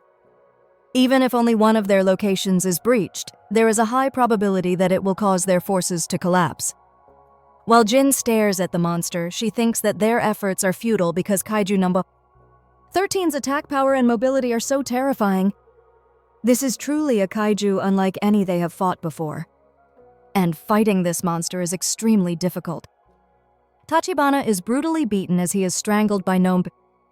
13, and the control room notices he has a fractured jaw and C2 cervical vertebra, and he will not last much longer. Therefore, an assistant urgently orders Jin to provide assistance. This surprises her. Jin suddenly recalls the times Narumi appointed her as lieutenant, and soon her courage returns. She immediately raises her Gatling gun, and her unleashed combat power reaches 73%. She unleashes a series of attacks on the monster, forcing No. 13 to release Tachibana. As Jin continues to unleash attacks, No. 13 suddenly appears in front of her and prepares to punch. She is shocked by the monster's speed, and it delivers a powerful punch that destroys her weapon and throws her backward. As she is thrown backward, she tells herself that she wants to become stronger and become a captain. It turns out that she was the one who said earlier how overwhelming Narumi was, and she wants to become strong so that Narumi will notice her. She explains that Narumi only cares about strength. She has always been out of Narumi's sight, just another officer among many. During these times, she set a goal to one day be noticed by Narumi. And because of that desire, she worked hard to become stronger, more attractive, and more... So that's why she was so happy when Narumi called her by name and recognized her skills by appointing her as lieutenant, challenging her to demonstrate her next level of skill. Back in battle, Jin calms herself and shouts that as a lieutenant of the 1st Division, part of Narumi's operation, and responsible on the front lines, it is an honor. Jin stops herself from being thrown further with her hands and quickly charges at No. 13. She knows she has no chance of winning, but she is sure that Narumi does. While running, she grabs a bomb and immediately throws it at No. 10. In such a situation, as a lieutenant, there is only one thing she can do, and that is to fight to the end. Ice shards appear around No. 13 from the bomb Jin threw, and she unleashes a series of attacks on the monster.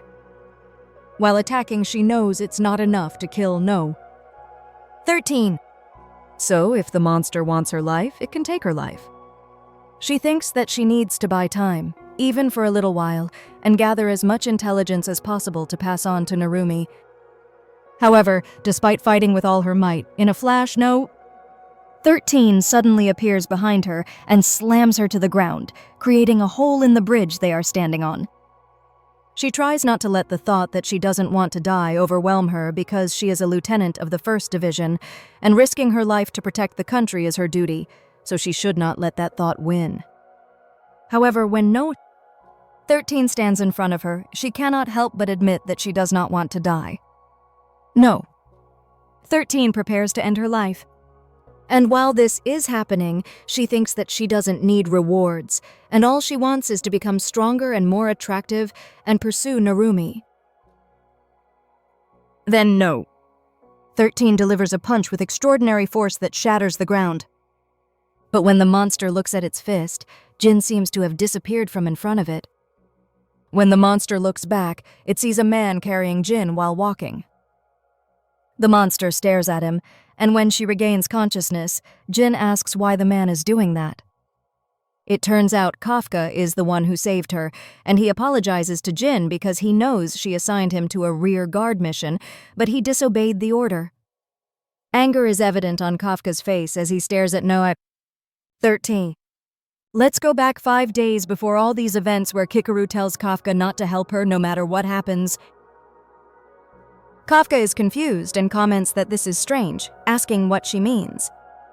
Awkwardly, Kikoru reiterates that she means exactly that and tells him not to help her in the upcoming battle. Even if she is in danger, Kikoru points out that she is truly grateful for being saved by KFK in the past, but she has had enough of being rescued. She seriously tells him that no matter how strong her opponent is, she is confident that she can defeat them on her own. She needs Kafka to trust her and focus on the enemy in front of him and wipe the floor with them. Back in the present, where Kafka has just set Jin aside and is facing No. 13. Jin instructs KFK to retreat because they cannot afford to lose him here. However, KFC only smiles at her and thanks her for her concern, but reassures her not to worry because he will not be defeated. KFCA stares at No. 13 and declares that he will deal with this monster himself. Determination is evident on Kafka's face, and soon he transforms into his kaiju form. His transformation force creates a powerful shockwave around the area. Even No. 15, 11, and 12 can feel it. The control room's sensors have also picked up his transformation and immediately report detecting a large kaiju in the Ozumi area, and Kurusu cries out that it's kaiju number 8. One of the superiors is shocked and asks if they allowed him to fight. Kurusu replies no. Aji silently thinks that their original plan was to conserve Kafka's strength for the fight against number 9. But with their current situation, it seems they have no choice but to use KFK now. As Kafka walks towards number 13, he senses the immense power of other kaiju from various locations. He can sense where Hosina, Narumi, and Kikoru are. He calls Kikoru and tells her that he won't come to her, and he trusts her. As for him, he will be the one to face number 13. He stares at it, and suddenly it smiles. No. 13 then backs up a bit and starts running in place as if warming up. Jin and Kurusu are confused by what they see, and No. 13 gradually increases its speed with its legs seemingly growing larger as it does so.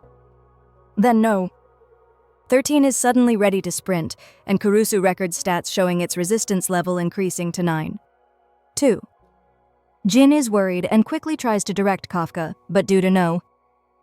13's incredible speed, he cannot finish his sentence, and No. 13 quickly reaches Kafka and prepares to punch. However, unexpectedly for the monster and Jin, Kafka easily blocks the extremely fast attack with one hand, stunning both of them. Kafka continues what he intended to say earlier and says that as for him, he will focus on his enemy and wipe the floor with it. Kafka clenches his fist and prepares to punch, and soon unleashes a powerful attack on the kaiju's body, sending it flying backward. The impact is so strong that even No. 13's teeth are damaged, although they are not direct targets, and it is thrown high into the air. The bridge is pierced and No. 13 has passed through it. We see number 13's destroyed body. While No. 11, 12, and 15 notice what has happened to their comrade. And No. 15 comments that Kaiju No.8 is on a different level. It suggests that all kaiju should combine forces to take down Kafka. So it decides to end its battle there and join the other kaiju. However, when it turns to look at Kikoru, it notices something about her, and it seems Kikoru has returned to the real world and overcome No. 15's mental attack. Kafka's words earlier awakened Kikoru, restoring her courage. No. 15 is shocked and immediately tries to stop Kikoru again, but fails, and Kikoru easily slices its body horizontally. Angry. No. 15 cannot understand why Kikoru can still move and unleashes a large thread attack, hitting Kikoru powerfully, but it cannot understand why its mind attack no longer affects her. Back in Kikoru's mind, No. 15 sees a young Kikoru still crying. This confuses it as to why things are different outside. As Kikoru cries, she expresses her loneliness and desire not to be left alone, longing to see her mother and father. She tries to talk to her mother, telling her that she has indeed joined the defense force and is the best there, asking if her mother is proud of her. She also talks to her father, expressing her desire to defeat countless monsters like them and make him happy. Kikoru apologizes to her parents for not meeting their expectations. This pleases Noah? 15, thinking it still has control over Kikoru. It asserts that Kikoru is right. Her parents are no longer there for her, so there's no reason to fight. However, it is surprised when she disagrees, saying that she once thought that but was wrong. No. 15 is confused and notices that Kikoru is looking behind it. And when it turns around, it sees Kafka, Rino, Iharu, Aji, Haruichi, and other members of the third unit also appearing. And Kikoru says that Kafka didn't come alone. Boldly declaring her desire to become a worthy member of the third unit, Kikoru mentions that her disagreeable mentor, Narumi Jin, and other members of the first unit are also present, and she expresses her desire to become a worthy trainee of the first unit. Gradually, 15's mental prison begins to crack, making it wonder what is happening. Kikoru talks to her parents again, telling them that she wants to prove her worth to everyone in the defense force. She also shares her sadness about not being able to see them again, but vows to continue moving forward. Kikoru grabs her axe and proudly introduces herself to No. 15, declaring that she will be the one to subjugate this monster. Finally, No. 15's mind prison shatters and Kikoru charges at it. She uses the battle axe technique, Form 2, Water Slash, which No. 15 tries to block, but Kikoru still cuts through its arm and body. No. 15 explodes in a fit of rage and shouts that it cannot be defeated here, unleashing countless tentacles from the ground and vowing to kill Kikoru. It mocks Kikoru's father's problems while thinking about No. 9, declaring that killing Kikoru will make it proud. It launches a series of attacks on Kikoru, causing significant destruction to the area. But unexpectedly, Kikoru dodges all of them and quickly charges at it. Kikoru has gained a good position and thanks No. 15 for showing her all her mistakes. This makes her stronger. After that, she uses the battle axe technique. Form 6, piercing blue strike, slashing No. 15's body multiple times in a moment, showing that Kikoru has finally overcome her personal struggles. Kikoru thinks that she has destroyed No. 15's core, so the battle should have ended. However, as No. 15's head flies through the air, another threat attack suddenly hits Kikoru, and No. 15 seems to be talking. Initially, Kikoru thinks it's another psychological attack, but she quickly realizes something else is happening. She thinks she can hear No. 15's thoughts, explaining to its father, No. 9, that its core is damaged, so it cannot regenerate. Kikoru sees a younger version of No. 15 asking No. 9 if he loves her. No! 9 transforms into its true form and reflects on No. 15's question. It explains that it created No. 15 to kill Kikoru. So if No. 15 proves stronger than Kikoru, it will love her. No.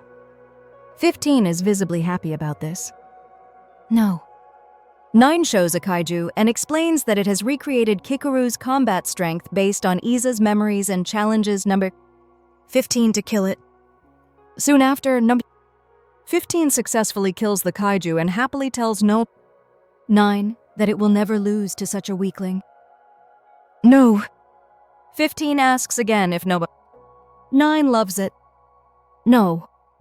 9 simply explains that it has given No. 15 a special psychokinetic attack function. So if it masters that, No. 9 will love it. No. 15's joy fades somewhat. But it agrees. In the next scene, we see the threat attack that No. 15 often uses. It is the special psychokinetic attack that No. 9 mentioned and No. 15 has mastered it. No. 15 joyfully says that it can now kill Kikoru because it has mastered the attack. And when it asks No. 9 if it is loved now? No. 9 irritably asks why it is asking that again. The smile disappears from No. 15's face and turns into a frown. While No. 9 explains that as it told her, No. 9 created her to kill Kikoru. So whether it loves her or not depends on whether No.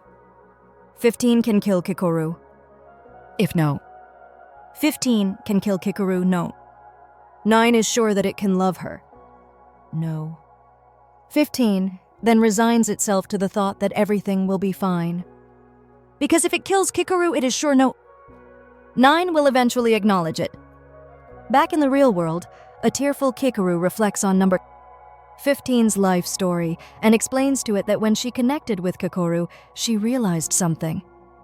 Kikoru's father was strict with her because he loved her, but with no 15, things were different. To know? 9, no. 15 was just a pawn. As no. 15 disintegrates, it calls out to number 9, saying it is dying. Even in its final moments, it refuses to look at no 15. Soon after, number 15 transforms into kaiju form and loses consciousness. Kikoru walks away, explaining that no 15 took many lives, so she could never feel affection for it. But she will punch no 9 in the face for no 15. A brief silence hangs over the area. And when Kurusu sees this, he quickly reports to the control room and other squad members that Kikoru has defeated kaiju number 15. This causes joy and cheers among her allies. Aji praises Kikoru for her admirable actions. He explains that Noma 9 thoroughly studied them before acting against them. So Kikoru did well because she defied Noma 9's expectations. Suddenly, a squad member from Sumida reports that no 11's intense attack is still ongoing in that area, and the damage is expanding. We see no 11 unleashing water sphere attacks, and Narumi dodges all of them. At this moment, Kikoru tells Narumi that it's his turn next, challenging her foolish mentor to show his skill. Narumi's eyes widen at this, and this reminds him of Iza. Unfortunately, he is hit by one of no 11's attacks, causing concern among the other squad members there. Narumi is buried in a building, but despite that, he is still smiling.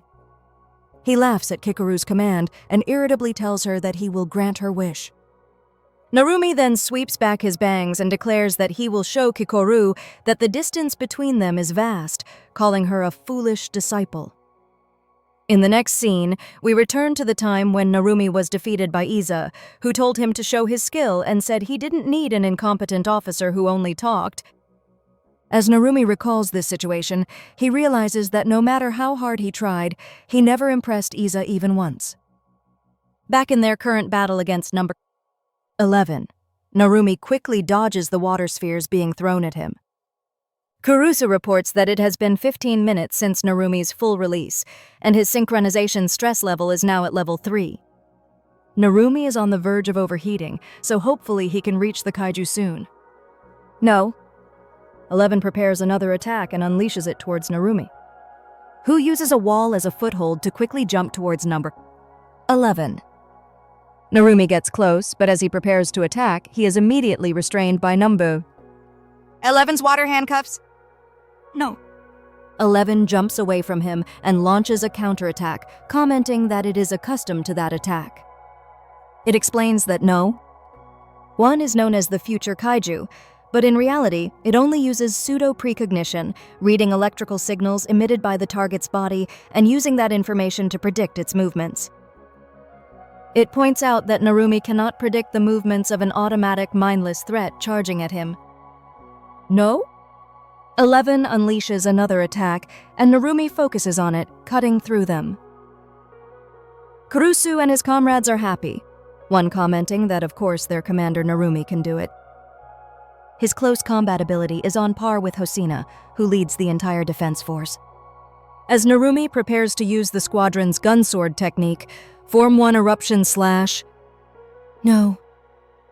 11 comments that it also knows that attack and easily deals with Narumi's strike. Kurusu's comrades cannot believe that the monster blocked the attack by using water that acted as an automatic shield. No. 11 follows up with a punch towards Narumi, but he easily dodges it and prepares to use his second technique, Chaos Slash. However, the monster again comments that it also knows that attack and easily counters Narumi's incoming attack with sharp water needles. No. 11 has named all of Narumi's attacks, such as Form 1 Eruption Slash, Form 2 Chaos Slash, Form 3 Lightning Fire, Form 4 Fire Dance, Form 5 Heavenly Shift, and Form 6 Seven Branch Blade to indicate that it knows all of them. It also reveals that it has been given Iza's memories. While Narumi is bound by number 11's water handcuffs, The monster prepares to deliver a powerful punch. This punch quickly strikes Narumi powerfully, sending him flying through a large building. Kurusu's comrades notice significant damage to the right side of weapon No. 1, decide to bypass circuits 2 to 4, and they also detect small cracks on the 8th and 9th ribs on the left, deciding to divert 2% of the suit's artificial muscles to control bleeding. As Narumi lies amidst the rubble of the building, No. 11 comments that their battle is disappointing. It mentions that it has words in its memories that it will play for Narumi from his deceased mentor. And those words are, "I don't need an incompetent officer to die here." Aji is clearly worried about Narumi and thinks that the situation is extremely unfavorable for Narumi. The kaiju not only counters No. 1's abilities, but it also possesses Aiza's memories, the only one who truly understood Narumi. Just as he thinks Narumi has no other option, the situation suddenly changes when No. 11 is hit by a surprise attack. Aji and No. 11 are both surprised by this, with No. 11 claiming it's a fluke and just a lucky shot from Narumi.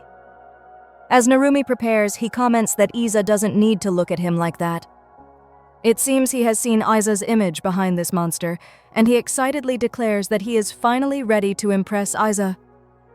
No. 11 is confused by this, and in a moment, Narumi astonishingly slices off No.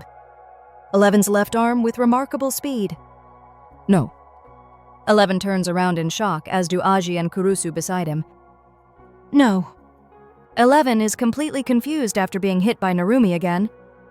His eyes are serious as they change color from pink to green, indicating that he has unleashed his true power. No. 11 notices the color change in Narumi's eyes and cannot recall any such phenomenon in Aiza's memories. Narumi shoots its right shoulder again. This annoys it, deciding to counterattack with its water spheres. No. 11 immediately directs them at Narumi, but Narumi comments that he saw it coming and won't be fooled again. As he charges, Narumi explains that No. 11 is using a direct attack as a decoy to target his legs.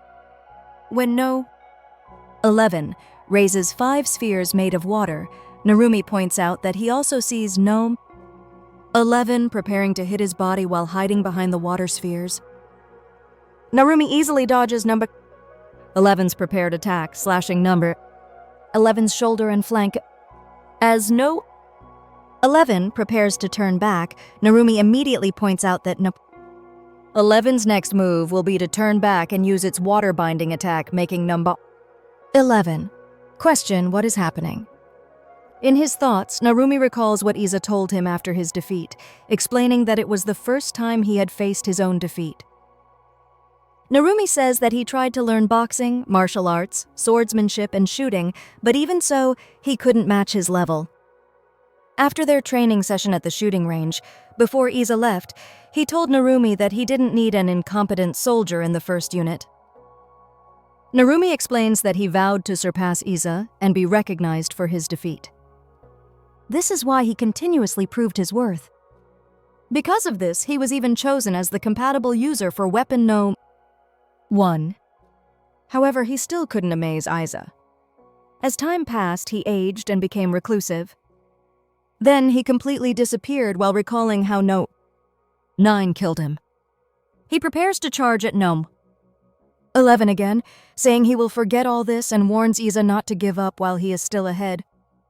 Kurusu immediately reports that weapon No. 1 is showing abnormal output with excessive physical and mental stress levels. Aji asks why this is happening. So Kurusu explains that he doesn't know and that they have never seen such a phenomenon in any other numbered weapon. Kurusu cannot understand what is happening. The strain on Narumi's brain nerves is very unusual. And if it continues, Narumi's brain will not be able to withstand it for another minute. Narumi continues to attack No. 11, and all his attacks hit, confusing No. 11 as to why it cannot dodge, defend, or even see Narumi's movements. No. 11 cannot predict the actions of his main body, nor can it anticipate everything from his water attacks to his defenses. No! 11 shouts that it's impossible and that Narumi can only read electrical currents. Suddenly, Narumi appears behind it and explains that it should have been that way if he only used one's power. No. 11 is startled, so it immediately tries to punch him. But Narumi easily dodges it and further explains that it's not just electrical currents. Using the eyes around his armor, Narumi can see the movement of electrons, temperature changes, and even the terrain. And with all this, he can visualize 11's every move. In short, he truly has the power to see the future. No. 11 is shot again, this time in the left leg. And Narumi adds that this is a power that one could not use when it was just a monster. And he himself helped it achieve that. This shows what KAIJU No.1 looked like when it was just a monster. Keiji and Kurusu are shocked, and 11 is even more annoyed, quickly sending water spheres and telling Narumi not to lie to it because none of this is in Iza's memories. Narumi agrees while dodging and explains that he actually kept it hidden, especially for Iza. Now this is his trump card to take down 11. Narumi easily blocks 11's incoming water attacks and quickly positions himself beside 11, saying that he has seen that he will cut 11 into 1,000,000 pieces. Narumi then uses the squad's bayonet technique. Form 6/7 branch blade and slices 11's body with incredible speed and power. In the next scene, we return to a time to learn more about Iza beyond his leadership role. While Iza is lifting weights in the gym, KJI arrives and comments that it's unusual to see him training so late because he always strictly adheres to the rules. Before Iza can make an excuse, KJI interrupts him, expressing concern that Iza is worried about being surpassed by Narumi and asks if that bothers him. Although Iza doesn't confirm it, his expression reveals that KJI is correct. He tells KJI that he won't make friends if he keeps playing detective. He just smirks. Keiji points out that Narumi has been expelled from the platoon 8 times for being late, absent, violating rules, and disorderly conduct. He describes Narumi as a hooligan just one step away from being fired. But now, seeing Iza like this, he believes Narumi truly has potential.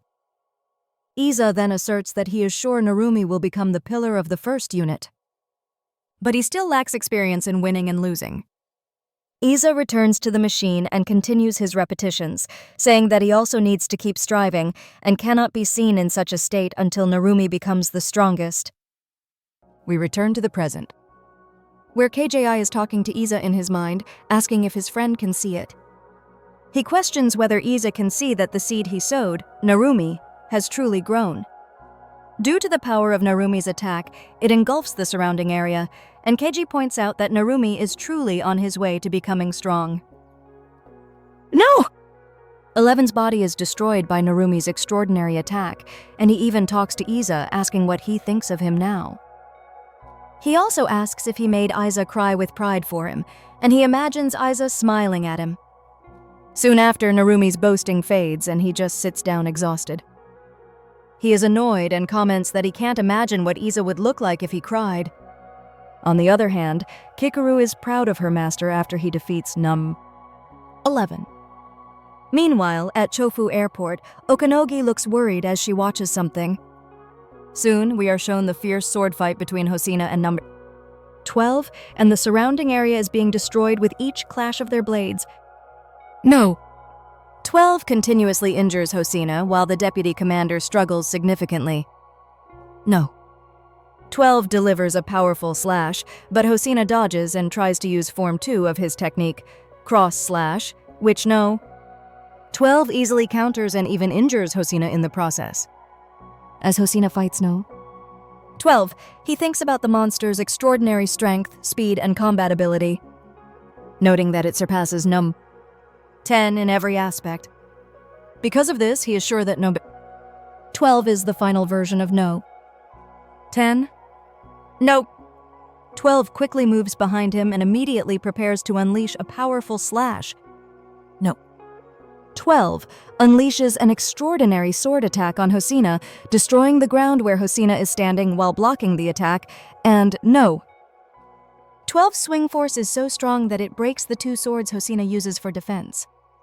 In the next scene, we cut to a flashback where Hosina's father says that Hosina's brother, Soairo, is perfect in swordsmanship, combat skills, and the ability to use small weapons, and that he is the ultimate embodiment of the Hosina clan. Here, Hosina explains that as far as he can remember, his brother was perfect, while he was just a discard. Then, we return to the present where Hosina has just moved away from number 12 after being attacked, damaging his twin swords. Okanogi is worried, and Hosina comments that no. 12 truly surpasses number 10 in every aspect, such as strength, speed, and technique. Hosina points out what no. 10 said while still in the incubator, agreeing that Hosina's thought is correct and no. 12 is called its finished product. Hosina stares, realizing, and thinks that he and no 10 are both discards. No. 10 suddenly clenches its legs and orders Hosina to dodge. No. 12 then slashes Hosina's face. But fortunately, he dodges the extraordinary swing. Hosina comments that they really cannot lose in such a way. This confuses no 10. Hosina adds that he and no 10 will actually take down number 12, which excites number 10, saying that's exactly their plan and they charge forward. Hosina calls Okanogi and orders the deployment of case number 7. Okanogi immediately complies and informs him that she will drop the weapon pods from points 11 to 20. Many pods appear from a combat helicopter and quickly fall to the ground. Hosina observes the falling pods and comments that no matter how much he concentrates, this armor's unleashed combat power never exceeds 83%. He then wonders what he did wrong and questions whether that is really the maximum output for him and no. 10. He says that somehow, if he cannot rely on an increase in unleashed combat power in battle, he will need to change his strategy to find a way to win. Soon, the pods he asked Okanogi to send him finally land on the ground. The pods open and a katana appears. As he picks up the katana, Hosina explains that his brother specializes in single-blade swordsmanship more than him. That's why he doesn't want to use it unless necessary.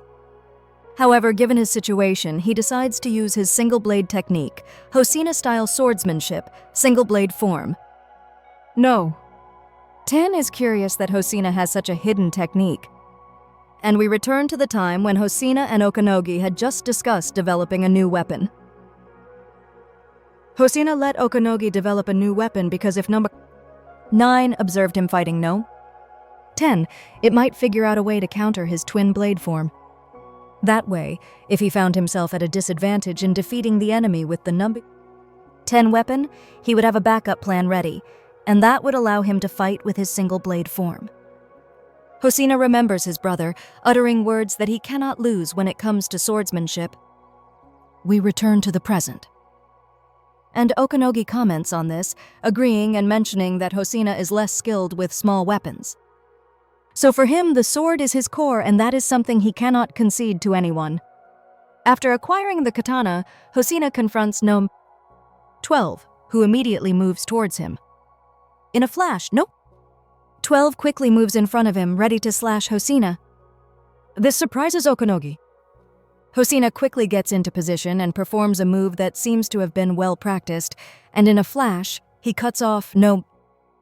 12's left arm and slashes its right thigh. After witnessing Hosina successfully cut off no. 12's left arm, Okanogi regains her determination, remembering that Hosina will not be easily defeated in a sword fight. Okanogi is happy that Hosina's elusive sword-drawing technique worked effectively against the enemy. Now she and no.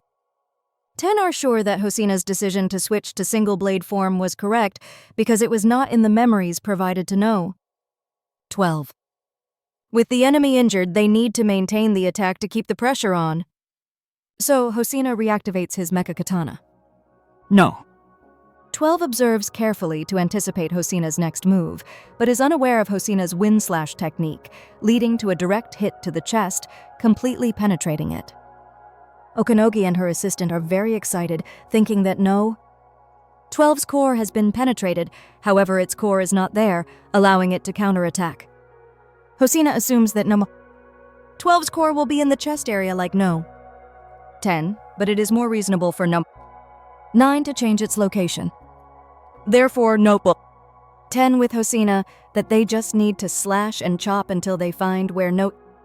12's core is hidden. Hosina begins searching by neatly slicing off the enemy's head. However, when the head is split, the core is not there.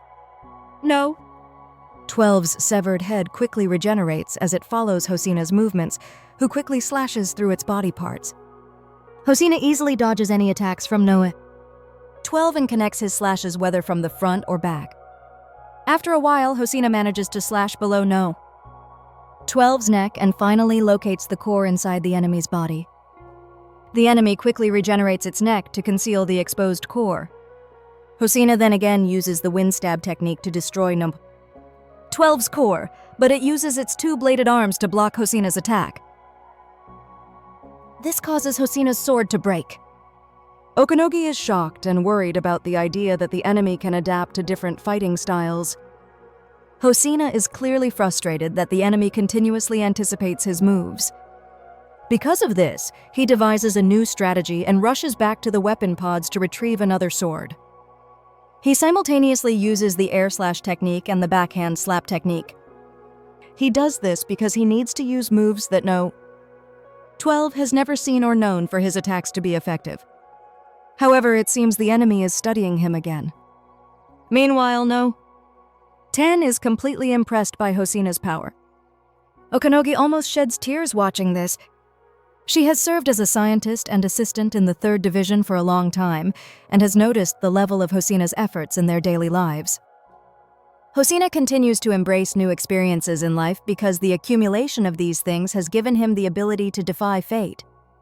In fact, from childhood, he has continuously trained himself daily to reach a strength not expected of him. Once again, No. 12 takes a diagonal slash but also counterattacks at the same time, which Hosina dodges. However, the problem is that his full release has been active for 13 minutes, so he is close to overheating. Out of time, Hosina unleashes a series of attacks. Okanogi silently cheers for Hosina in her mind, recalling his seriousness in swordsmanship. Finally, by using the reverse draw cut, Hosina cuts off No. 12's arm and exposes its core for an attack. But before Hosina can use his quick slash technique, he sees the enemy, while regenerating, posing in the Hosina clan's single sword style. Hosina cannot believe what he sees. He wonders what his enemy's true capabilities are now. The enemy has now regenerated its true hand instead of a blade forearm. Hosina is angry that the enemy is imitating their family technique. Due to his emotions, he loses focus and needs No. 10 to remind him to prepare his defense.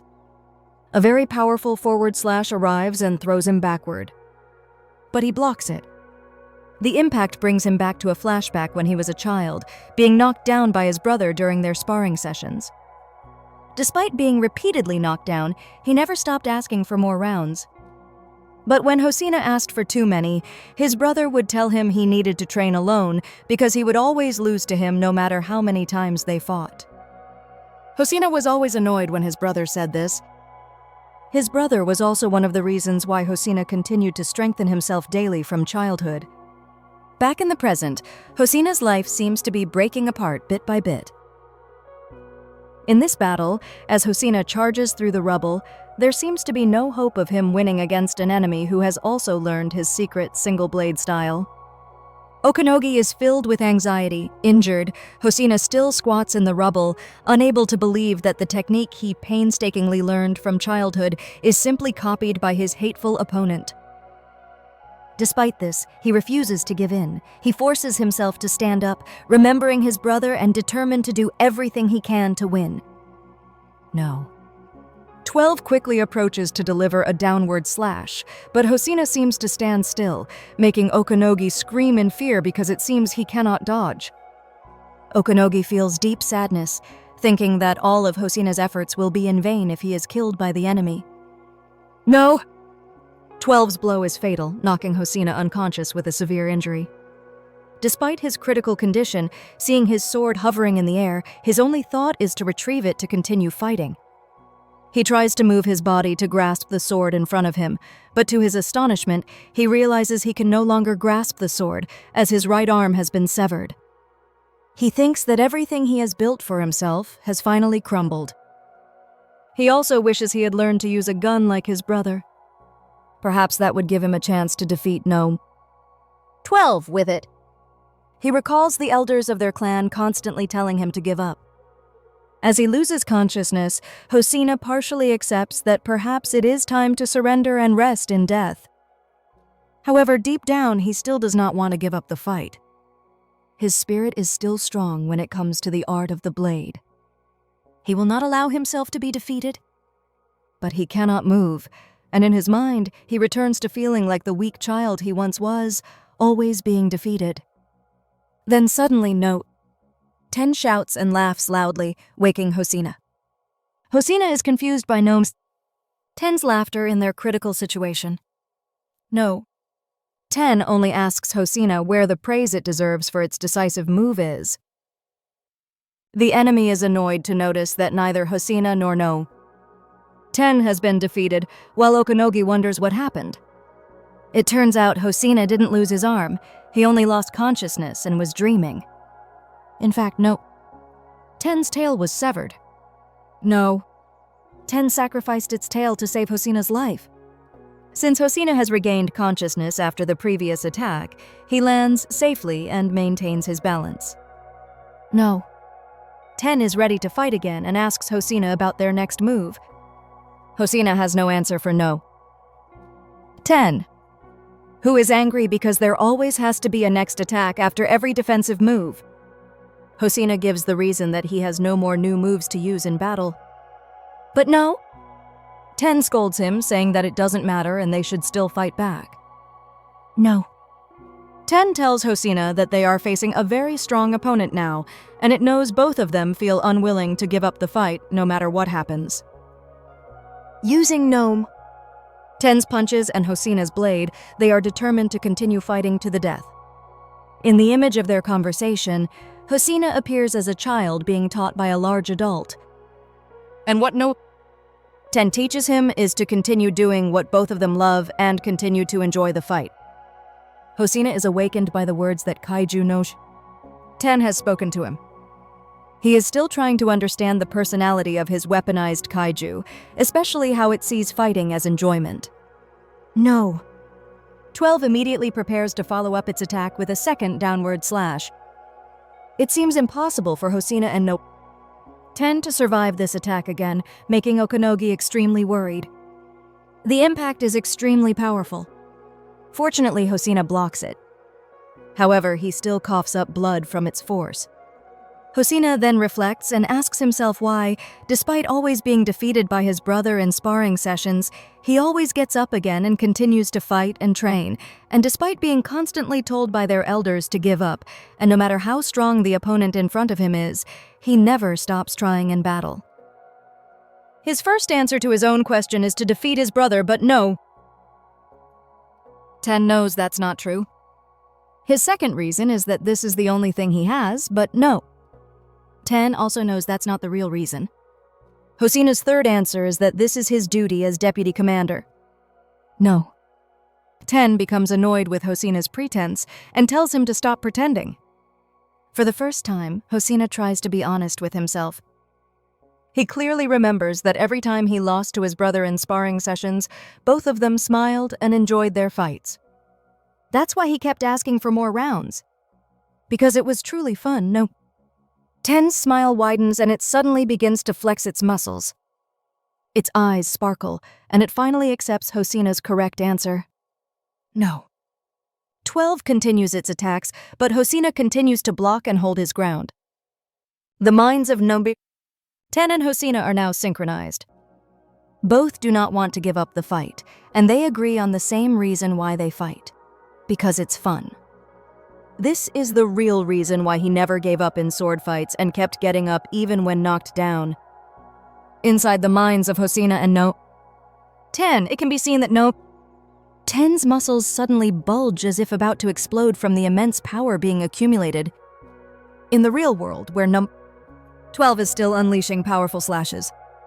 It is suddenly shocked to realize that it no longer has a target in front of it because Hosina is far away where the weapon pods were deployed. Currently, Hosina can only achieve a maximum of 83% power output by using 10's armor. And he knows this is because their thoughts are not synchronized. But now Hosina wonders if what 10 is making him realize is true, that both of them enjoy fighting. To Hosina, this seems like a trivial reason, and he cannot believe that he shares the same mindset with 10. No. 10 reminds Hosina that it told him earlier that they were the same, but he refused to believe it at the time. Okanogi cannot believe the stats she is seeing from Hosina. They just keep increasing. Hosina, along with 10, becomes stronger. But this doesn't mean they can easily defeat 12, who will surely adapt again if they don't defeat it immediately. This is their last chance to win the battle, especially now that their power output has reached 100%. And for the first time, 10 and Hosina agree to just enjoy this battle, allowing Hosina to fully unleash by using weapon 10. Okanogi and the scientist with her are very surprised to see that Hosina's power output from weapon 10 has reached 100%. Hosina has a new strategy, but instead of telling 10, he just asks it to read his mind. Surprisingly, 10 can now read Hosina's thoughts, although it is unclear if they have active neural synchronization installed. 10 likes this strategy and comments that it looks fun, agreeing and preparing as 12 approaches them. Hosina reminds 10 that this is their last chance, and the enemy will surely kill them if they fail in their plan. So, with a smile, Hosina enjoys the thrilling moment of their battle. Both Hosina and 12 take the same stance, just like the sparring match Hosina and his brother used to have when they were young. As Hosina gets into ready position, the road beneath him shatters from the force of his legs. Suddenly, a flash of light appears, and Hosina disappears due to his extreme speed. 12 senses a powerful force approaching from Hosina, who is now in front of it, shattering the pavement with every step, forcing it to prepare an attack. The plan is for Hosina to create a momentary opening to destroy the enemy's core. With the first move, Hosina unleashes a powerful horizontal slash that splits 12's entire upper body in half. The enemy counterattacks, but Hosina slips behind, leaving only an afterimage for the enemy to attack. This greatly surprises 12.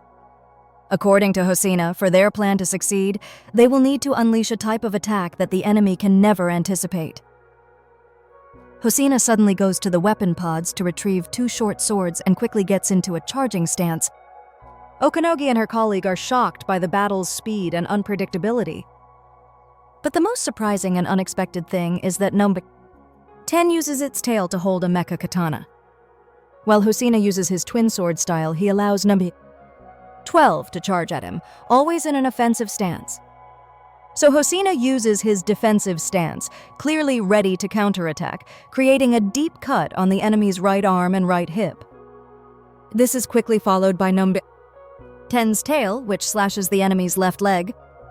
Since the enemy is now prone, Hosina finishes it off by cutting off its left arm. Okanogi and her colleagues at headquarters feel intense anticipation as they watch Hosina's high concentration in his battle. Hosina then prepares a new stance that can use their new 3-sword style with 10. From there, Hosina's eyes widen and he unleashes his unique 8-sided slash technique with 3 blades. KAIJU No. 12 takes a series of fast and powerful slashes. Before engaging the enemy, Hosina and 10 discussed in their mental realm that they knew they couldn't completely defeat 12 with their new 3-sword technique. And this is because the enemy's super-fast adaptability is truly too strong. However, it is still very important for them to perform their move because it will be a way to create an opportunity, and that opportunity is for a powerful surprise element that will surely finish off the enemy. With only a few seconds remaining until the decisive end of the battle, the enemy also changes its strategy due to the unpredictability it senses from Hosina. It has now regenerated quickly and grown 4 additional limbs. The surprise element that Hosina mentioned earlier is from the new technique No.8, which he is now trying to perform for the first time. This greatly surprises Okonogi and the other researchers at headquarters. Hosina admits that it is just a theory and does not provide 100% certainty. But he believes that with No.10's help, they can perform it well by using full release mode. Hosina's muscles temporarily relax for his next move. A super-fast 12-hit combo focused on a single area named 12-fold impact. This is an extremely powerful attack from Hosina and the strongest he has ever performed.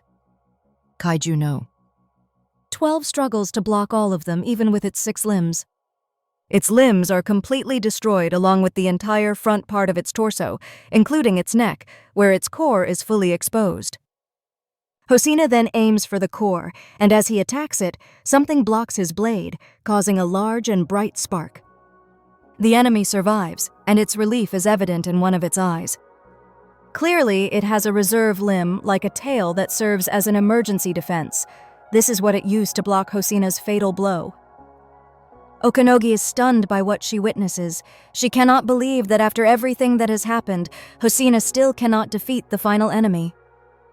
But she is surprised along with the enemy when Hosina closes his eyes and says, "I win!"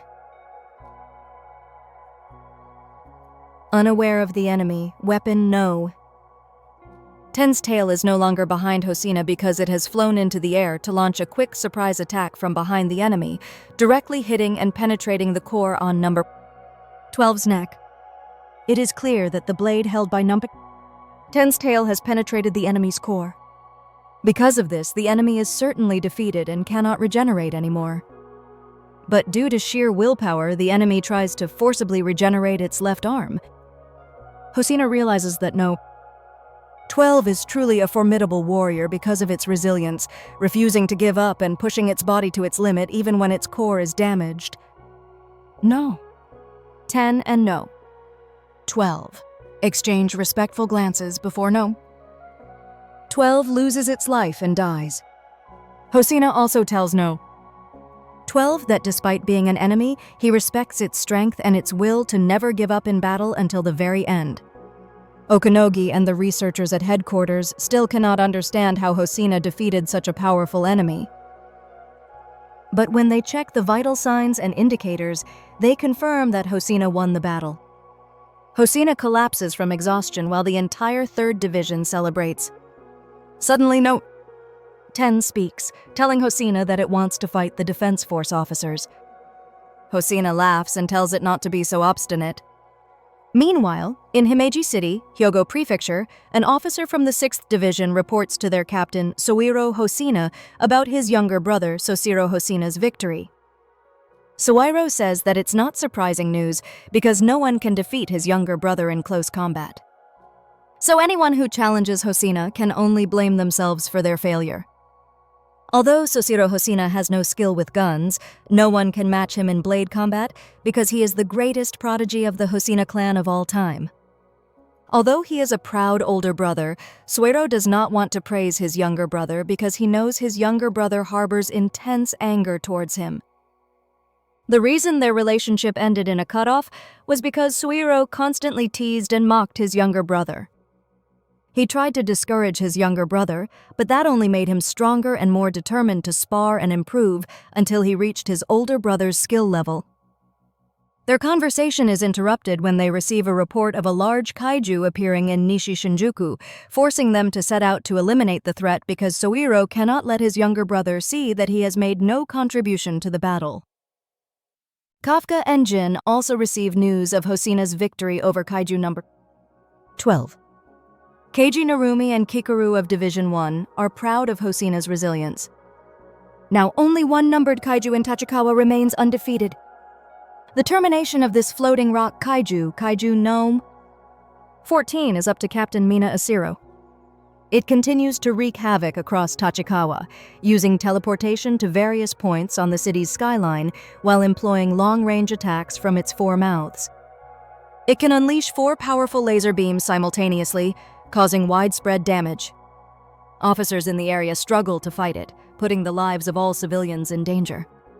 Tired and injured, the officers continue to fight to protect the local residents. Despite having many guns and attack helicopters, they cannot even scratch the enemy. They lack the firepower to defeat such a powerful kaiju. But Captain Mina tells them not to stop firing because she needs them for her attack plan. Mina instructs the ground units to deal with the kaiju that appear while the sniper units lure the enemy to the choke point. She has her science team calculate No.14's movement pattern and reassures her Lieutenant Takao that she has a plan and will execute it herself.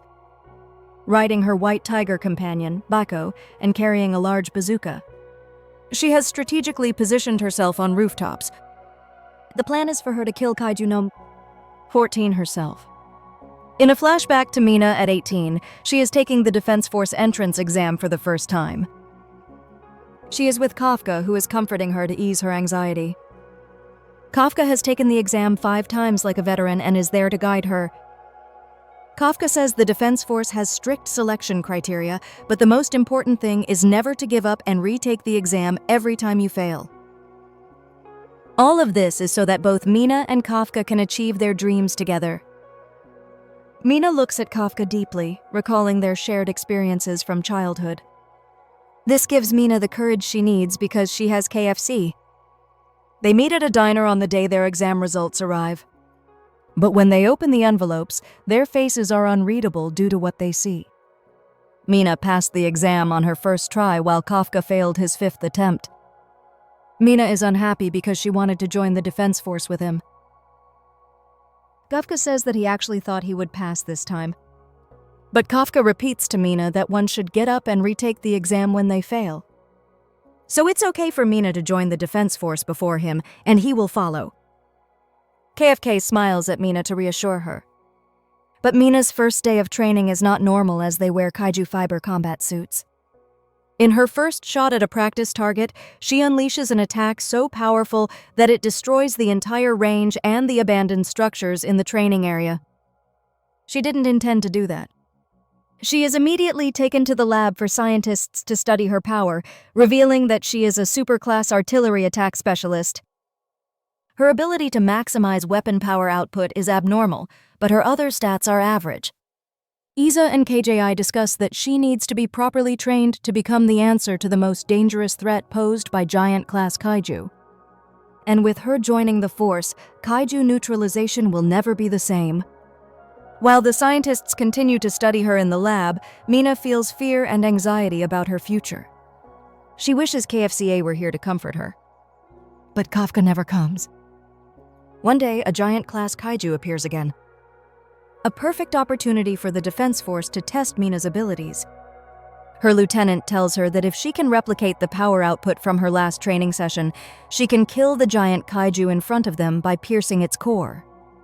It is important that this neutralization method is the safest in terms of risk to officers and civilians. Mina wonders how it is considered the least risky when many officers have died just to stop the giant kaiju's advance. This puts a lot of pressure on Mina, making her anxious. She thinks that if she fails to snipe the enemy, the sacrifices of her comrades will be in vain.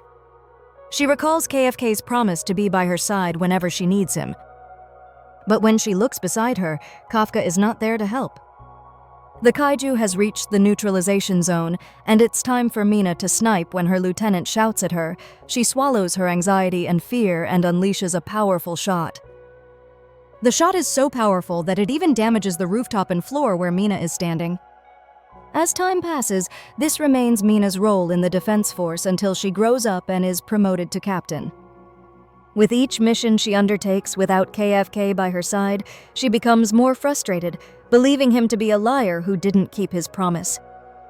Back in the present, Kaiju No.14 has reached the neutralization zone and Mina prepares to snipe. Mina admits to herself that even now, years later, she feels the same fear and anxiety she felt from the beginning when everything depended on her. She doesn't want her comrades' sacrifices to be in vain.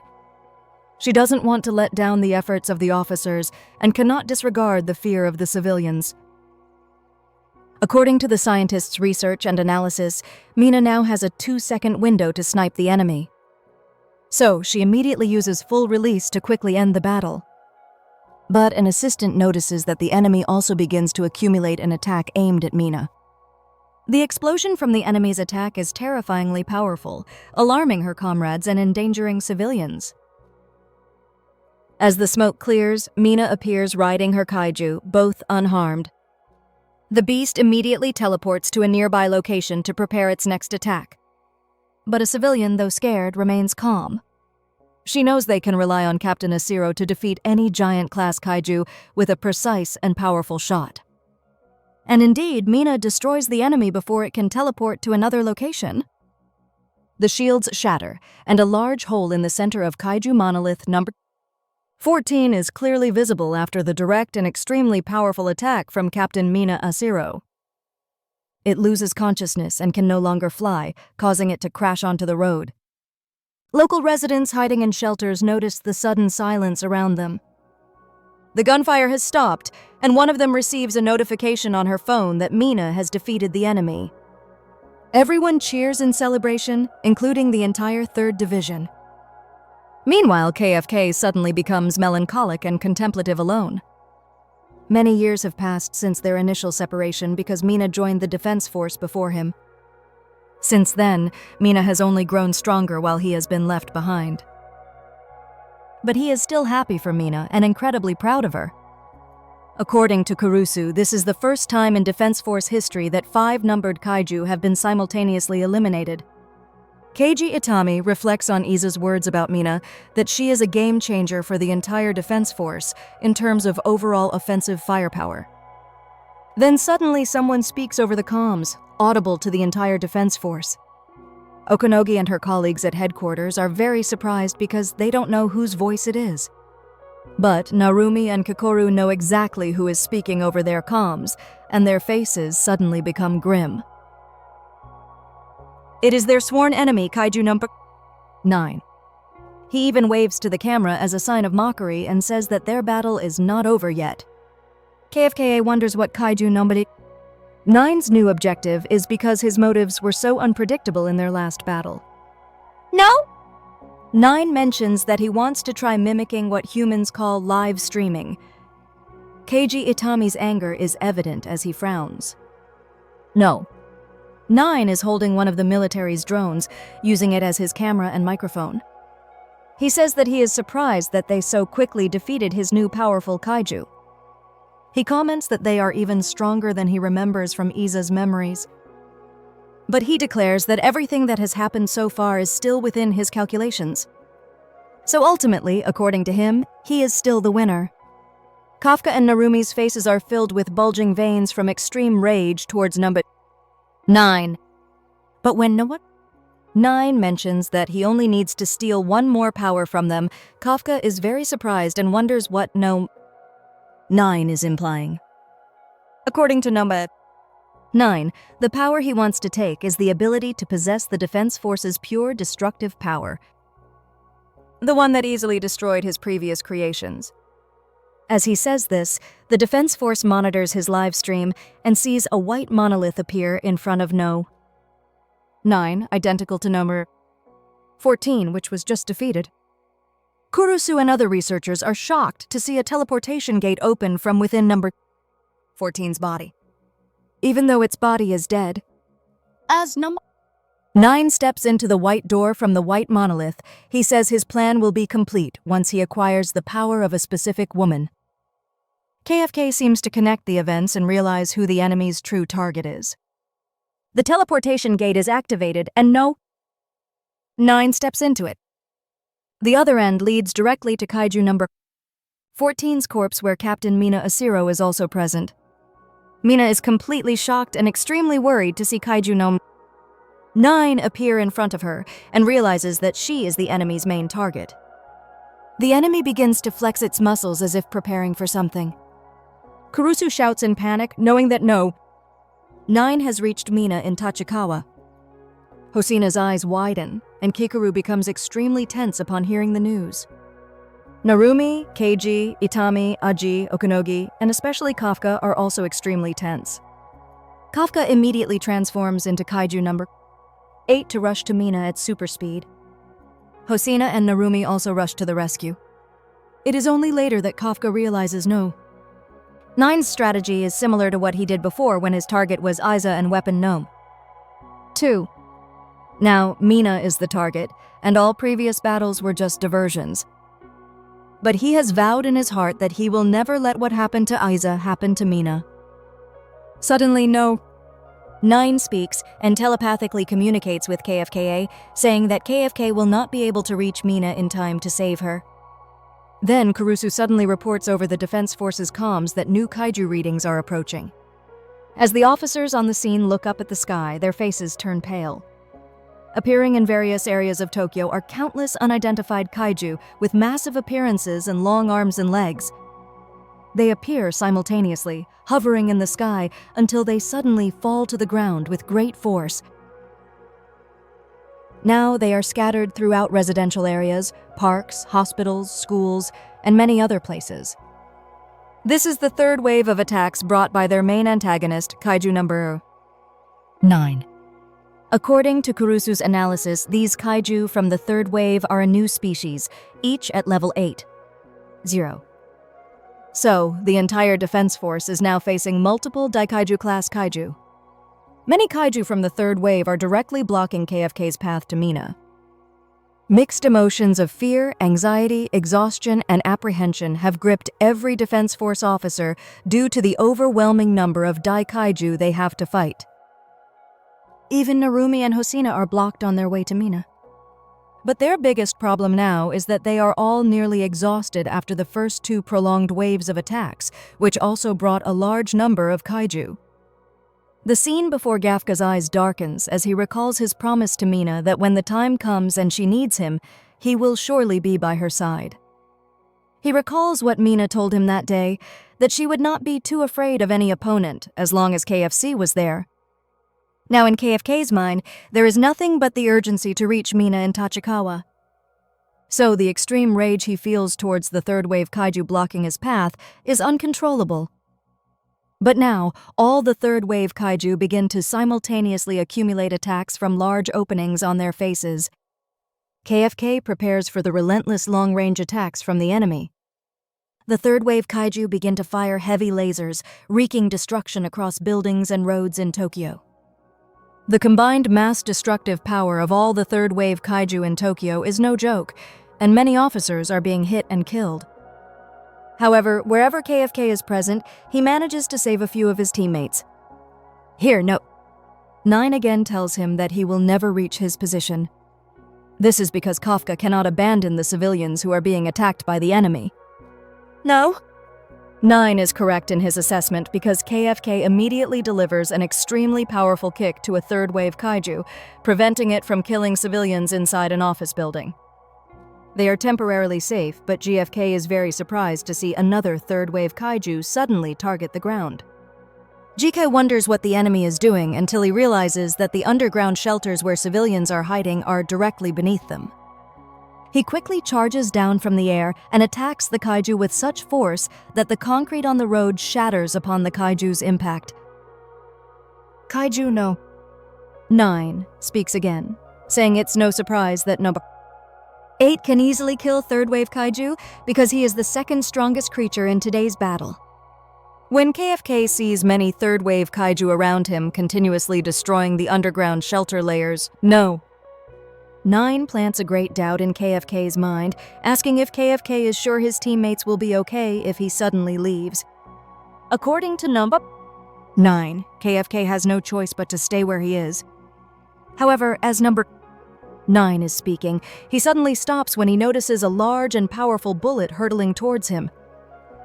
He quickly dodges it, and the shot is so powerful that it destroys the entire apartment building behind him. When he looks back, he sees that Mina herself fired at him with the intention of immediately neutralizing him. No. 9 is very impressed because he didn't expect Mina to dodge his powerful frontal attack that happened off-screen. So no. 9 quickly prepares multiple bullets to rapid fire at Mina, who dodges each one with her impressive acrobatic skills. While performing acrobatic moves, Mina counters with her classic pistol. Mina uses its rapid-fire capability, firing 3 powerful bullets that No. 9 tries to block with his force field. but he is shocked by the impact that shatters his shield. Although the shield is broken, it still deflects the bullets behind him, causing a huge explosion. No. 9 is once again impressed with Mina because she managed to deliver such a powerful attack with just a pistol. But he still managed to break through the shield from KAIJU No.8's skill set. However, no. 9 quickly moves to Mina's back, knowing that close proximity will give him a significant advantage. This is because Mina's close combat ability is only average. When Mina tries to quick-fire No. 9 from behind, he easily dodges. Mina drops her pistol after being hit by the enemy, and then she is choked and lifted. Mina can no longer fight because No. 9 has caught her in close combat, and the entire battle is being live-streamed by a drone above number 9. The entire defense force and the people of Tokyo are extremely worried as they see number 9 choking Mina, who cannot resist, especially as No. 9 declares that he will bring down all of Tokyo today. We now see that Tokyo Tower is being overrun by many insect-type kaiju. As Tokyo streets are littered with the corpses of Defense Force officers and some kaiju corpses, No. 9 says that he plans to turn all of Tokyo into a main base for kaiju to prepare for a war to bring down the entire nation of Japan. Kurisu and headquarters cannot do anything to cut off No. 9's broadcast, so he continues to speak to the entire city to intimidate everyone. No. 9 reminds everyone of the tragedy caused by the great kaiju disaster No. 6, which was proof of humanity's natural weakness against giant-numbered kaiju. He declares that he plans to absorb Mina to incorporate her sharpshooting skills into the next batch of giant kaiju.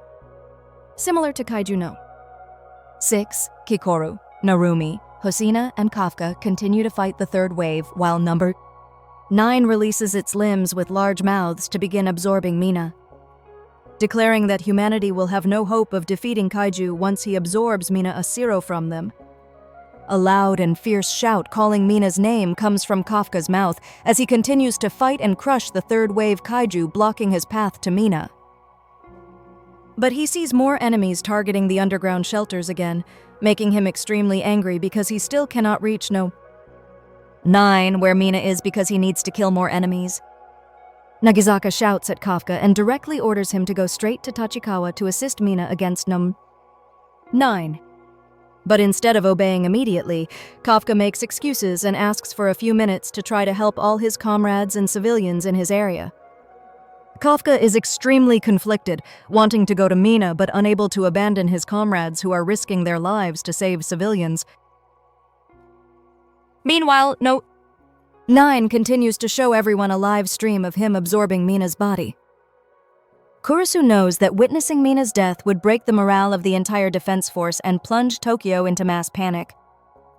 KFK remains in the same area, still fighting the third wave kaiju, his mind extremely conflicted about his priorities. While fighting, Kafka suddenly hears No. 9 say on the livestream that humans are so predictable. He knows that people like Kafka are the type who cannot let go of everything, making it easy for them to lose what is most important to them. As No. 9 says this, he begins to consume Mina, who can no longer move to escape. Until finally No. 9's projection cocoon closes, completely engulfing Mina's body. Then No. 9 mocks KFK, telling him to stay there and be angry because No. 9 has already won. Ironically, that is exactly what KFK does. He stays and screams in rage. One of the Defense Force officers with KFK shouts that he should leave to save Mina because all of them are easily replaceable. But Captain Mina Asiro is unlike anyone else and is not allowed to be sacrificed. Finally, KFK starts to leave after multiple delays. But before he goes far, he stops again. What is his problem now? He suddenly stops because he senses the presence of an approaching kaiju. And it's not just an ordinary kaiju, its presence is so intense that KFK's body trembles. KFK seems to forget his priorities and wonders where the powerful kaiju presence he feels is coming from. Then, in a flash, a chilling wind sweeps through the area and all the surrounding third wave kaiju are attacked by ice. KFK is truly frozen in place by the sudden event and cannot understand where the chilling cold came from. He then senses a familiar silhouette behind him and is shocked when it calls him. When Kafka sees the person who just spoke, he cannot believe that the chilling kaiju power he sensed came from Reno Ichikawa, who is wearing weapon number 6. Reno tells him that he will handle the battle here and Kafka should leave. Suddenly, a third-wave kaiju charges at Reno from behind, and Kafka manages to warn him in time. Reno just raises his hand to control his mini-drones and freezes the monster. In a flash, the monster's entire body is frozen. This amazes Kafka. Kafka is shocked that Reno can stop a giant monster so easily. That is the power that Kaiju No.6 possesses. KFK suddenly cries because he is moved that Reno has actually arrived. So Reno explains that he didn't come alone. In Chofu District, Mina continues to fight a third-wave kaiju. But no matter how hard she tries, she cannot injure it. This is evident from the fear on her face as it approaches. Just as the monster is about to unleash an energy beam, someone appears behind Mina and tells her to shut up because she might bite her tongue. Immediately after, the monster unleashes its attack. But fortunately, Mina quickly moves out of the attack's trajectory. Mina is surprised that she survived, and when she turns around, she is amazed to see Iharu has saved her and immediately reports that he has arrived in Nagano. Mina is overjoyed to see her friend.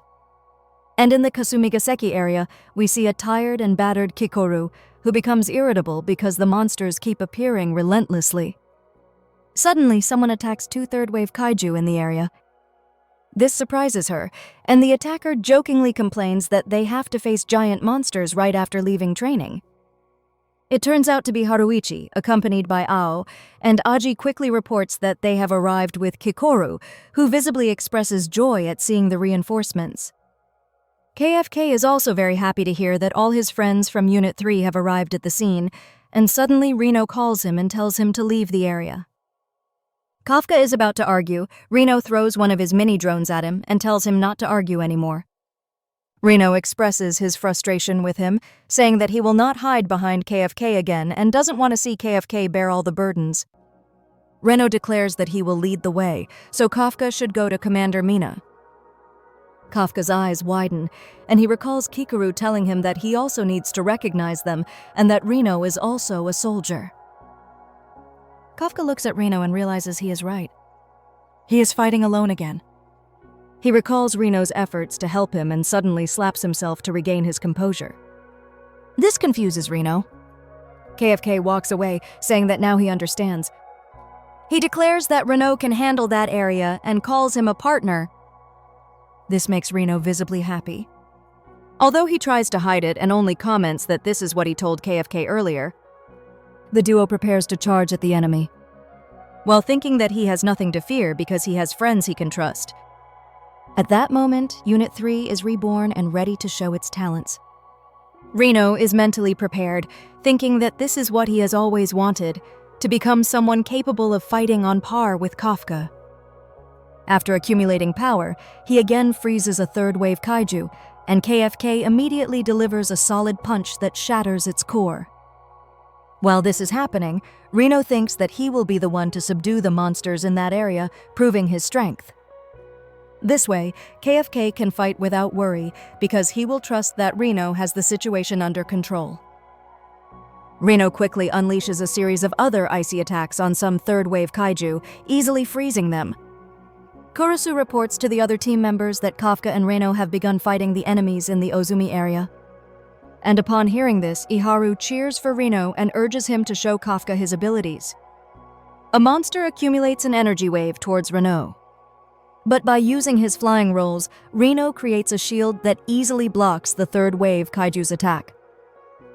To counterattack, Reno jumps behind the monster and uses his icy attack again. While in the air, Reno has a flashback and explains that he used to live believing that heroes were fictional.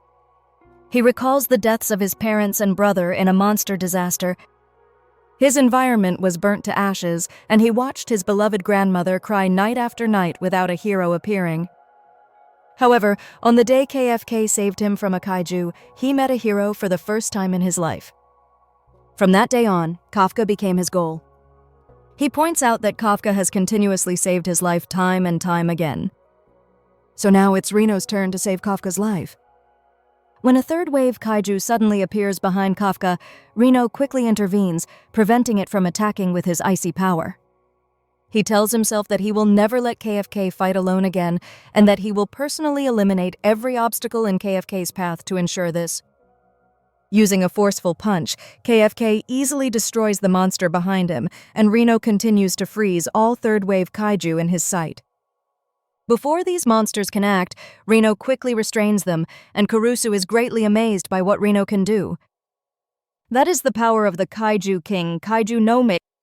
6. And we can also say that is Reno. Soon, only one third-wave kaiju remains. So Reno prepares to take it down. But unexpectedly, another monster appears above him, and Kurusu immediately warns him. However, the monster's attack hits Reno squarely, destroying the building he is standing on. Kurusu is shocked that a monster was waiting in the air, and he is also worried about Reno. Kafka catches his attention by calling Reno, seemingly unconcerned about his friend, and says that he will leave that area and entrust it to Reno. Suddenly, a giant ice shard pierces through the entire hand of the third-wave kaiju, causing its destruction. And it turns out that Reno is safe and responsible for it. Reno comments that he understands what KFK said and prepares to finish off the monster in front of him.